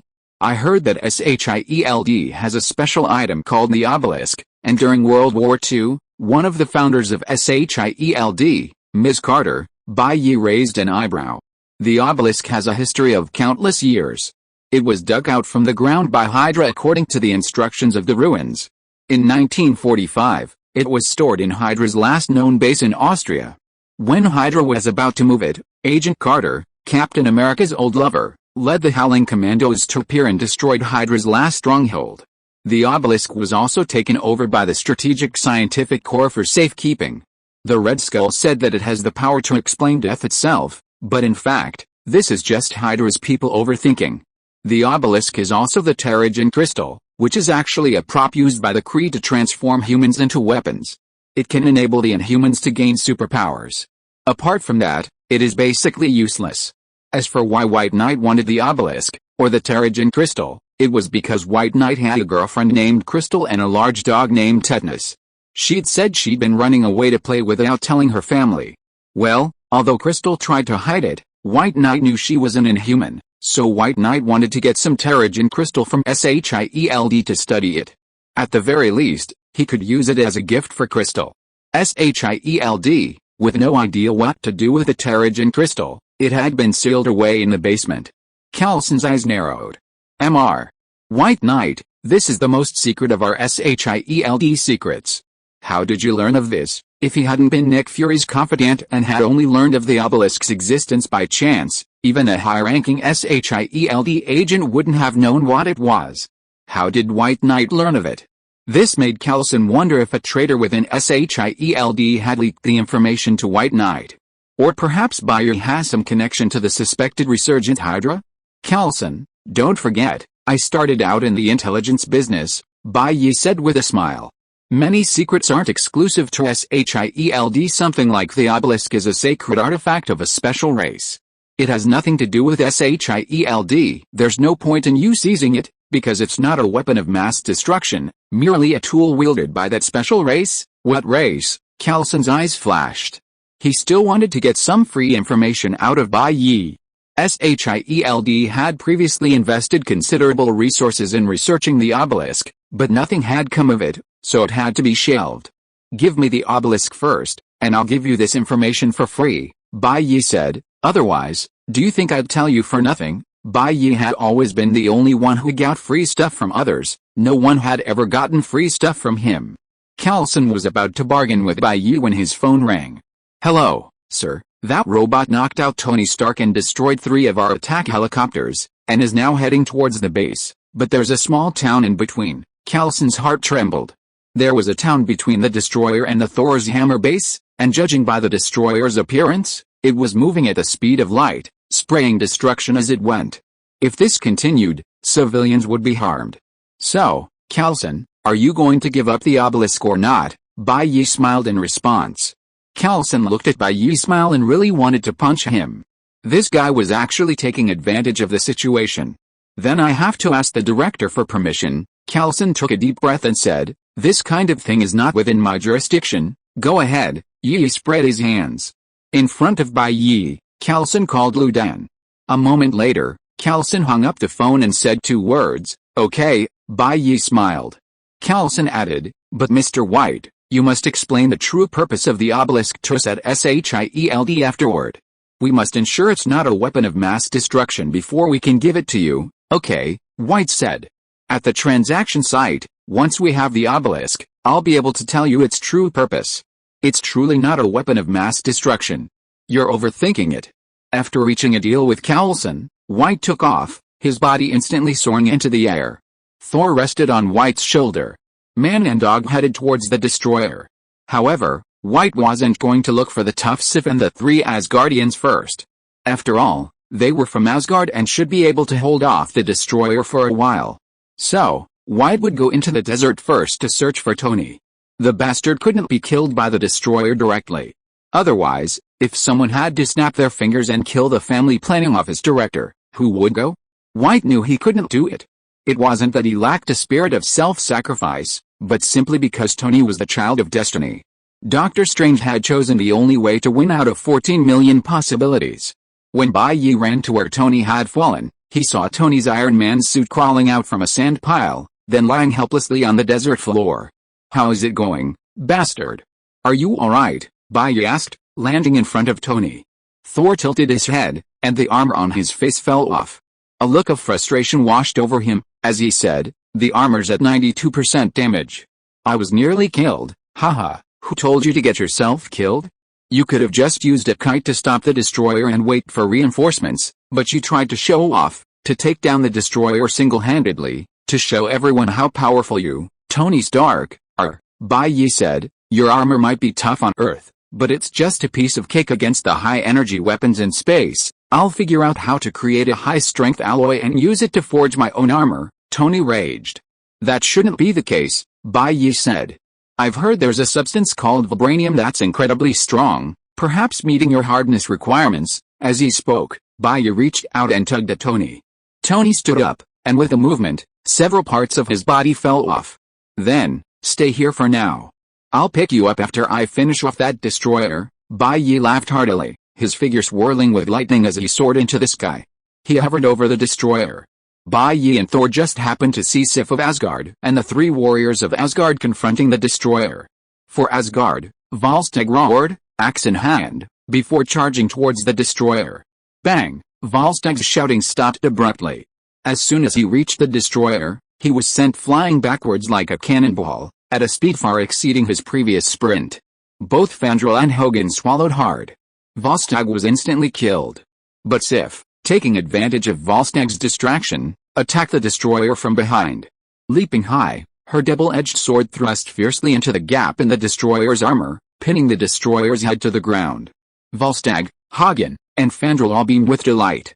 Even Sif herself showed a hint of smugness. She truly was Asgard's foremost war goddess. However, Sif and the 3 Asgardians had underestimated the destroyer. As one of Odin's trump cards, how could Sif so easily slay him with a single strike? What else could Odin have? The destroyer was crafted entirely from Uru metal, incorporating Nidovellir technology and bearing runes personally inscribed by Odin. The next second, the destroyer's body hummed with mechanical whirring. The destroyer's entire body, transformed by the mechanical machinery, flipped over, its back becoming its face. Now, the destroyer and Sif were face to face. So, the destroyer opened his visor. Fire surged within, preparing to give Sif a nasty blow. Boom, a powerful beam of destruction instantly blasted out. Fortunately, Sif reacted quickly, seeing the situation was dire, and immediately turned and fled. Otherwise, if the destroyer had truly swatted her face, her head might have been melted by the destroyer's particle beam. Damn. My magic sword isn't powerful enough, Sif said, fleeing in panic from the destroyer's attack. If it were Thor's hammer, perhaps we could have a chance of destroying it. Sif's weapon was no ordinary item either. It was a magic sword bestowed by Odin himself. While powerful, it was certainly far inferior to Thor's hammer. Guess we have to hold off the destroyer until Thor picks up Mjolnir again, Hogun said. Fandral said, I believe Thor will be able to raise Mjolnir again. Volstagg, indeed, Thor never lets us down. 4 against 1, the four felt the advantage was immense. They charged forward, their attack, and the four were defeated. A single slap from the destroyer sent Sif into Thomas' Spinjet Armstrong cannon, sending her sprawling to the ground. Then, as the three Asgardian warriors, too far away to rescue them, watched anxiously, the destroyer arrived before Sif, his visor blazing with flames, aiming for her head, intent on delivering a stunning blow. With a bang, the destroyer, poised to strike, was suddenly sent flying. In the golden sunlight, Sif, caught on the grip of mortal terror, turned her head and saw a perfect profile, radiant and radiant. Bai Yi slowly lowered his legs, chuckling softly, this destroyer is too much for you to handle. Let me take over. Chapter 118 The Fickle Meow Hammer. The destroyer, kicked away by Bai Yi, quickly stood up and faced Bai Yi. Lines of fire surged within its visor. Facing the destroyer, which possessed a sustained particle beam capable of destroying all known matter, Sif's fear rekindled. She was caught in the destroyer's attack when Bai Yi attacked. Bai Yi smiled softly. The next second, zzzz, arcs of light erupted from his body, darting like a python, his aura exploding. Loki, controlling the destroyer, couldn't help but let a wicked smile play on his face. You again. You attacked me before. Now, I'll show you the power of the Asgardian destroyer. Kill him. Grind him trash. The destroyer's accumulated particle beams grew increasingly terrifying. Thunderplow. Bai Yi crossed his right arm across his chest, moving slowly, his eyes gleaming with a faint white light. Hot knife. In an instant, Bai Yi lunged forward like lightning and thunder, a resounding sonic boom erupting like thunderbolts from the sky. In the blink of an eye, Bai Yi was in front of the destroyer. Just as the destroyer was about to unleash his particle beam, Bai Yi's entire right arm, wrapped in dense, dark blue electricity, slammed into the destroyer's face. Boom! The terrifying sonic boom practically resounded through the heavens. Driven by the force, the destroyer flew out like a supersonic missile, sending whirling sand and rocks flying and a howling wind raging in its wake. Well, Bai Yi's lightning-hot blade might be considered a middle parting blow for the earth, but it would certainly be a middle parting blow for the desert. Bai Yi's physique, forged through his lightning-release chakra mode, was becoming increasingly formidable. One must never forget the importance of cultivating a healthy body. After all, the body is the foundation of revolution, and the stronger a man's physique, the better. Observing the power of his strike, Bai Yi nodded in satisfaction. Worthy of his tireless training. The next moment, Bai Yi's body flashed with lightning. In an instant, he was before the scent-smacking destroyer. The destroyer's head had been deformed by Bai Yi's blow, but the properties of the Euro metal were still restoring it. Bambi, it seems you can't defeat me with just a destroyer. How about you come down and have some fun? Bai Yi greeted Loki, who was controlling the destroyer, with a grin. He struck without mercy. The next second, another lightning-hot blade blasted out. This time, Bai Yi's blow pierced the destroyer's entire face, penetrating below the chest. Bai Yi, having observed the battle with Tony and the others, had long since determined that while the destroyer had powerful offensive power, his speed was far too weak to even carry his Thunderfruit's shoes. With the destroyer's slow movements, attempting to attack him was a dreadful task. In all martial arts, nothing is invincible except speed. The destroyer, several orders of magnitude slower than Bai Yi, could only take a beating. And so, right before Sif and the others, the destroyer, whom they viewed as a terrifying prehistoric beast, was being tossed back and forth by Bai Yi like a bowling ball. Damn it, Loki raged, infusing the Spear of Eternity with magical energy, hoping the destroyer would continue the fight and give Bai Yi a taste of his own medicine. But the destroyer wasn't omnipotent after all. With its Euro metal body being hammered down like a lump of iron by Bai Yi, how could it fight back? When Thor introduced him to us earlier, saying he was Midgard's thunder god, I was a bit disdainful. I never thought, Hogan said with a look of shame, he truly lives up to the name of Thor. Indeed, judging by his aura, he feels even more powerful than Thor. Fandral was also stunned by Bai Yi's manipulation and said, his body seems even tougher than the destroyer's. He's actually hitting the destroyer like a ball. No, Volstagg shook his head and said, even though he saved one of us, I still have to say Thor is more powerful than him. He's a man of honor. He can't get tired of the old and fall for the new. Thor is the strongest thunder god. Sif, who had nearly been killed by the destroyer's face after her sneak attack, now stood before the three Asgardian warriors, looking at Bai Yi, who flashed with lightning across the desert with a complicated look. Bai Yi had just saved her life. Bai Yi, who was currently torturing the destroyer, felt annoyed. This thing's recovery ability was truly insane. The Thunderplow's hot blade could indeed pound its body into a block of iron, bit by bit, but it was too strenuous to kill with one strike. It would require the tedious effort of sawing through wood with a rope, or wearing away stone with water dripping. Fortunately, he was now physically strong and had ample stamina, otherwise, he would have been unstoppable. Not long after, Kalson arrived with a large force. How is it going? Sif pointed at the thunder and lightning echoing across the desert and said, Mr. White Knight is very powerful. He was able to hold the destroyer head-on. Wow, Daisy was stunned, her mouth nearly watering. Due to the ultra-high-speed combat, White Knight's clothes were ripped and torn from the friction. Thus, his incredibly fit physique was revealed. So, when White Knight paused for a moment, Daisy could see his handsome, upright figure, his muscular build, and his well-developed muscles, especially his massive chest and abdominal muscles, as solid as steel and iron, brimming with male hormones. A perfect figure alone wouldn't be enough. Bai Yi also possessed a face that would make women's legs tremble. His smooth, fair face shone with a cold, angular handsomeness. His eyes were deep, his nose was high, and he was simply perfect. If Bai Yi were her girlfriend, she would have broken her ribs to make soup for him. Ahem, Daisy. Jane tugged at Daisy's sleeve, urging her to be more restrained. Such humiliating behavior in front of so many people was embarrassing for her, a teacher. Although Bai Yi was indeed a bit too handsome at this moment. It made her eyes moisten. Bang! As they spoke, the desert clearing before them exploded, and a silvery white iron block fell onto the sand, stirring up a gust of wind. Finally, I've hammered it into a block of iron. It took so much effort. Bai Yi appeared before Jane, Kalson, and the others, dressed in tattered clothes.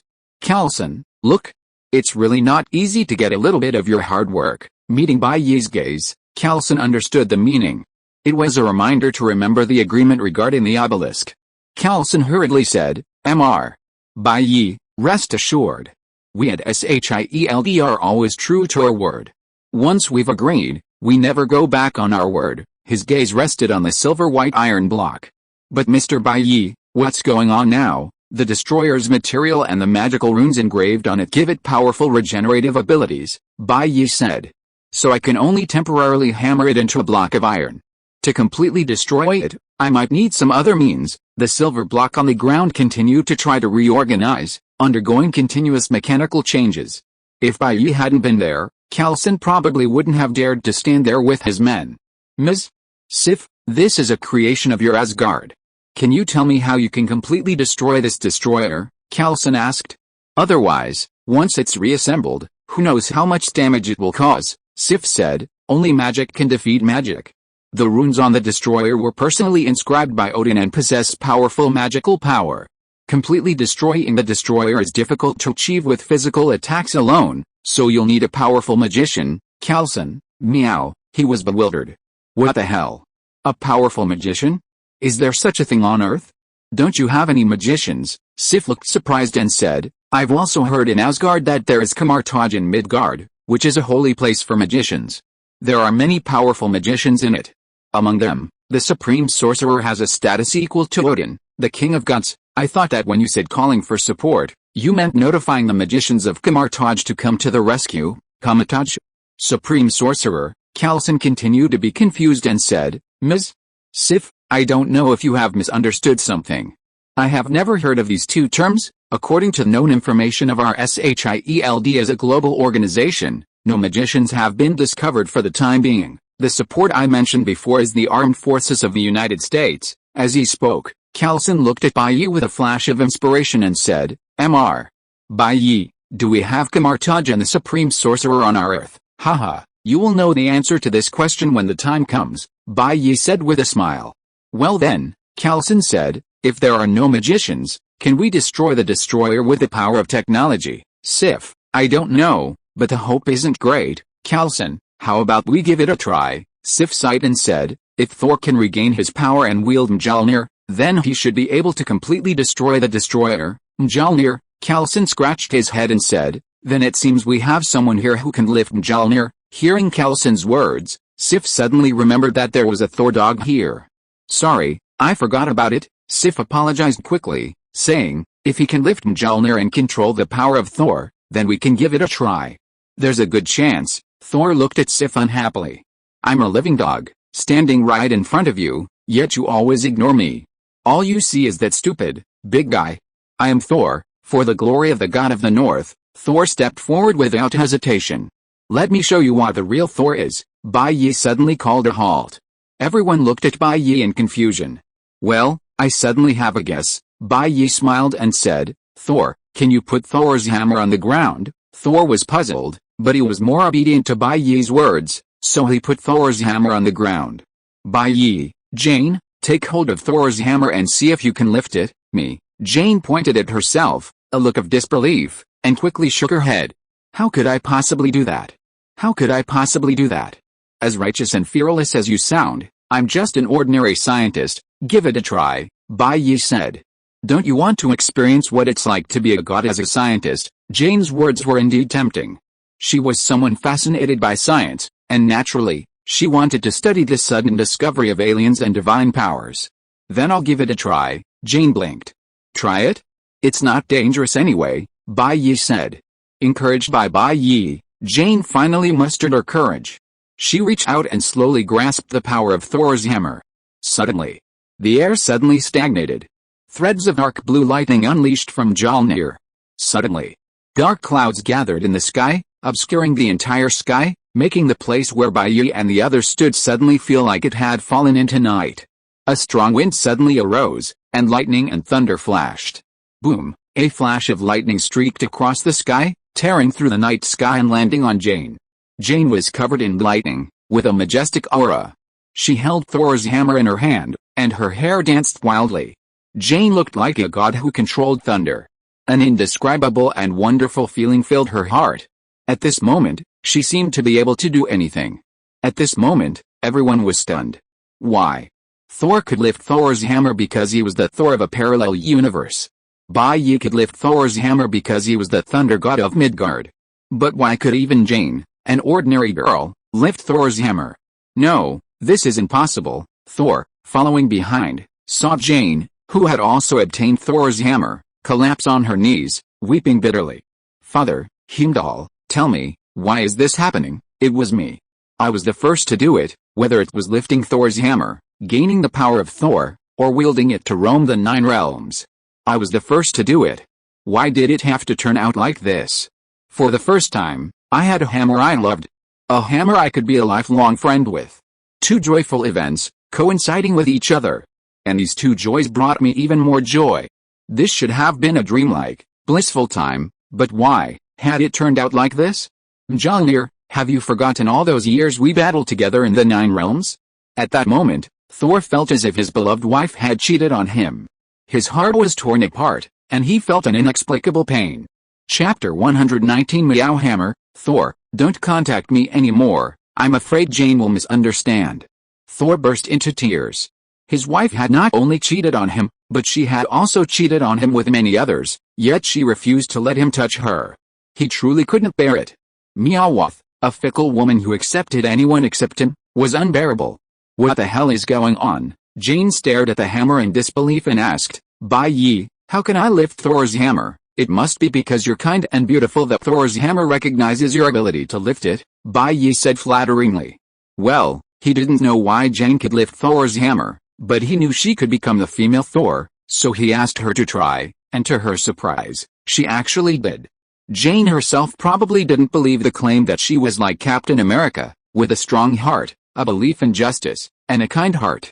Odin's design for Thor's hammer was that anyone who could lift it, if qualified, would gain the power of Thor. This qualification was open-ended and broad, perhaps due to Jane's vast knowledge and scientific pursuits.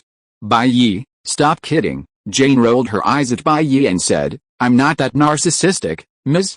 Foster. Callison asked curiously, what's it like to lift Thor's hammer? Jane frowned, pondering for a moment. I just feel like I'm almost omnipotent. I can just stretch out my hand and summon devastating lightning. Other than that, I don't feel much. You've become the god of thunder, and you don't feel much? They can understand. Is Jane being a bit naive? But I'm not cut out to be Thor, Jane said, brandishing her hammer curiously. I just want to do my own research. Saving the world is too much, it's not for me at all, Callison said. Ms.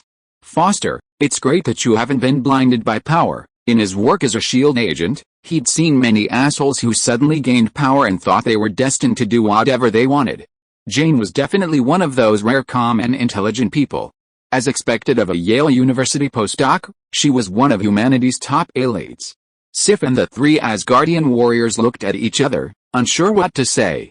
If Mjolnir were such a philanderer, what would become of their successor to the throne of Asgard? Couldn't they find someone capable of being their king anywhere in the universe? They were devastated to encounter such a hammer. Jane, I can lend you my strength.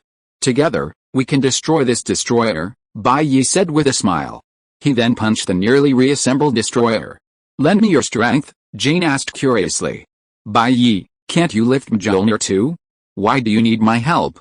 Bai Yi coughed and said, never mind the details. Destroying the destroyer is more important first. Bai Yi's lifting of Mjolnir was merely a trick. He used his own thunder power to forcibly merge it with Mjolnir's, blending them together. Then, through a forceful resonance of thunder, he lifted Mjolnir. Therefore, he could only lift it, unable to utilize the power of Thor within. Callison noticed this, believing there must be something fishy going on. However, the greater good was paramount, so he refrained from mocking Bai Yi. Next, Bai Yi stood behind Jane, holding Mjolnir with her. In an instant, dark clouds gathered in the sky, lightning and thunder roared, and a fierce wind blew. Arcs of pale blue lightning flashed around Bai Yi and Jane. The place where they stood became a sea of thunder. Bai Yi, this feels amazing, Jane exclaimed excitedly. At this moment, not only could she harness the power of thunder god emanating from Mjolnir, but Bai Yi was also assisting her, using the power of the thunder fruit to summon lightning to aid Jane. Bai Yi gently kissed Jane on the cheek and said with a smile, if you think this is great, we might try it more later. But for now, let's take down the destroyer first. Yes, Jane nodded. The thunder in the sky was like chains, encircling the heavens and the earth. With Bai Yi's hand in hers, Jane raised Mjolnir high, drawing the thunder from the sky. The lightning summoned by the power of Thunder God and the Thunder Fruit, under Mjolnir's control, rapidly contracted and converged, eventually coalescing into a massive lightning python. Jane swung her hammer down, and the lightning python slammed into the still reforming destroyer. Boom! The immense force of the impact destroyed everything in its path. As the thunder python slammed into the destroyer, it felt like a blade striking tofu, piercing through him with unstoppable force.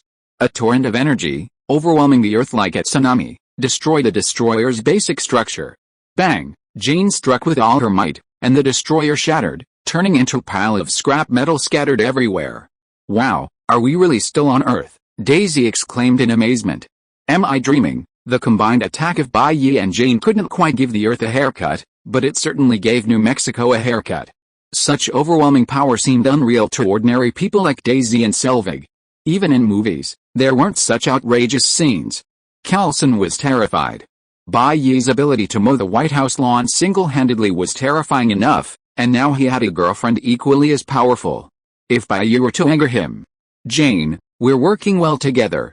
It seems we're made for each other. Bai Yi and Jane clapped their hands and laughed. Alright, Jane had played with Thor's hammer enough and said contentedly, I've had enough. Does anyone else want to play? She placed it on the ground. Thor was nearly vomiting blood in anger. Mjolnir was the symbol of Asgard's throne, not a toy for anyone to play with. Mjolnir, why don't you let me lift it when I treat you like a brother and a wife, but let a woman who treats you like a toy do it? But Thor didn't know that a woman's dog has no appeal.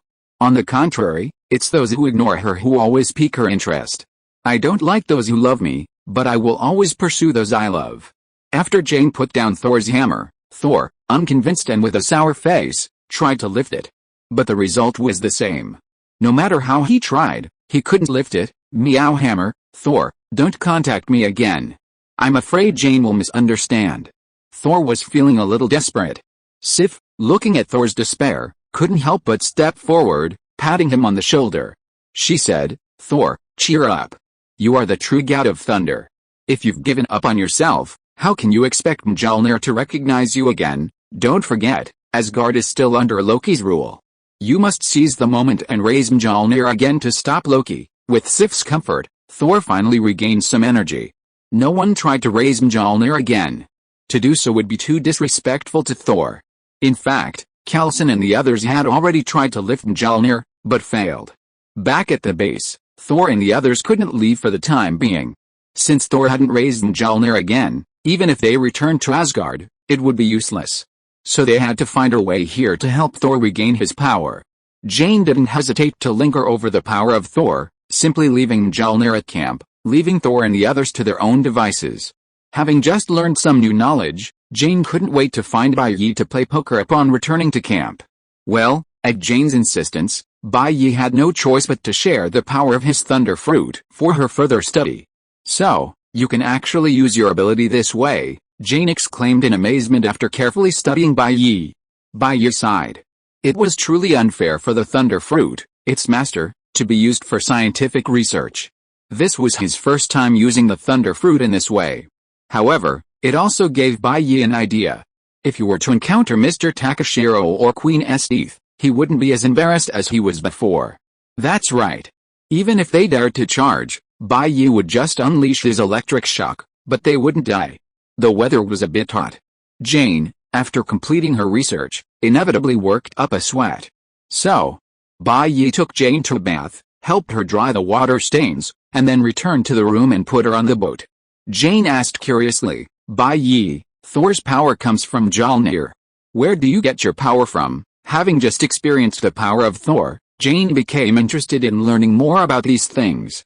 My ability, well, how should I tell you? Bai Yi thought for a while and said, according to his Chinese, it comes from natural treasures. If you study our Chinese mythology, you will know that there is a Lays Henzi in Chinese mythology. Lays Henzi originally practiced in Kunlun Mountain, and accidentally ate an incredible apricot, and grew a pair of wings that could produce wind and thunder, and eventually became the god of thunder in Chinese mythology. Jian was puzzled. Natural treasures, if you eat them, you will have the ability to control the power of thunder? This is not scientific at all. Bai Yi rolled his eyes. Then do you think that picking up a hammer can give you the power of the god of thunder? Is this also scientific? Jian smiled awkwardly. It seems so. She remembered that the power of the god of thunder they were talking about was not a scientific thing. Bai Yi said, and you're mistaken. Thor's divine power doesn't come from his hammer, but from his bloodline itself. Jane asked in surprise, how could that be? If that's the case, then why does he seem no more powerful than an ordinary person now that he's lost his hammer? Bai Yi replied, he's from Odin's family and has inherited Odin's power. The reason he appears to be his true form is because he's still too weak to awaken his own power of Thor and can only rely on Mjolnir to channel it. Jane asked, then why do I gain the power of Thor when I lift Mjolnir? Bai Yi replied, it's probably because Thor has wielded Mjolnir for thousands of years, and over those years, it has been silently absorbing Thor's power and storing it within itself. So, you're not gaining the true power of Thor, but only a portion of it. Jane said, I see. She was still a little disappointed. Although Jane didn't covet the so-called power of Thor, nor did she aspire to replace Thor as king of Asgard, she felt a small sense of pride in becoming the female Thor. Only now did he realize that his female Thor was a pirated copy. So, can Thor lift Mjolnir now and become the god of thunder again? Of course. Why? Bai Yi shrugged. Do you even need to ask that question? Of course, it's because his father, Odin, is still alive, and Thor is Odin's biological son. So, as a father, I can discipline his disobedient son, but I can't really torture Thor to death, right? Believe it or not, if you and I hadn't dealt with the Destroyer back then, and if the Destroyer hadn't caused such a fuss, then with Thor's life hanging by a thread, he would definitely have regained the ability to lift Mjolnir. Jane pondered. So, what do you think? Could it be that Odin, after sealing Thor's power, wanted him to awaken his own power without Mjolnir? Bai Yi looked at Jane, lost in thought. Blind man, you seem to have discovered something. It's definitely not impossible. He played a few more rounds of poker with Jane. Jane fell asleep in her room. Bai Yi walked out and poured himself a glass of water. Inside the room, Daisy was wearing headphones and watching a TV series on her tablet. Bai Yi walked out and saw Daisy engrossed in the show, so he didn't bother disturbing her. He picked up his water bottle and filled it with 2 glasses. Handsome Bai Yi. Daisy noticed him, pulled off her headphones, and called out. Bai Yi sipped his water and turned to see Daisy wearing a white short-sleeved shirt with a low neckline, a hint of white, and a dark short skirt. They say men like voluptuous women, and Daisy was undoubtedly the epitome of a voluptuous woman. I'm going to get some water, Bai Yi said with a smile. Oh, Daisy said. Jane fell asleep, meeting Daisy's slightly quizzical look. Bai Yi gave a wry smile. Yes, she must have been trying to control Thor's power and must have been exhausted. Daisy looked at Bai Yi with resentment. Then don't make her even more tired. Why was she wearing headphones to watch the show? It goes without saying. I know.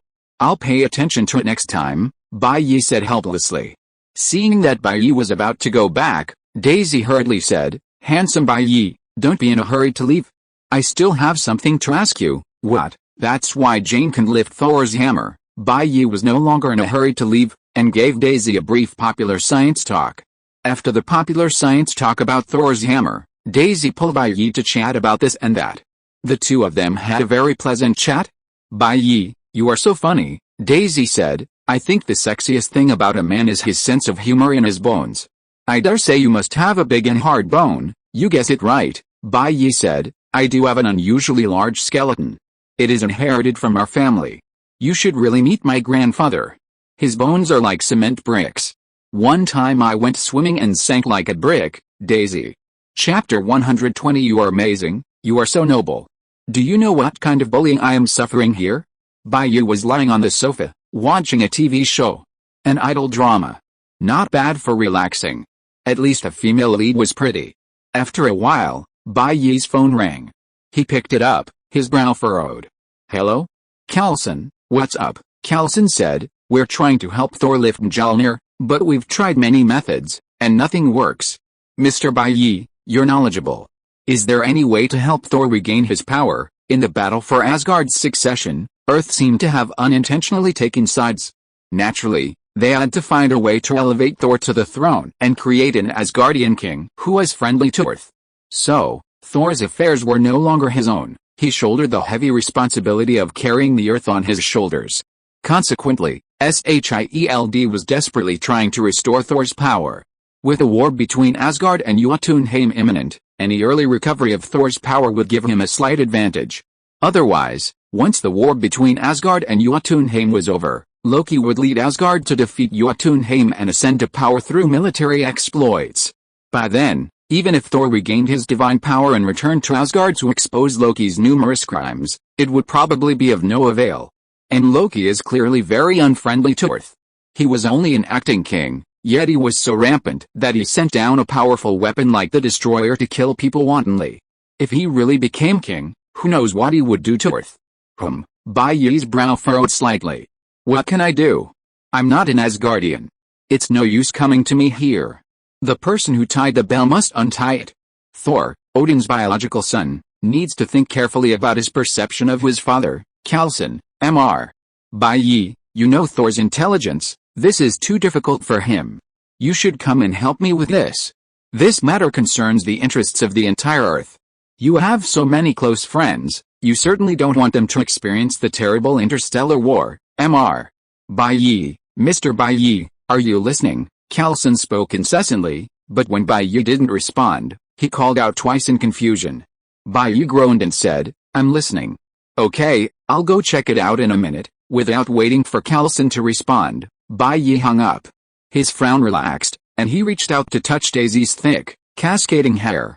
Daisy looked up, swallowed, and said, "Handsome Bai, do you have a way to help the big, dumb guy lift Thor's hammer?" "I'm not sure, I can only say let's try," Bai said.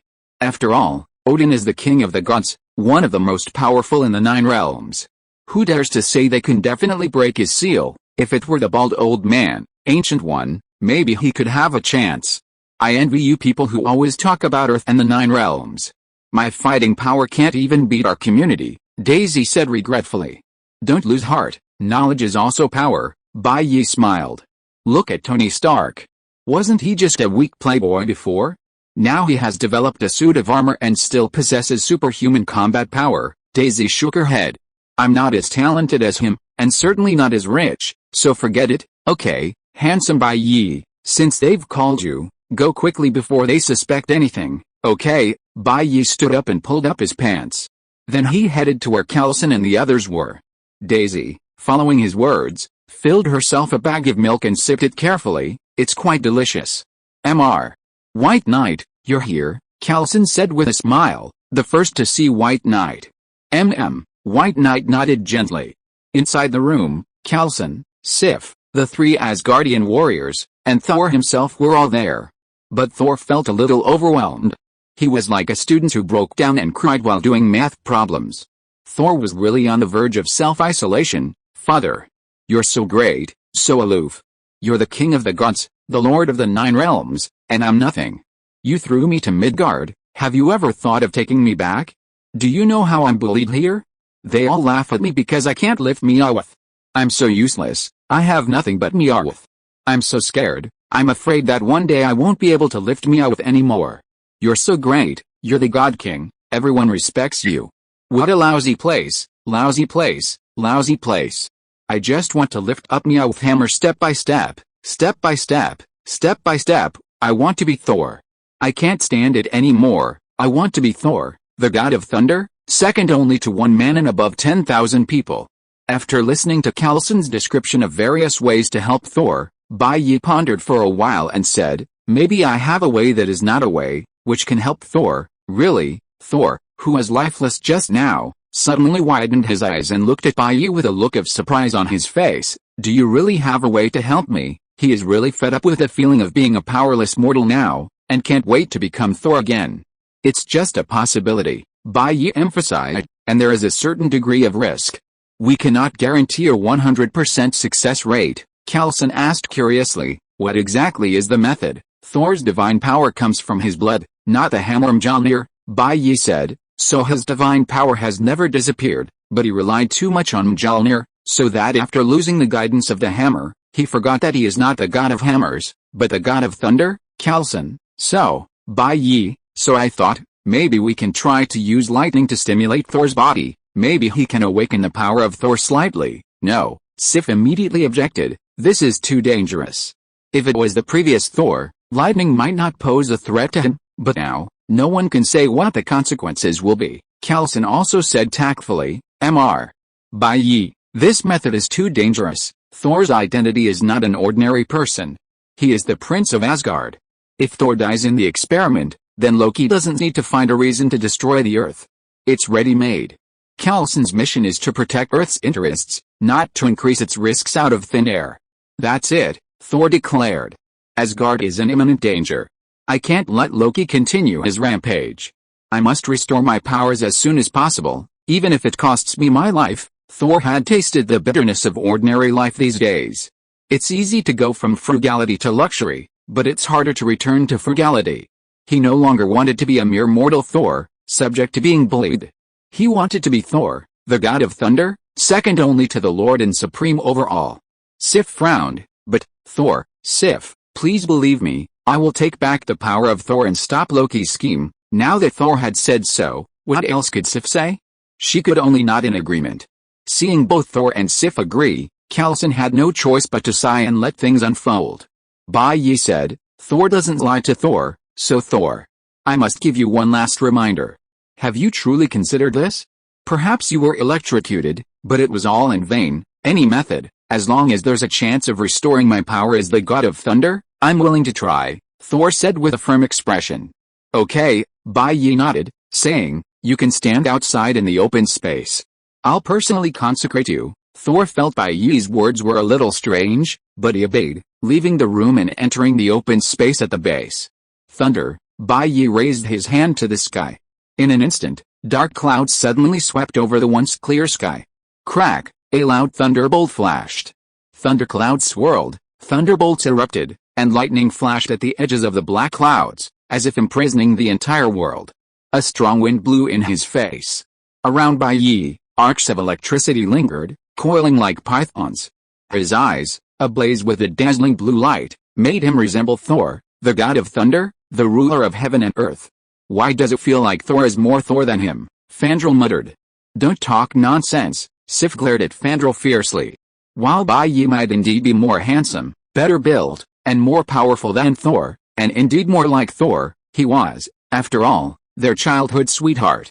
Anyone could betray Thor, but how could they, his childhood friends, betray him? Looking at Bai Yi's expression, Thor had to admit, with some dismay, that Bai Yi was indeed more like Thor than he was.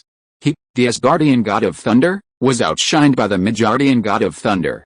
Yet, Thor remained convinced that when his divine power returned, he would one day surpass Bai Yi. "Thunder welcome." Bai Yi uttered those two words. His hand twitched downward. Zzz. A bolt of lightning, as thick as a copper pillar, suddenly descended upon Thor. Blazing blue light burned everyone's eyes. Boom! A crack of thunder followed, and Thor was engulfed by the lightning. Ah! Crackling thunder obliterated the sand and rock where Thor stood, turning it into pulverized dust. Coulson watched Thor scream in agony and leaned closer to Bai Yi, whispering, "Mr. Bai Yi, are you really okay? Look at him screaming so energetically, how could he be in trouble?" Bai Yi replied, "Wait until his screams stop, then worry about him." Truthfully, Thor had lost his divine powers, but his electrical resistance remained unchanged. With the voltage he was now enduring, an ordinary person would be reduced to charcoal in seconds, yet he still had the strength to scream.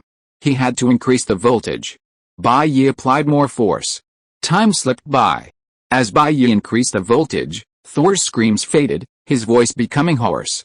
A faint aroma of meat drifted through the camp. Coulson was terrified. "Mr.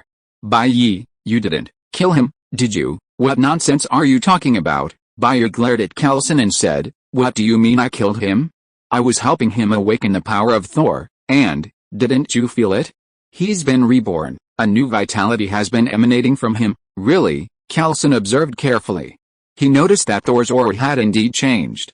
Furthermore, the lightning Bai Yi was controlling was even faintly being absorbed by Thor. Could it really have worked this time? Thor, bathed in the lightning, had already closed his eyes, and his body showed no reaction, which made people wonder what his current state was.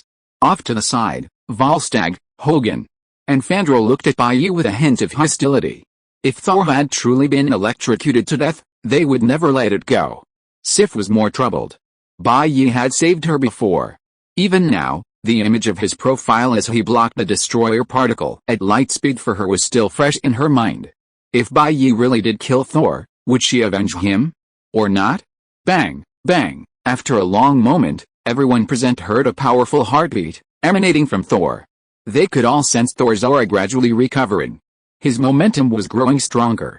The thunder swirling around him was also fatally under Thor's control, giving off a sense of joy and excitement. "See, I told you my method works." Bai Yi looked at Coulson, raised an eyebrow, and said, "You didn't believe me yet? Now you know, don't you?" Coulson curled his lips. He now seriously suspected that Bai Yi's method of using thunder to stimulate Thor, rather than just cutting off his head or feet, had untied Thor's restraints. But Odin, who was in deep sleep, did not want to see his son, the god of thunder, being electrocuted to death by thunder, which would ruin his reputation. So he reluctantly untied the restraints on Thor and let him become the god of thunder again. Chapter 121 I rely on three things to get by: being a coward, being disloyal, and betraying my brothers. Bathed in lightning, Thor suddenly opened his eyes and extended his right hand. The next moment, Mjolnir shot up from the ground. Like an arrow, it landed in Thor's hand. The god of thunder had returned. "I am Thor." Thor raised Mjolnir high. Instantly, he stirred up an endless storm and thunder, a mighty force. Wisps of lightning swirled around him. Thunder clouds, like chains, descended from the sky, engulfing the earth. Thor waved his hand casually, and thunder like a giant python descended into the desert. With a roar, dust billowed into the air. Thor had weathered countless hardships and finally became the god of thunder once again. Sif and the three warriors of Asgard couldn't help but smile with joy. Thor withdrew his thunderbolt, walked up to Bai Yi, and grasped his hand. Bai Yi, good brother, thanks to you this time. He felt that if it weren't for Bai Yi's method, he might have been confined to mortal life. Bai Yi had restored his divine power, a true rebirth. Bai Yi felt a little uneasy. What was so gay about him? He immediately pulled his hand away from Thor, patted Thor's shoulder, and said, "No need to say more, brotherhood is in the heart." Well, I, Bai Yi, have made it in this world by relying on three things: cowardice, disloyalty, and betrayal. Brotherhood is in the heart, and the phone call will never get through. Since Thor is willing to be his brother, then he certainly wouldn't mind having the Crown Prince of Asgard as his brother. Yes, I understand. Thor looked inexplicably moved. Coulson felt that this Crown Prince of Asgard was too easy to fool. It would be a blessing for the entire 9 realms to have such a person as the Lord. I am Thor, the god of thunder. For the glory of the god of the north, a sudden voice interrupted the gay atmosphere. Everyone looked over. Thor, who had been playing games on his phone, emerged, holding Mjolnir high in his hand. Dark clouds gathered, lightning and thunder roared.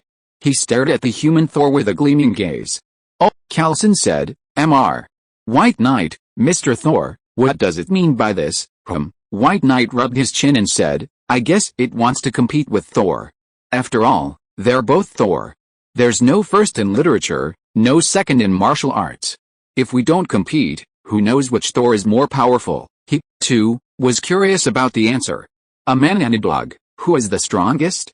Mr. Thor, look at this. Coulson looked at the human Thor awkwardly. Both Thors, both gods of thunder, both masters. He couldn't afford to mess with either. He could only let these masters solve the problem themselves. Perfect. Let me try the power of this parallel version of me. The humanoid Thor had just regained his divine power and was in high spirits. How could he possibly fear Thor's challenge?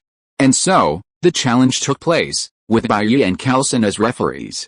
The two Thors stood on the vast desert, each holding a Mjolnir, their eyes fierce, their capes rustling in frenzy. Round 1, Bai Yi commanded, and the two Thors instantly moved. Fueled by divine power, they collided with lightning-fast force. Boom, the two Mjolnir hammers clashed fiercely, sending sparks flying everywhere. After the collision, the humanoid Thor raised his hammer, drawing the lightning bolt, and the lightning rained down upon the Shiba Inu Thor. Ziz, human Thor was stunned. The lightning that struck Shiba Inu Thor not only failed to harm him, but actually invigorated him. Oh, human Thor slapped his head, remembering that this time he faced a different foe. Shiba Inu Thor was also the god of thunder, and lightning could hardly harm him. Shiba Inu Thor fought for several rounds, also blasting human Thor with a hammer of lightning. It was still useless. Previously, human Thor had been utterly horrified by Bai Yi's lightning because he lacked divine power. But now that he had regained his divine power, lightning had no effect on him. Just like that, both Thors found their strongest magical attacks ineffective against each other. There was no other choice. They could only engage in close combat. Man and dog, floating in the sky, hammer after hammer, they engaged in a fierce battle. They both make such a big scene, but when you actually see them fighting, it feels like a brawl between children. Coulson was speechless. Because both combatants were Thors, the entire sky was obscured by thunder clouds, countless arcs of lightning flashing through the clouds, making it seem like the end of the world. However, both combatants treated the thunderbolts that obscured the sky as a mere backdrop, focusing solely on the clash of hammers. Mr. Bai Yi, who do you think will emerge victorious between the two? Coulson looked at Bai Yi. I don't know, Bai Yi said, but Big Thor has a better chance of winning. Coulson was stunned and asked, why? Of course, because magic attacks are ineffective. The two can only compete in physical skills, Bai Yi said. Look at their size and muscularity, the man and the dog. Who do you think would have the upper hand in a hand-to-hand fight? Coulson looked over. Indeed, the humanoid Thor had a slight advantage. The Shiba Inu Thor's arms and legs were too short, making it difficult for him to knock down the humanoid Thor with his hammer. As the saying goes, an inch longer, an inch stronger. In hand-to-hand combat, the humanoid Thor held a significant advantage. After a long battle, the two battled to a close. The Shiba Inu Thor, slightly outmatched, left dejected, likely to play a game to soothe his troubled spirit. Haha, that fight was truly exhilarating, the humanoid Thor said cheerfully. Bai Yi, how about we have another sparring match? Forget it, Bai Yi waved his hand, smiling. Thor, don't get so carried away with the fun that you forget what you're supposed to be doing. Bai Yi had no interest in fighting a reckless Thor, with no reward for victory. He wasn't a battle fanatic. Thor's expression suddenly grew serious after hearing Bai Yi's words. He hadn't forgotten that the fundamental purpose of regaining his divine power was to save Asgard from peril. Loki was instigating a war between Asgard and Jotunheim. Bai Yi is right. It seems I must return to Asgard and have a good talk with Loki. Thor loved his brother Loki dearly. Even though Loki had sent the destroyer to kill him, he wasn't particularly angry. However, he absolutely could not allow Loki to wreak havoc on Asgard, disrupting the peaceful lives of its people and unleashing a bloodbath. Then, Thor turned to Coulson and said, "We are all fighting for the same goal, to protect this world. From today on, we are allies." Coulson smiled. All his fears over the past few days had finally paid off. This was a well-deserved reward. With Asgard as an ally, Earth's position in the universe would be much more secure. And Thor should have no problem returning to Asgard and taking down his mischievous brother. Coulson had heard from Sif and others that Loki was just a mage who enjoyed playing tricks. In a head-on battle, he was no match for Thor. Earth had profited immensely from this two-way struggle. Asgard. After Bai Yi and Jane destroyed the destroyer, Loki was furious. However, he didn't have the instinct to follow the network and attack Bai Yi, so he could only rage helplessly. Besides, his own fighting ability was really poor. Even if he arrived in Midgard, he would probably be beaten by Bai Yi. Fuck that Midgardian, fuck Thor. Loki swung the Eternal Spear, destroying much of the furniture in the palace. After venting his anger, Loki finally regained his sanity. He sat on the throne of Asgard, holding the Eternal Spear, thinking calmly. The destroyer, Asgard's ultimate weapon, had been killed. So sending Asgard's other weapons would probably be of little use. Therefore, sending someone to eliminate Thor once and for all was impossible. In his opinion, it would not take long for Thor to regain his divine power. Thor had previously been arrogant, domineering, and ruthless, but after his ordeal on Midgard, Loki could see that Thor's temper had been tempered considerably. He had come to understand that his recklessness had led to grave mistakes, and his stubborn defiance of his father had been a complete transformation. The plan must be accelerated. Loki's eyes flashed with a fierce look. He knew that Odin would not remain dormant forever, and that Odin would not allow his own son Thor to remain exiled in Midgard. Therefore, he had to do something to establish his position as the future heir of Asgard. As Thor's younger brother and the second prince of Asgard, Loki should have his way. However, because he was adopted by Odin and was essentially a frost giant, many in Asgard disliked him. Growing up in this environment, Loki was a proud, thoughtful, mediocre child, lacking love from a young age. He suffered from a profound lack of security and a sense of identity. Compared to Thor, he was always acutely aware of himself as an outsider, a figure without recognition. He initially attributed this to Odin's failure to truly understand his own abilities. But later, he realized that, regardless of whether he was superior to Thor, or even by how much, he could not be king of Asgard, or even a member of Asgard, because of his bloodline. This shifted Loki's focus, and he sought to erase his lineage and past to prove his love and loyalty to Asgard, by killing Laufey, king of the Frost Giants, and using the Rainbow Bridge to destroy Jotunheim. For Loki, adopted by Odin from childhood, despite learning his own Frost Giant identity during his battles against the Frost Giants, years of upbringing ultimately led him to embrace the identity of son of Odin. He therefore viewed Laufey not as his father, but as a stain, a shackle that prevented him from becoming a true Asgardian. Consequently, he was eager to expunge his past. Furthermore, killing Laufey and destroying Jotunheim served as a testament to his own strength. Odin even declared that Loki was too young as an infant, a situation considered completely abnormal by the Frost Giants at the time. Consequently, he abandoned such an abnormal child, intending to leave Loki to fend for himself. Without Odin's adoption, Loki would have been unlikely to survive. Clearly, even if you were a fellow Frost Giant, Loki felt no sense of identity with such a race, which is another reason why he was so determined to kill the frost giants. If you don't share the hardships, who are you to be in glory and wealth? After much deliberation, the planned time arrived.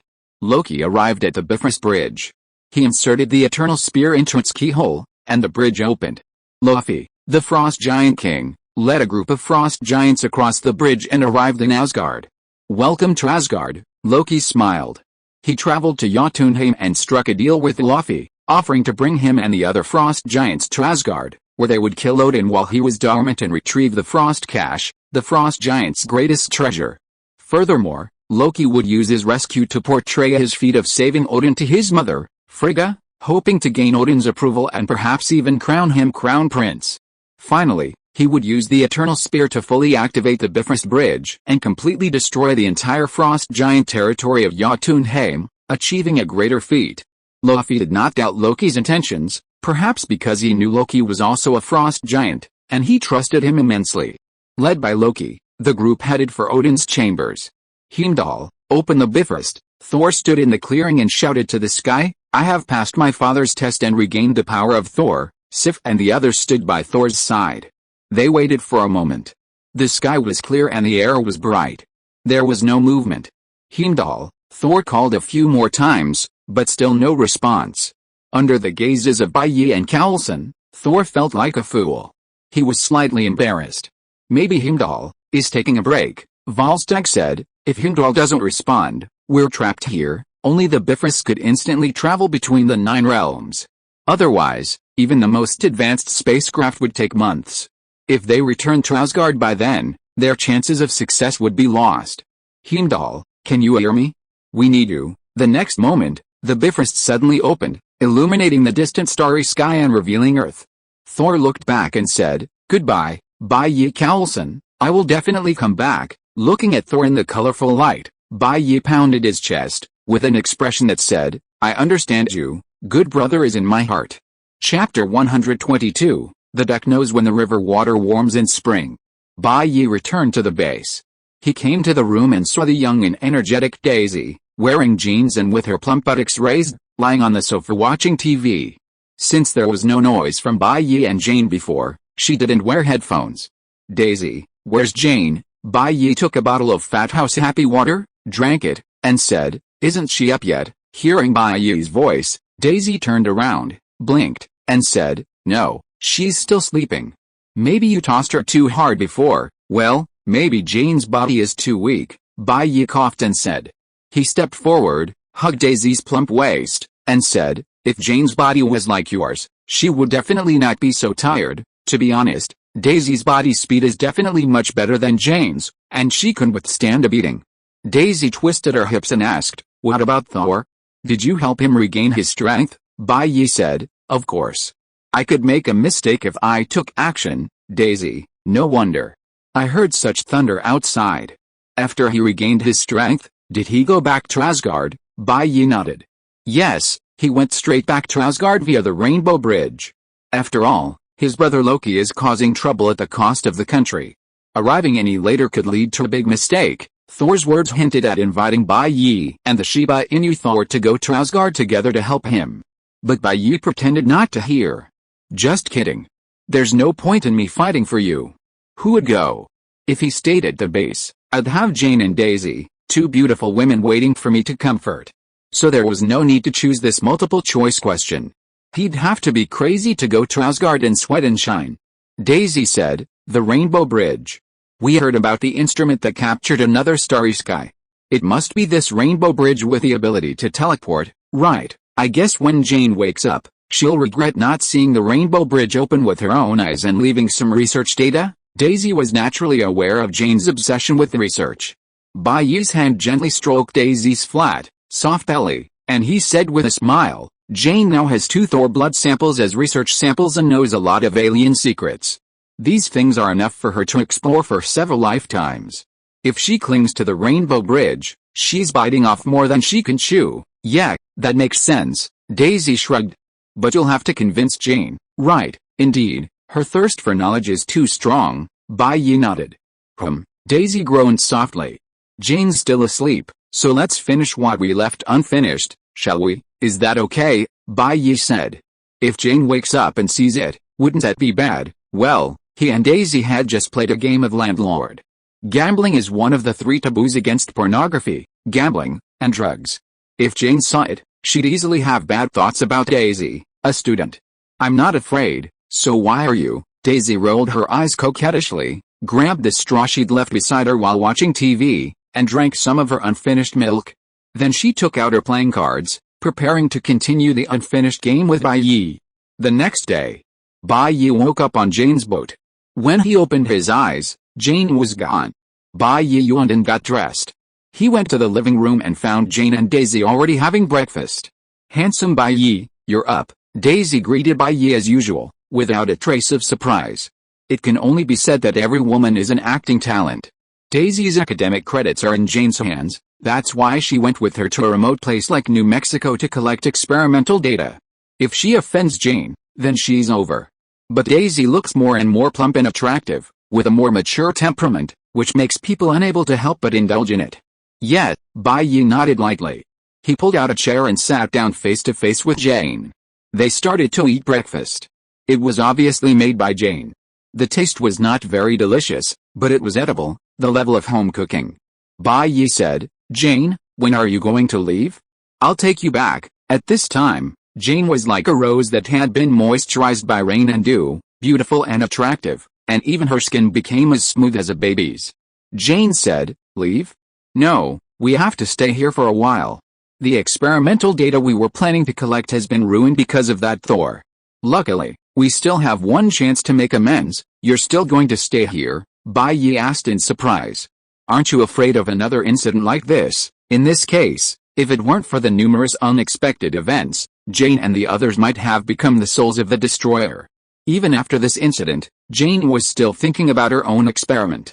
How could we be so unlucky? Jane said, this kind of thing, once, is already a low probability event. If it happens again, what's the point of doing scientific research? Wouldn't it be better to just buy lottery tickets? And I don't have the habit of giving up halfway.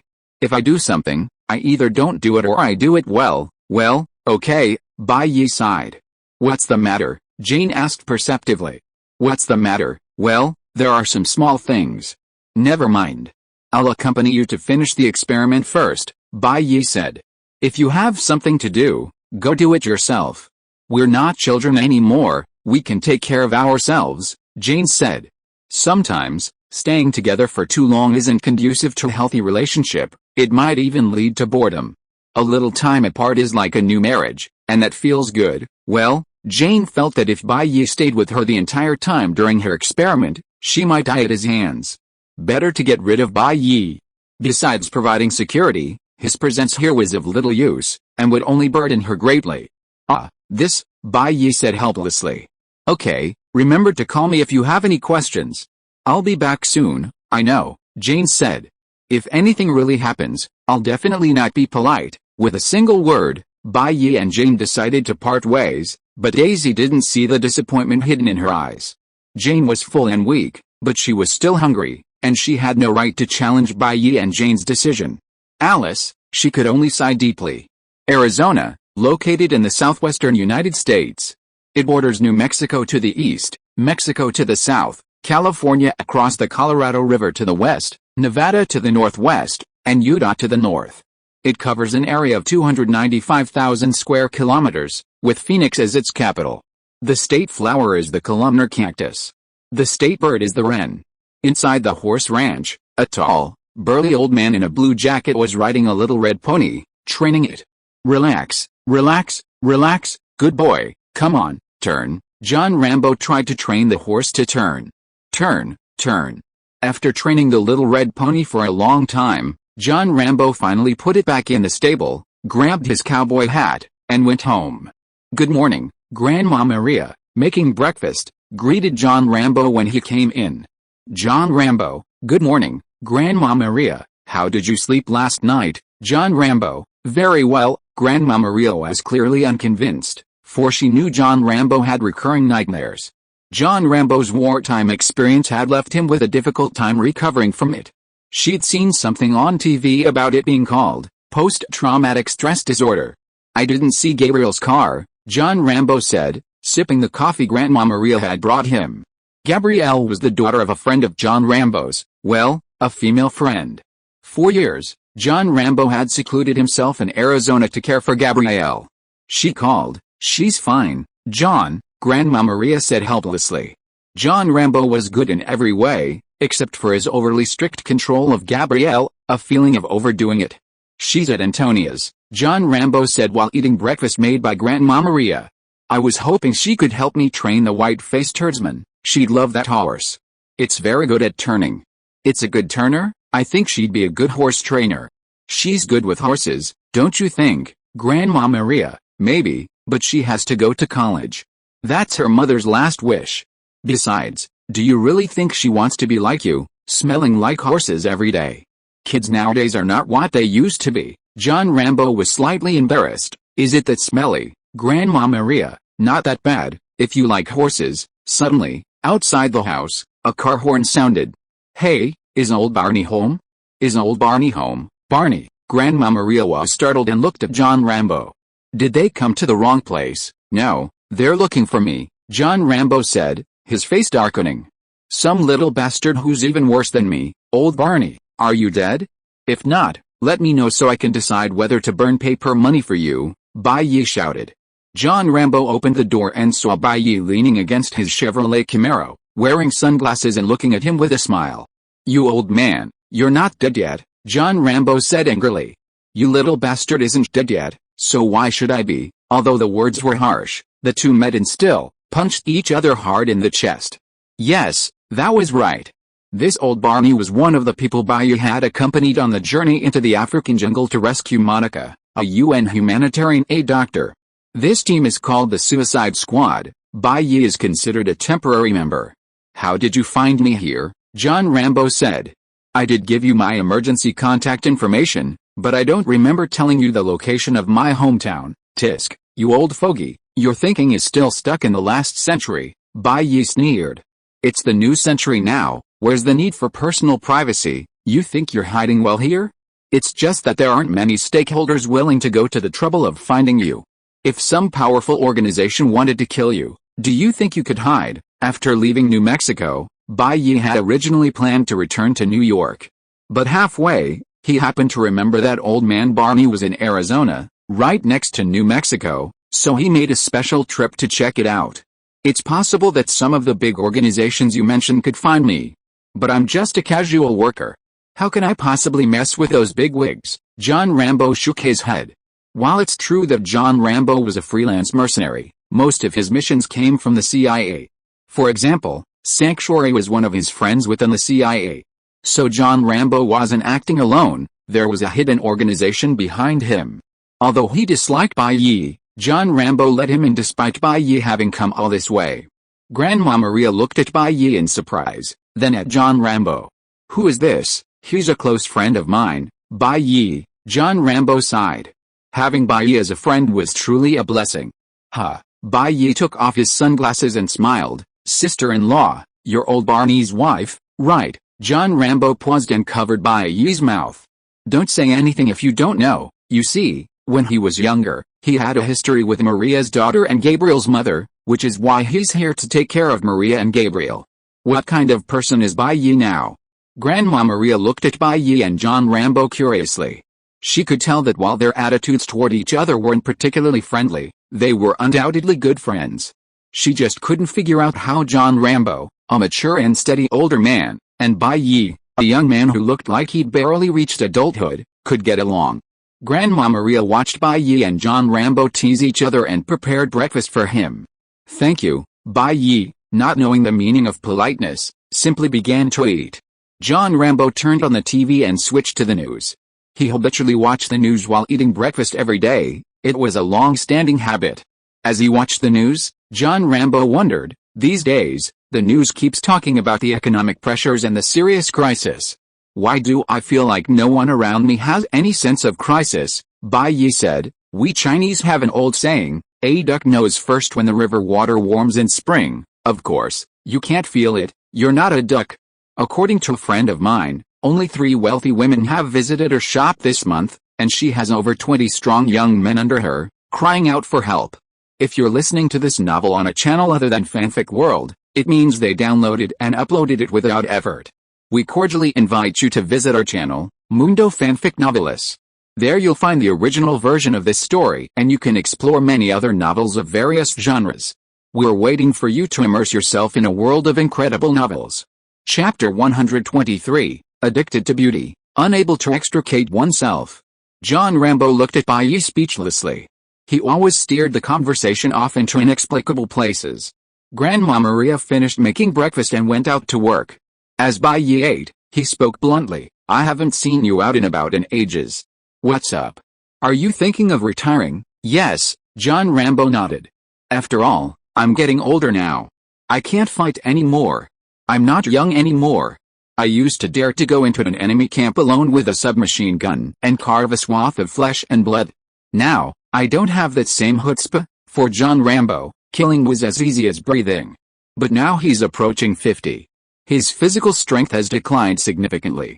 Most importantly, that arrogance of being invincible and looking down on everyone has gradually faded with age. As Godegang said, if a man isn't arrogant before 30, he's a nobody.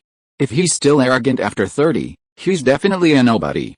"You're just trying to fool others with that," Bai said with a smile. "Your physical fitness is declining after its peak, that's for sure, but can you really let go of the past? No, you haven't defeated your demons, you're just controlling them every day." John Rambo remained silent. In fact, Bai's guess was correct. Those who haven't experienced war can't fully understand the damage it inflicts. But John Rambo has experienced all the guilt, pain, and trauma of that dark period in history. He suffers from severe PTSD, suffering from nightmares all night long. If he hadn't occasionally run out to take on a few jobs and satisfy his desire to kill, he might have gone mad at some point.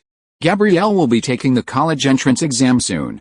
I must stay with her and help her get into a good university to fulfill her mother's last wish, John Rambo said. Before her mother died, I made a promise to take good care of her. College entrance exam. Bai thought of his little nephew Parker, who seemed to be taking the exam soon, and Xiaotian's adopted daughter Diana. He sighed. That's true. The college entrance exam is a critical moment in a child's life. No matter how cautious you are, it's not enough. John Rambo looked at Bai strangely. Why do you seem to empathize with me?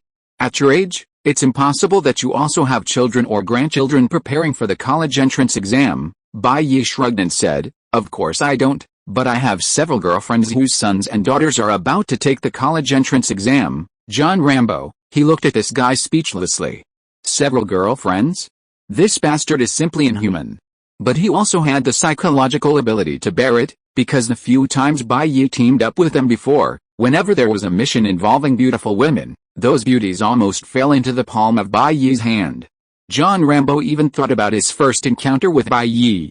That time in Africa, when they rescued a naive female doctor named Monica, Bai was responsible for her personal protection, but while doing so, he went straight into, at night, he ran into the female doctor's tent. Similar things had happened so many times that he was used to it. It just so happened that any mission involving women was almost certain to succeed if Bai had their back. This bastard was really good with women. You'd better be careful. With so many girlfriends, be careful that something might happen one day. John Rambo shook his head and said, "Some time ago, I saw on the news that a female doctor's boyfriend cheated on her, so she was stabbed more than 20 times by the female doctor.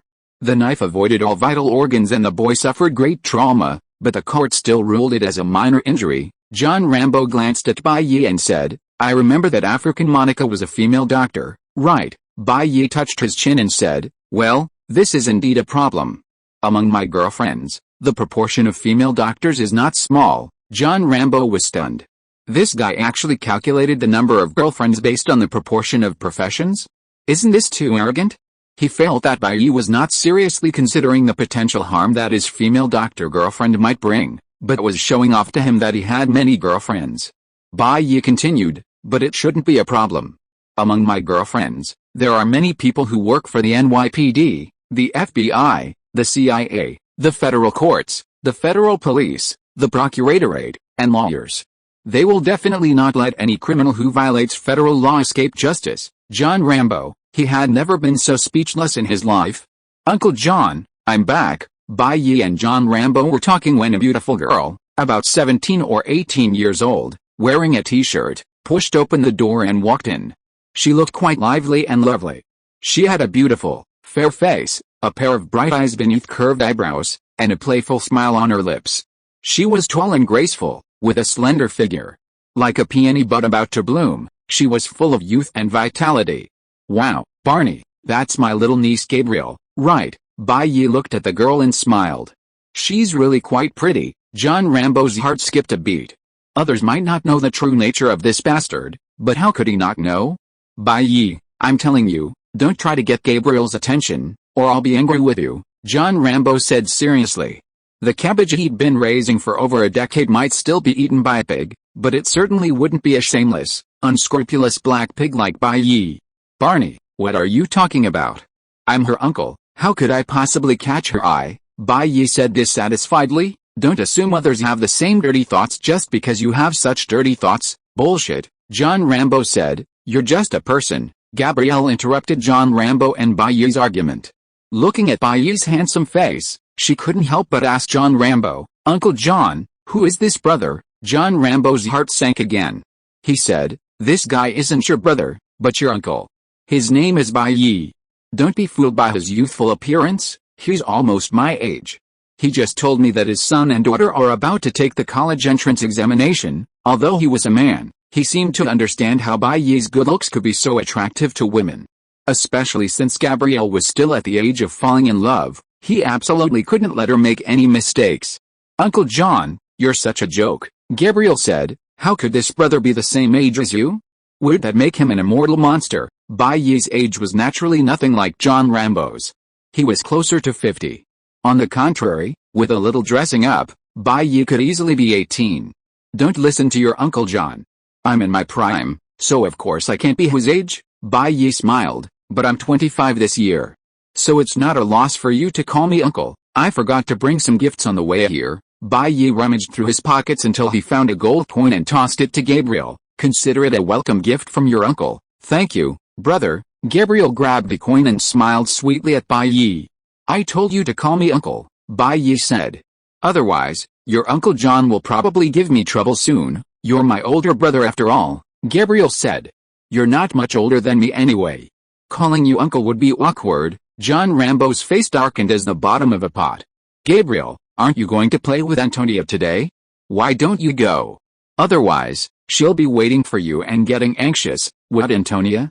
Don't I know someone called Antonia? Gabriel looked at Bai Yi eagerly. He was so obsessed with male sex that he couldn't help himself. Who would even know about Antonia? Gabriel, your phone's ringing, Bai Yi reminded him with a smile. Huh? Gabriel realized what was happening and pulled out his own phone. He looked at Antonia and immediately hung up, turning it off. He said calmly, nothing, just a nuisance call. Brother Bai Yi, where are you from? Home, Gabriel? Gabriel, from outside, car horns blared again, followed by a woman's shout. Gabriel, John Rambo said, Antonia's calling you. Oh, Gabriel reluctantly gave up on pestering Bai Yi and, forced to temporarily leave the room amid Antonia's repeated calls, left. Your daughter is quite lively indeed, Bai Yi said with a smile. John Rambo's face darkened. Why did you give her the Continental Hotel's gold coins? She's not from that world, and she can't possibly have access to it. Well, the gold coins Bai Yi had given Gabriel were issued by the Continental Hotel, the hard currency of the dark world. Whether staying in the absolutely safe Continental Hotel, purchasing various equipment, intelligence, medical care, logistical services, or even enjoying corpse cleaning, the payment standard was also determined by the difficulty of the help being sought, starting at a minimum of 1 gold coin. Give it to the child to play with, Bai Yi said. Anyway, I have plenty of this stuff and I can't use it all up. But Barney, you seem to have protected Gabrielle too well, leaving her without any fighting ability. John Rambo said, it's enough suffering for our generation to endure. I don't want the next generation to face the same pain as me. Bai Yi shook his head and said, having a sword in hand and not using it is different from not having a sword. You and I both know how fucked up this world is. You seem to have given Gabrielle a happy and carefree childhood, but you didn't teach her how to face this fucked up world, and you even deprived her of the ability to resist evil. Once you have a sword in your hand, you will have the uncontrollable urge to wield it, John Rambo said stubbornly. She will get used to solving everything with violence first. In the end, she will only face the situation of people like us.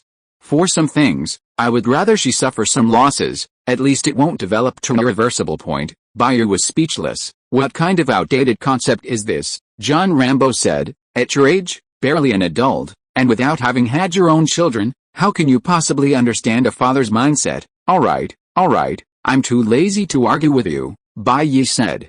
"It's fine when nothing's wrong. But when something's wrong, I'll see you cry." After spending the entire morning at John Rambo's house, Bayou left and returned to New York. That shabby place, with its vast desert and desolate landscape, was too much for Bayou to handle. So, after meeting John Rambo, Bayou set off for his own glamorous world. Amway Treasure House. "Bayou, you're back." Aunt May was perched on the counter, reading a fashion magazine in her gold-rimmed glasses. She heard the engine roar, looked up, and saw Bayou. She immediately took off her glasses and smiled with joy. Yet, Bayou parked the car and returned with Thor. With a slight smile on his face, he immediately hugged Aunt May, wrapped his arms around her slender waist, and spun her around twice. "I haven't seen you in a few days. You've lost weight. Did you eat well when I was away? What are you doing? You're already old, and you're still playing these little girl tricks." Aunt May punched Bayou's chest with her little fist and glared at him. "The neighbors are watching." "What do you mean by old?" Bayou said. "If you walk down the street, who would dare to say you're not in your prime? No one would believe you." Aunt May rolled her eyes at him. However, the smile that curved her lips showed that she was happy to be praised by Bayou. "There is absolutely no woman in this world who doesn't like sweet talk. Isn't it necessary to do something to keep a woman interested and keep a relationship long-lasting?" Thor felt goosebumps all over his body and his teeth were almost sore as he listened to the conversation between Bayou and Aunt May. Although he is a dog and eating dog food is his nature, but if he eats too much at one time, he will be full. He shook his head, took out his PSP game console, and walked home to play his own game. After Thor left, Bayou was even more unrestrained. He hugged Aunt May and kissed her deeply. "Don't, Aunt May hit Bayou's chest hard. "If you do this again, I will be angry." Bayou let go after kissing enough. "We are an old couple, and we are a little romantic." "What are you afraid of, Aunt May? You just like to make trouble." "Do you know what romance is, Bayou?" "Romance, of course, means you are more romantic and I am slower." Chapter 124 I get up earlier than the chickens and sleep later than the dogs. I work day and night. After a while of cuddling, the two separated. Bayou sat on the soft chair, lit a cigarette, and asked, "Has anything happened at home recently?" "Nothing major, but," Aunt May thought for a moment and said, "Parker has been acting a little strange lately." "Strange?" Bayou raised an eyebrow and said, "Isn't he just in love?" "We already knew that. Why are you talking about this again?" "No, this time it's not strange because of the relationship, but something else," Aunt May said. "Did you know? 2 days ago, when Parker was washing up in the morning, he broke the washstand in his room. It wasn't just some broken parts, it was completely broken in two, like someone smashed it with something, and there's something else wrong, but I can't put my finger on it. Anyway, it's definitely not because of the relationship." Bayou frowned. "This kid Parker. Could it be that he has awakened his abilities? Others may not know, but he knows that his eldest nephew will become the famous Spider-Man in New York. If he's just awakened and can control his abilities, and so Aunt May notices some abnormalities, that's probably what Aunt May finds strange." "Bayou, from your perspective, could Parker be showing signs of violence or something?" Aunt May asked worriedly. "At Parker's age, he's already entering his rebellious phase, making him quite difficult to educate. If you don't discipline him, he'll easily develop bad habits. If you discipline him, he'll likely rebel. Therefore, indirect influence is the only way. The key is that Aunt May has never had children, and this is her first time as an aunt, so she's unsure of the proper level of discipline. Many things can only be discussed with Bayou. After all, Bayou is a blue child, so he understands blue children better." "Definitely not. Parker is a very well-behaved child. He shouldn't be as prone to bad behavior as you think," Bayou said. "Well, I'll be back for the next couple of days. I'll keep an eye on him for you, okay?" Aunt May nodded. Bayou thought about it. He'd previously spoken to Parker about their relationship, only to sell him out the next moment. Parker probably wouldn't be so easily convinced. But that wasn't a big deal. With his rank, it wouldn't be hard for him to handle a kid like Parker. At night, Parker carried him into the Amway treasure house. "I'm back. Hey, Uncle Bai, you're back too." Parker looked in surprise at Bai, who was sitting on the sofa playing online games with Thor. "Yeah," Bai asked, "playing games with Thor." "Parker, you didn't get into any trouble while I was gone, did you?" I didn't get into any trouble. I was just going back and forth, doing my usual routine." Parker's tone was a little weak. During Bai's absence, Midtown High School had organized a trip to the Osborne Corporation's technology exhibition. He had been bitten by a spider. From then on, Parker discovered that he, too, seemed to have superpowers. He gained extraordinary strength and agility, the ability to effortlessly crawl across any surface, using biostatic charge, and a keen sense of super-perception known as spider sense. Parker's father, Richard Parker, worked for the Osborne Corporation. Coincidentally, Richard Parker's research at Osborne was on spiders. Parker doesn't know why a spider bite gave him superpowers instead of poison, but when a kid acquires cool superpowers, why would they dwell on it? Just being cool is enough. When Parker learned Bai possessed superpowers, he was incredibly envious and pestered him to demonstrate them, but Bai was too lazy and casually showed off his abilities, as if to please a child. "Humph. Now I have superpowers too, no need to envy you anymore." Really, Bai couldn't let go of his work. "I advise you to be lenient if you confess, and strict you if you resist. If you've gotten into trouble, you'd better turn yourself in honestly and quickly. I'll give you a lenient sentence. Otherwise, really nothing," Parker said firmly. Haha.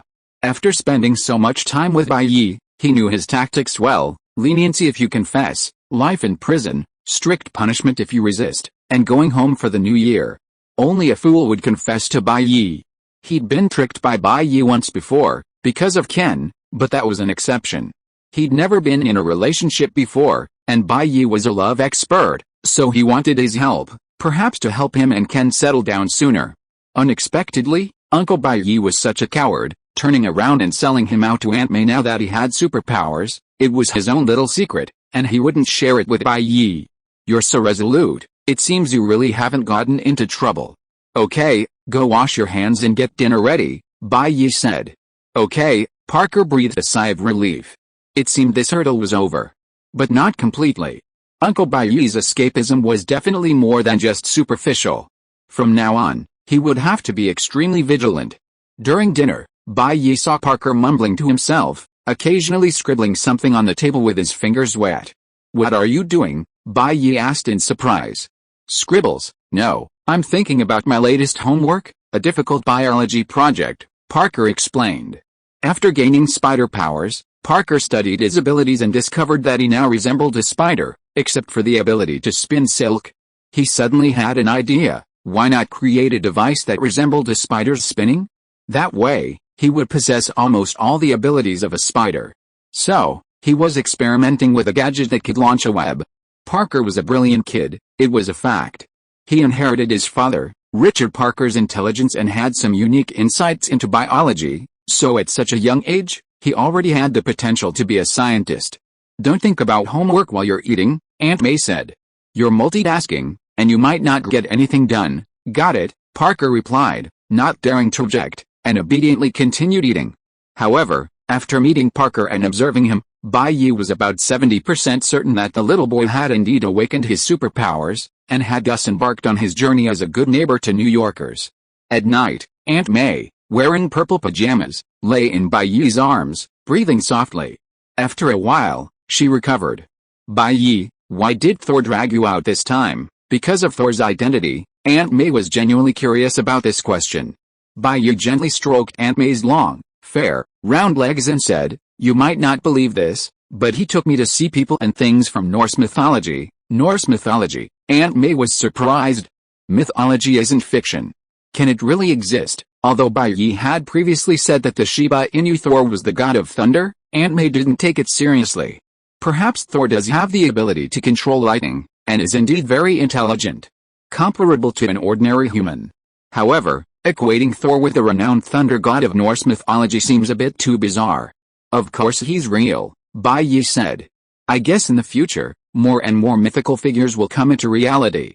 Don't be too surprised when they do. Now that Iron Man and Spider-Man, two of New York's greatest heroes, have appeared, it would be strange if New York weren't targeted by supervillains eager to learn about them. Therefore, with the emergence of superpowers expected to increase, it wouldn't hurt to educate Aunt May on the subject. Bai Yi then recounted the story of his and Thor's journey. What? Thor is the thunder god from a parallel universe. Is there another Thor in this world? What? Loki is Thor's brother, but why did I hear that Loki is the brother of Odin, the king of the gods? What? Loki is a child starved of love. To gain recognition from his adoptive father, Odin, he even wants to kill his biological father and the frost giants. Bai Yi's straightforward recounting of facts sounded like a fairy tale to Aunt May. Many of these words diverged significantly from her understanding of Norse mythology, making the more she listened, the more she felt Bai Yi was deceiving her. I'm telling you, you may not believe what I'm saying, but this is what really happened. Bai Yi shrugged helplessly.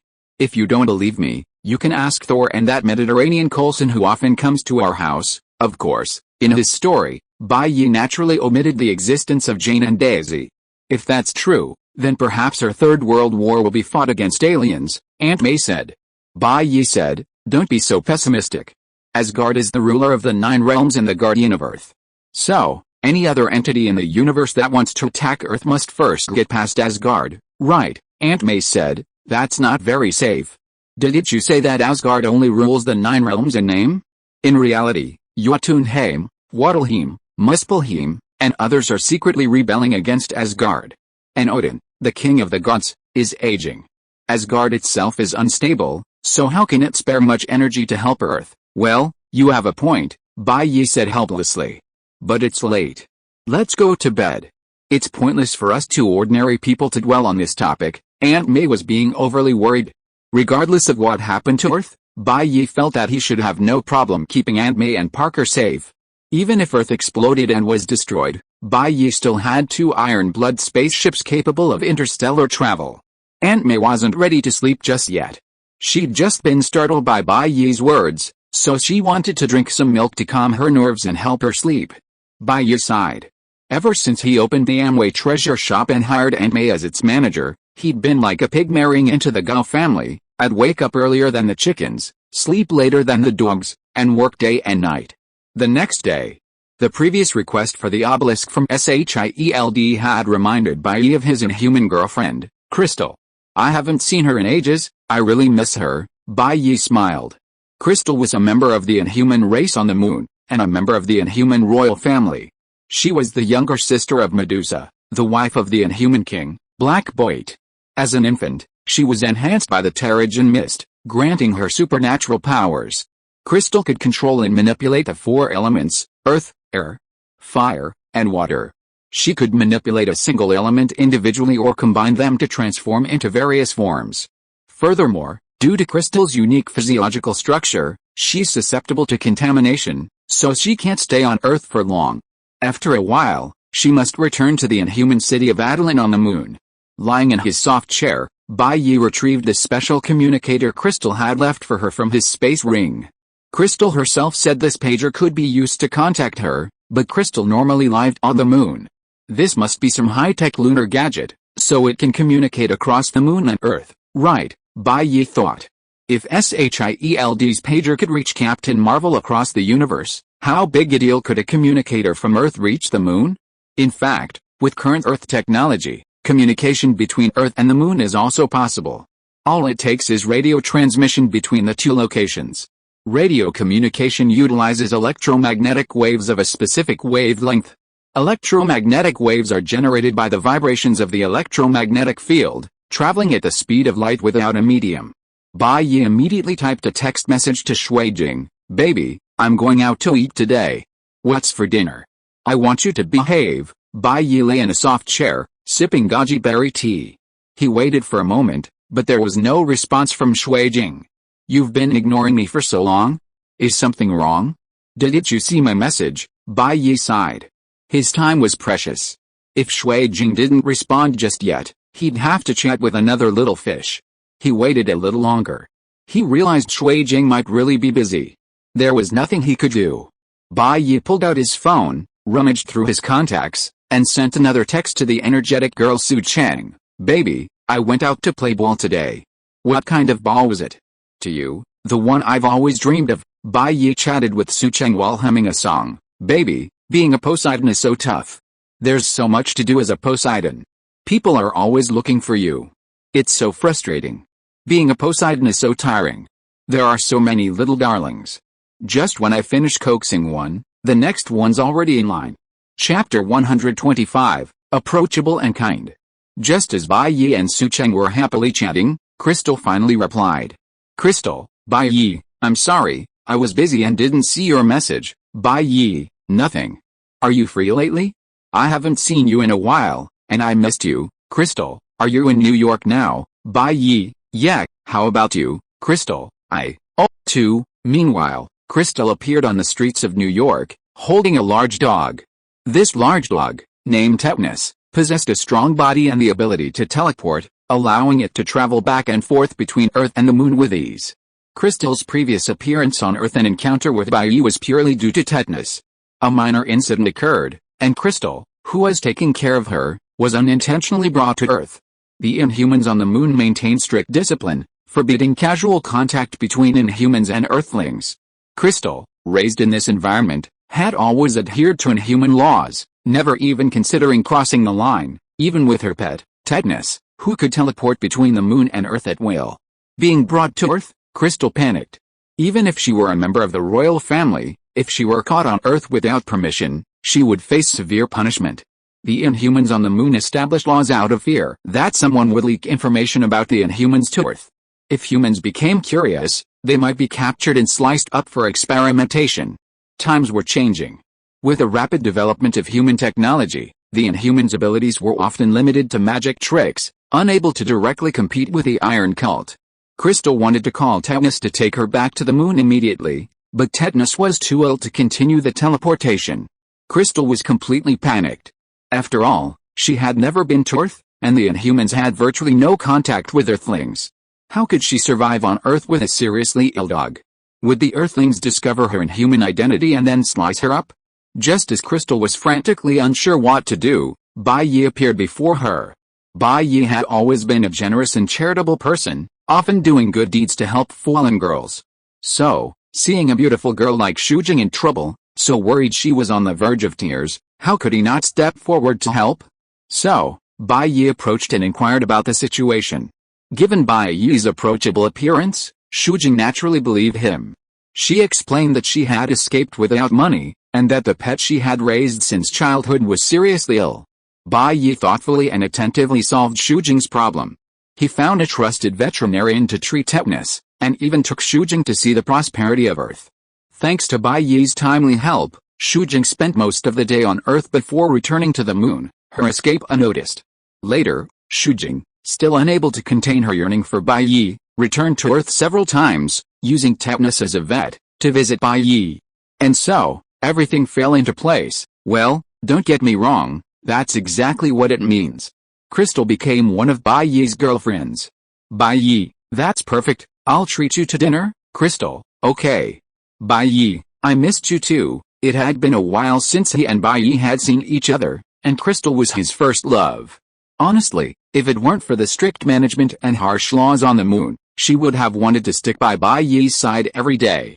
She actually received Bai Yi's text message very quickly, but she had someone with her at that time, so how could she dare to reply so recklessly? After sending the person away, she returned to her room, locked the door, and went to the streets of New York with Tetanus before she replied to Bai Yi. Okay, before asking Crystal out, Bai Yi had looked up information and found a restaurant. Since Crystal agreed, he sent her the coordinates. Su Cheng, Bai Yi, Bai Yi, Bai Yi, sorry, a client just contacted me, Su Cheng. Oh, that's fine. If you're busy, go ahead and do it.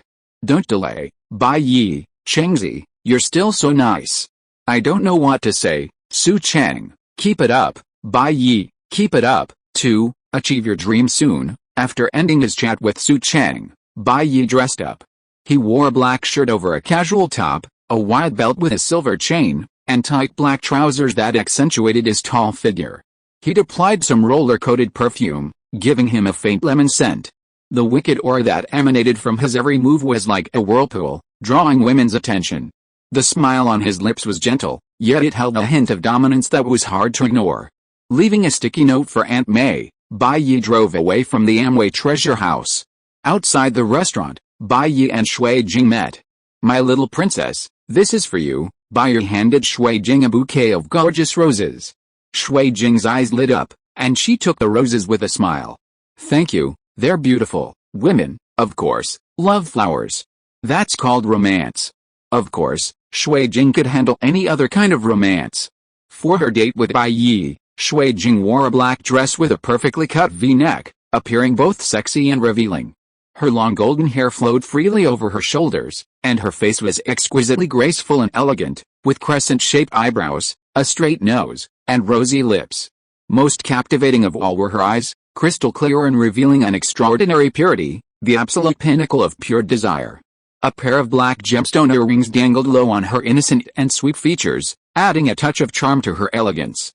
Her slender waist and long, white legs were incredibly pleasing to the eye, yet at the same time, they exuded a sense of fragility and weakness. Upon seeing her, one couldn't help but feel the urge to hold this girl in their arms and cherish her tenderly. Crystal exuded a delicate aura, a soft, well-behaved, and cuddly feeling that most aroused a man's protective desire. Bai Yi admired Crystal's attire. She was truly beautiful. As expected of his girlfriend, Crystal happily took Bai Yi's hand and walked into the restaurant together. "Bai Yi, what have you been up to lately?" Bai Yi asked. "Crystal, have you heard of Asgard?" "Crystal, I think I have." As they reached the restaurant door, Bai Yi and the other were stopped. "What?" Bai Yi asked in confusion.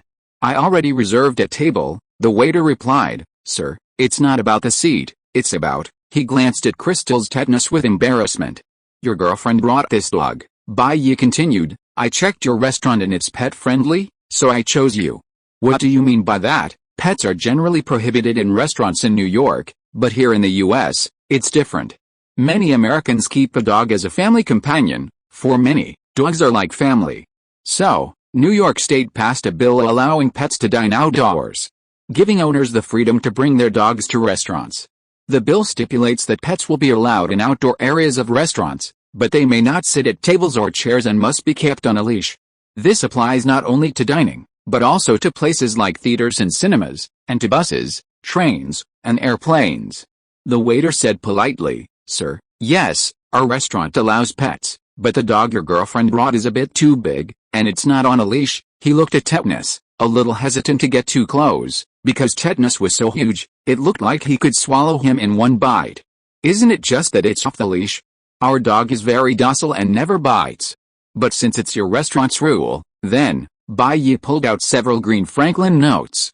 "Bring me a leash, okay?" Seeing the money, the waiter's eyes lit up. "Please, quickly." The waiter brought 2 leashes. Crystal helped Tetanus put them on.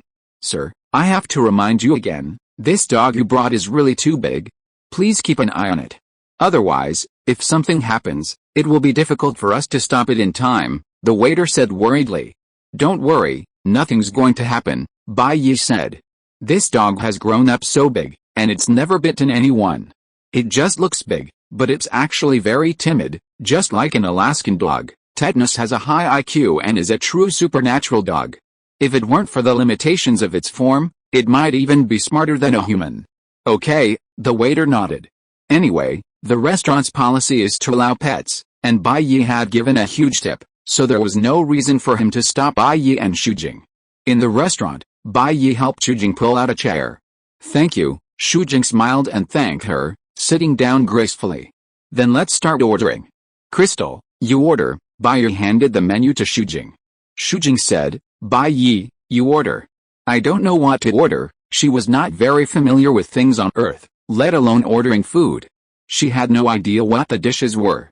"Bai Yi, it's okay, just order whatever looks good. This restaurant has rave reviews, and many of the dishes are worth trying. I don't think it's going to go to waste." Shujing, okay then." She looked at the pictures of the dishes on the menu and ordered some that looked unique and appetizing. After Shujing finished ordering, Bai Yi snapped his fingers and said, "As for the wine, I remember I reserved a bottle of 1982 Lafite in advance. The 1982 Lafite is very famous. In 1982, the temperature, rainfall, and sunlight at the Lafite winery were unprecedentedly good, and the quality and yield of the grapes reached new highs. A total of 180,000 bottles of 1982 Lafite were produced, each 750 milliliters bottle. The winery has a rule that 10% to 15% of the wine is kept in the winery's collection each year, so approximately 160,000 bottles of 1982 Lafite have entered the market. But what's surprising is that, in the Chinese market, ever since the 1982 Lafite became famous, 3.6 million bottles have been purchased annually. Yes, sir, I'll bring it up right away. Bai Yi poured the wine for Crystal, and the two clinked glasses and took a sip. Putting down the glass, Bai Yi said, "By the way, Crystal, I need your help with something." Crystal was curious. "What is it?" Bai Yi said, "I recently made a deal with an organization and will receive a box of Terrigen crystals. I'd like you to help me identify the authenticity. After all, I've never seen that stuff before, so I can't tell the difference. What if those people are trying to trick me?" Puff. Crystal spat out the small sip of Lafite she had just taken. She coughed twice, staring at Bai Yi in amazement. "Bai Yi, what are you talking about? I've never even heard of Terrigen crystal. How can I possibly tell what's real or fake for you?" Bai Yi said helplessly. "Crystal, you don't think you can keep your secret forever, do you? In fact, I knew your identity the first time we met." Crystal was silent for a while. Because of the hype from her fellow humans on the moon, she seemed to understand how terrifying it would be if the identities of the lunar humans were known to Earth. She seemed to be in trouble. "But don't worry, I didn't tell anyone. It was because of your identity that when I was trading with them, I thought of the Terrigen crystal, thinking it might be useful to you, so I traded it for you," Bai Yi said. Crystal frowned and asked, "Bai Yi, how did you know?" Bai Yi said, "Because there are people like you on Earth. You should have records too. Your population is the Kree Empire in the universe. They used the genetic model of Earthlings and added Kree genes to create new humans through experiments. Later, the experiment failed and the Kree withdrew from Earth. While you gained freedom, some people had to move to the moon because of genetic problems, but there are still some of your kind on Earth. It was also by coincidence that I learned that the base camp of the Inhumans on Earth is in Henan, China, a secluded place, and I also learned about your lunar lineage from it." Crystal was confused and asked, "Bai Yi, doesn't it mean that many people on Earth know of our existence?" Bai Yi said in a profound tone, "No, not many people know, I just happen to know." End of this chapter. Thank you very much for reaching the end. Don't forget to like. Looking for more exclusive content and immediate access? Subscribe to our Patreon. Remember, every like, subscription, or donation encourages us to continue. Thanks to everyone. See you in the next video.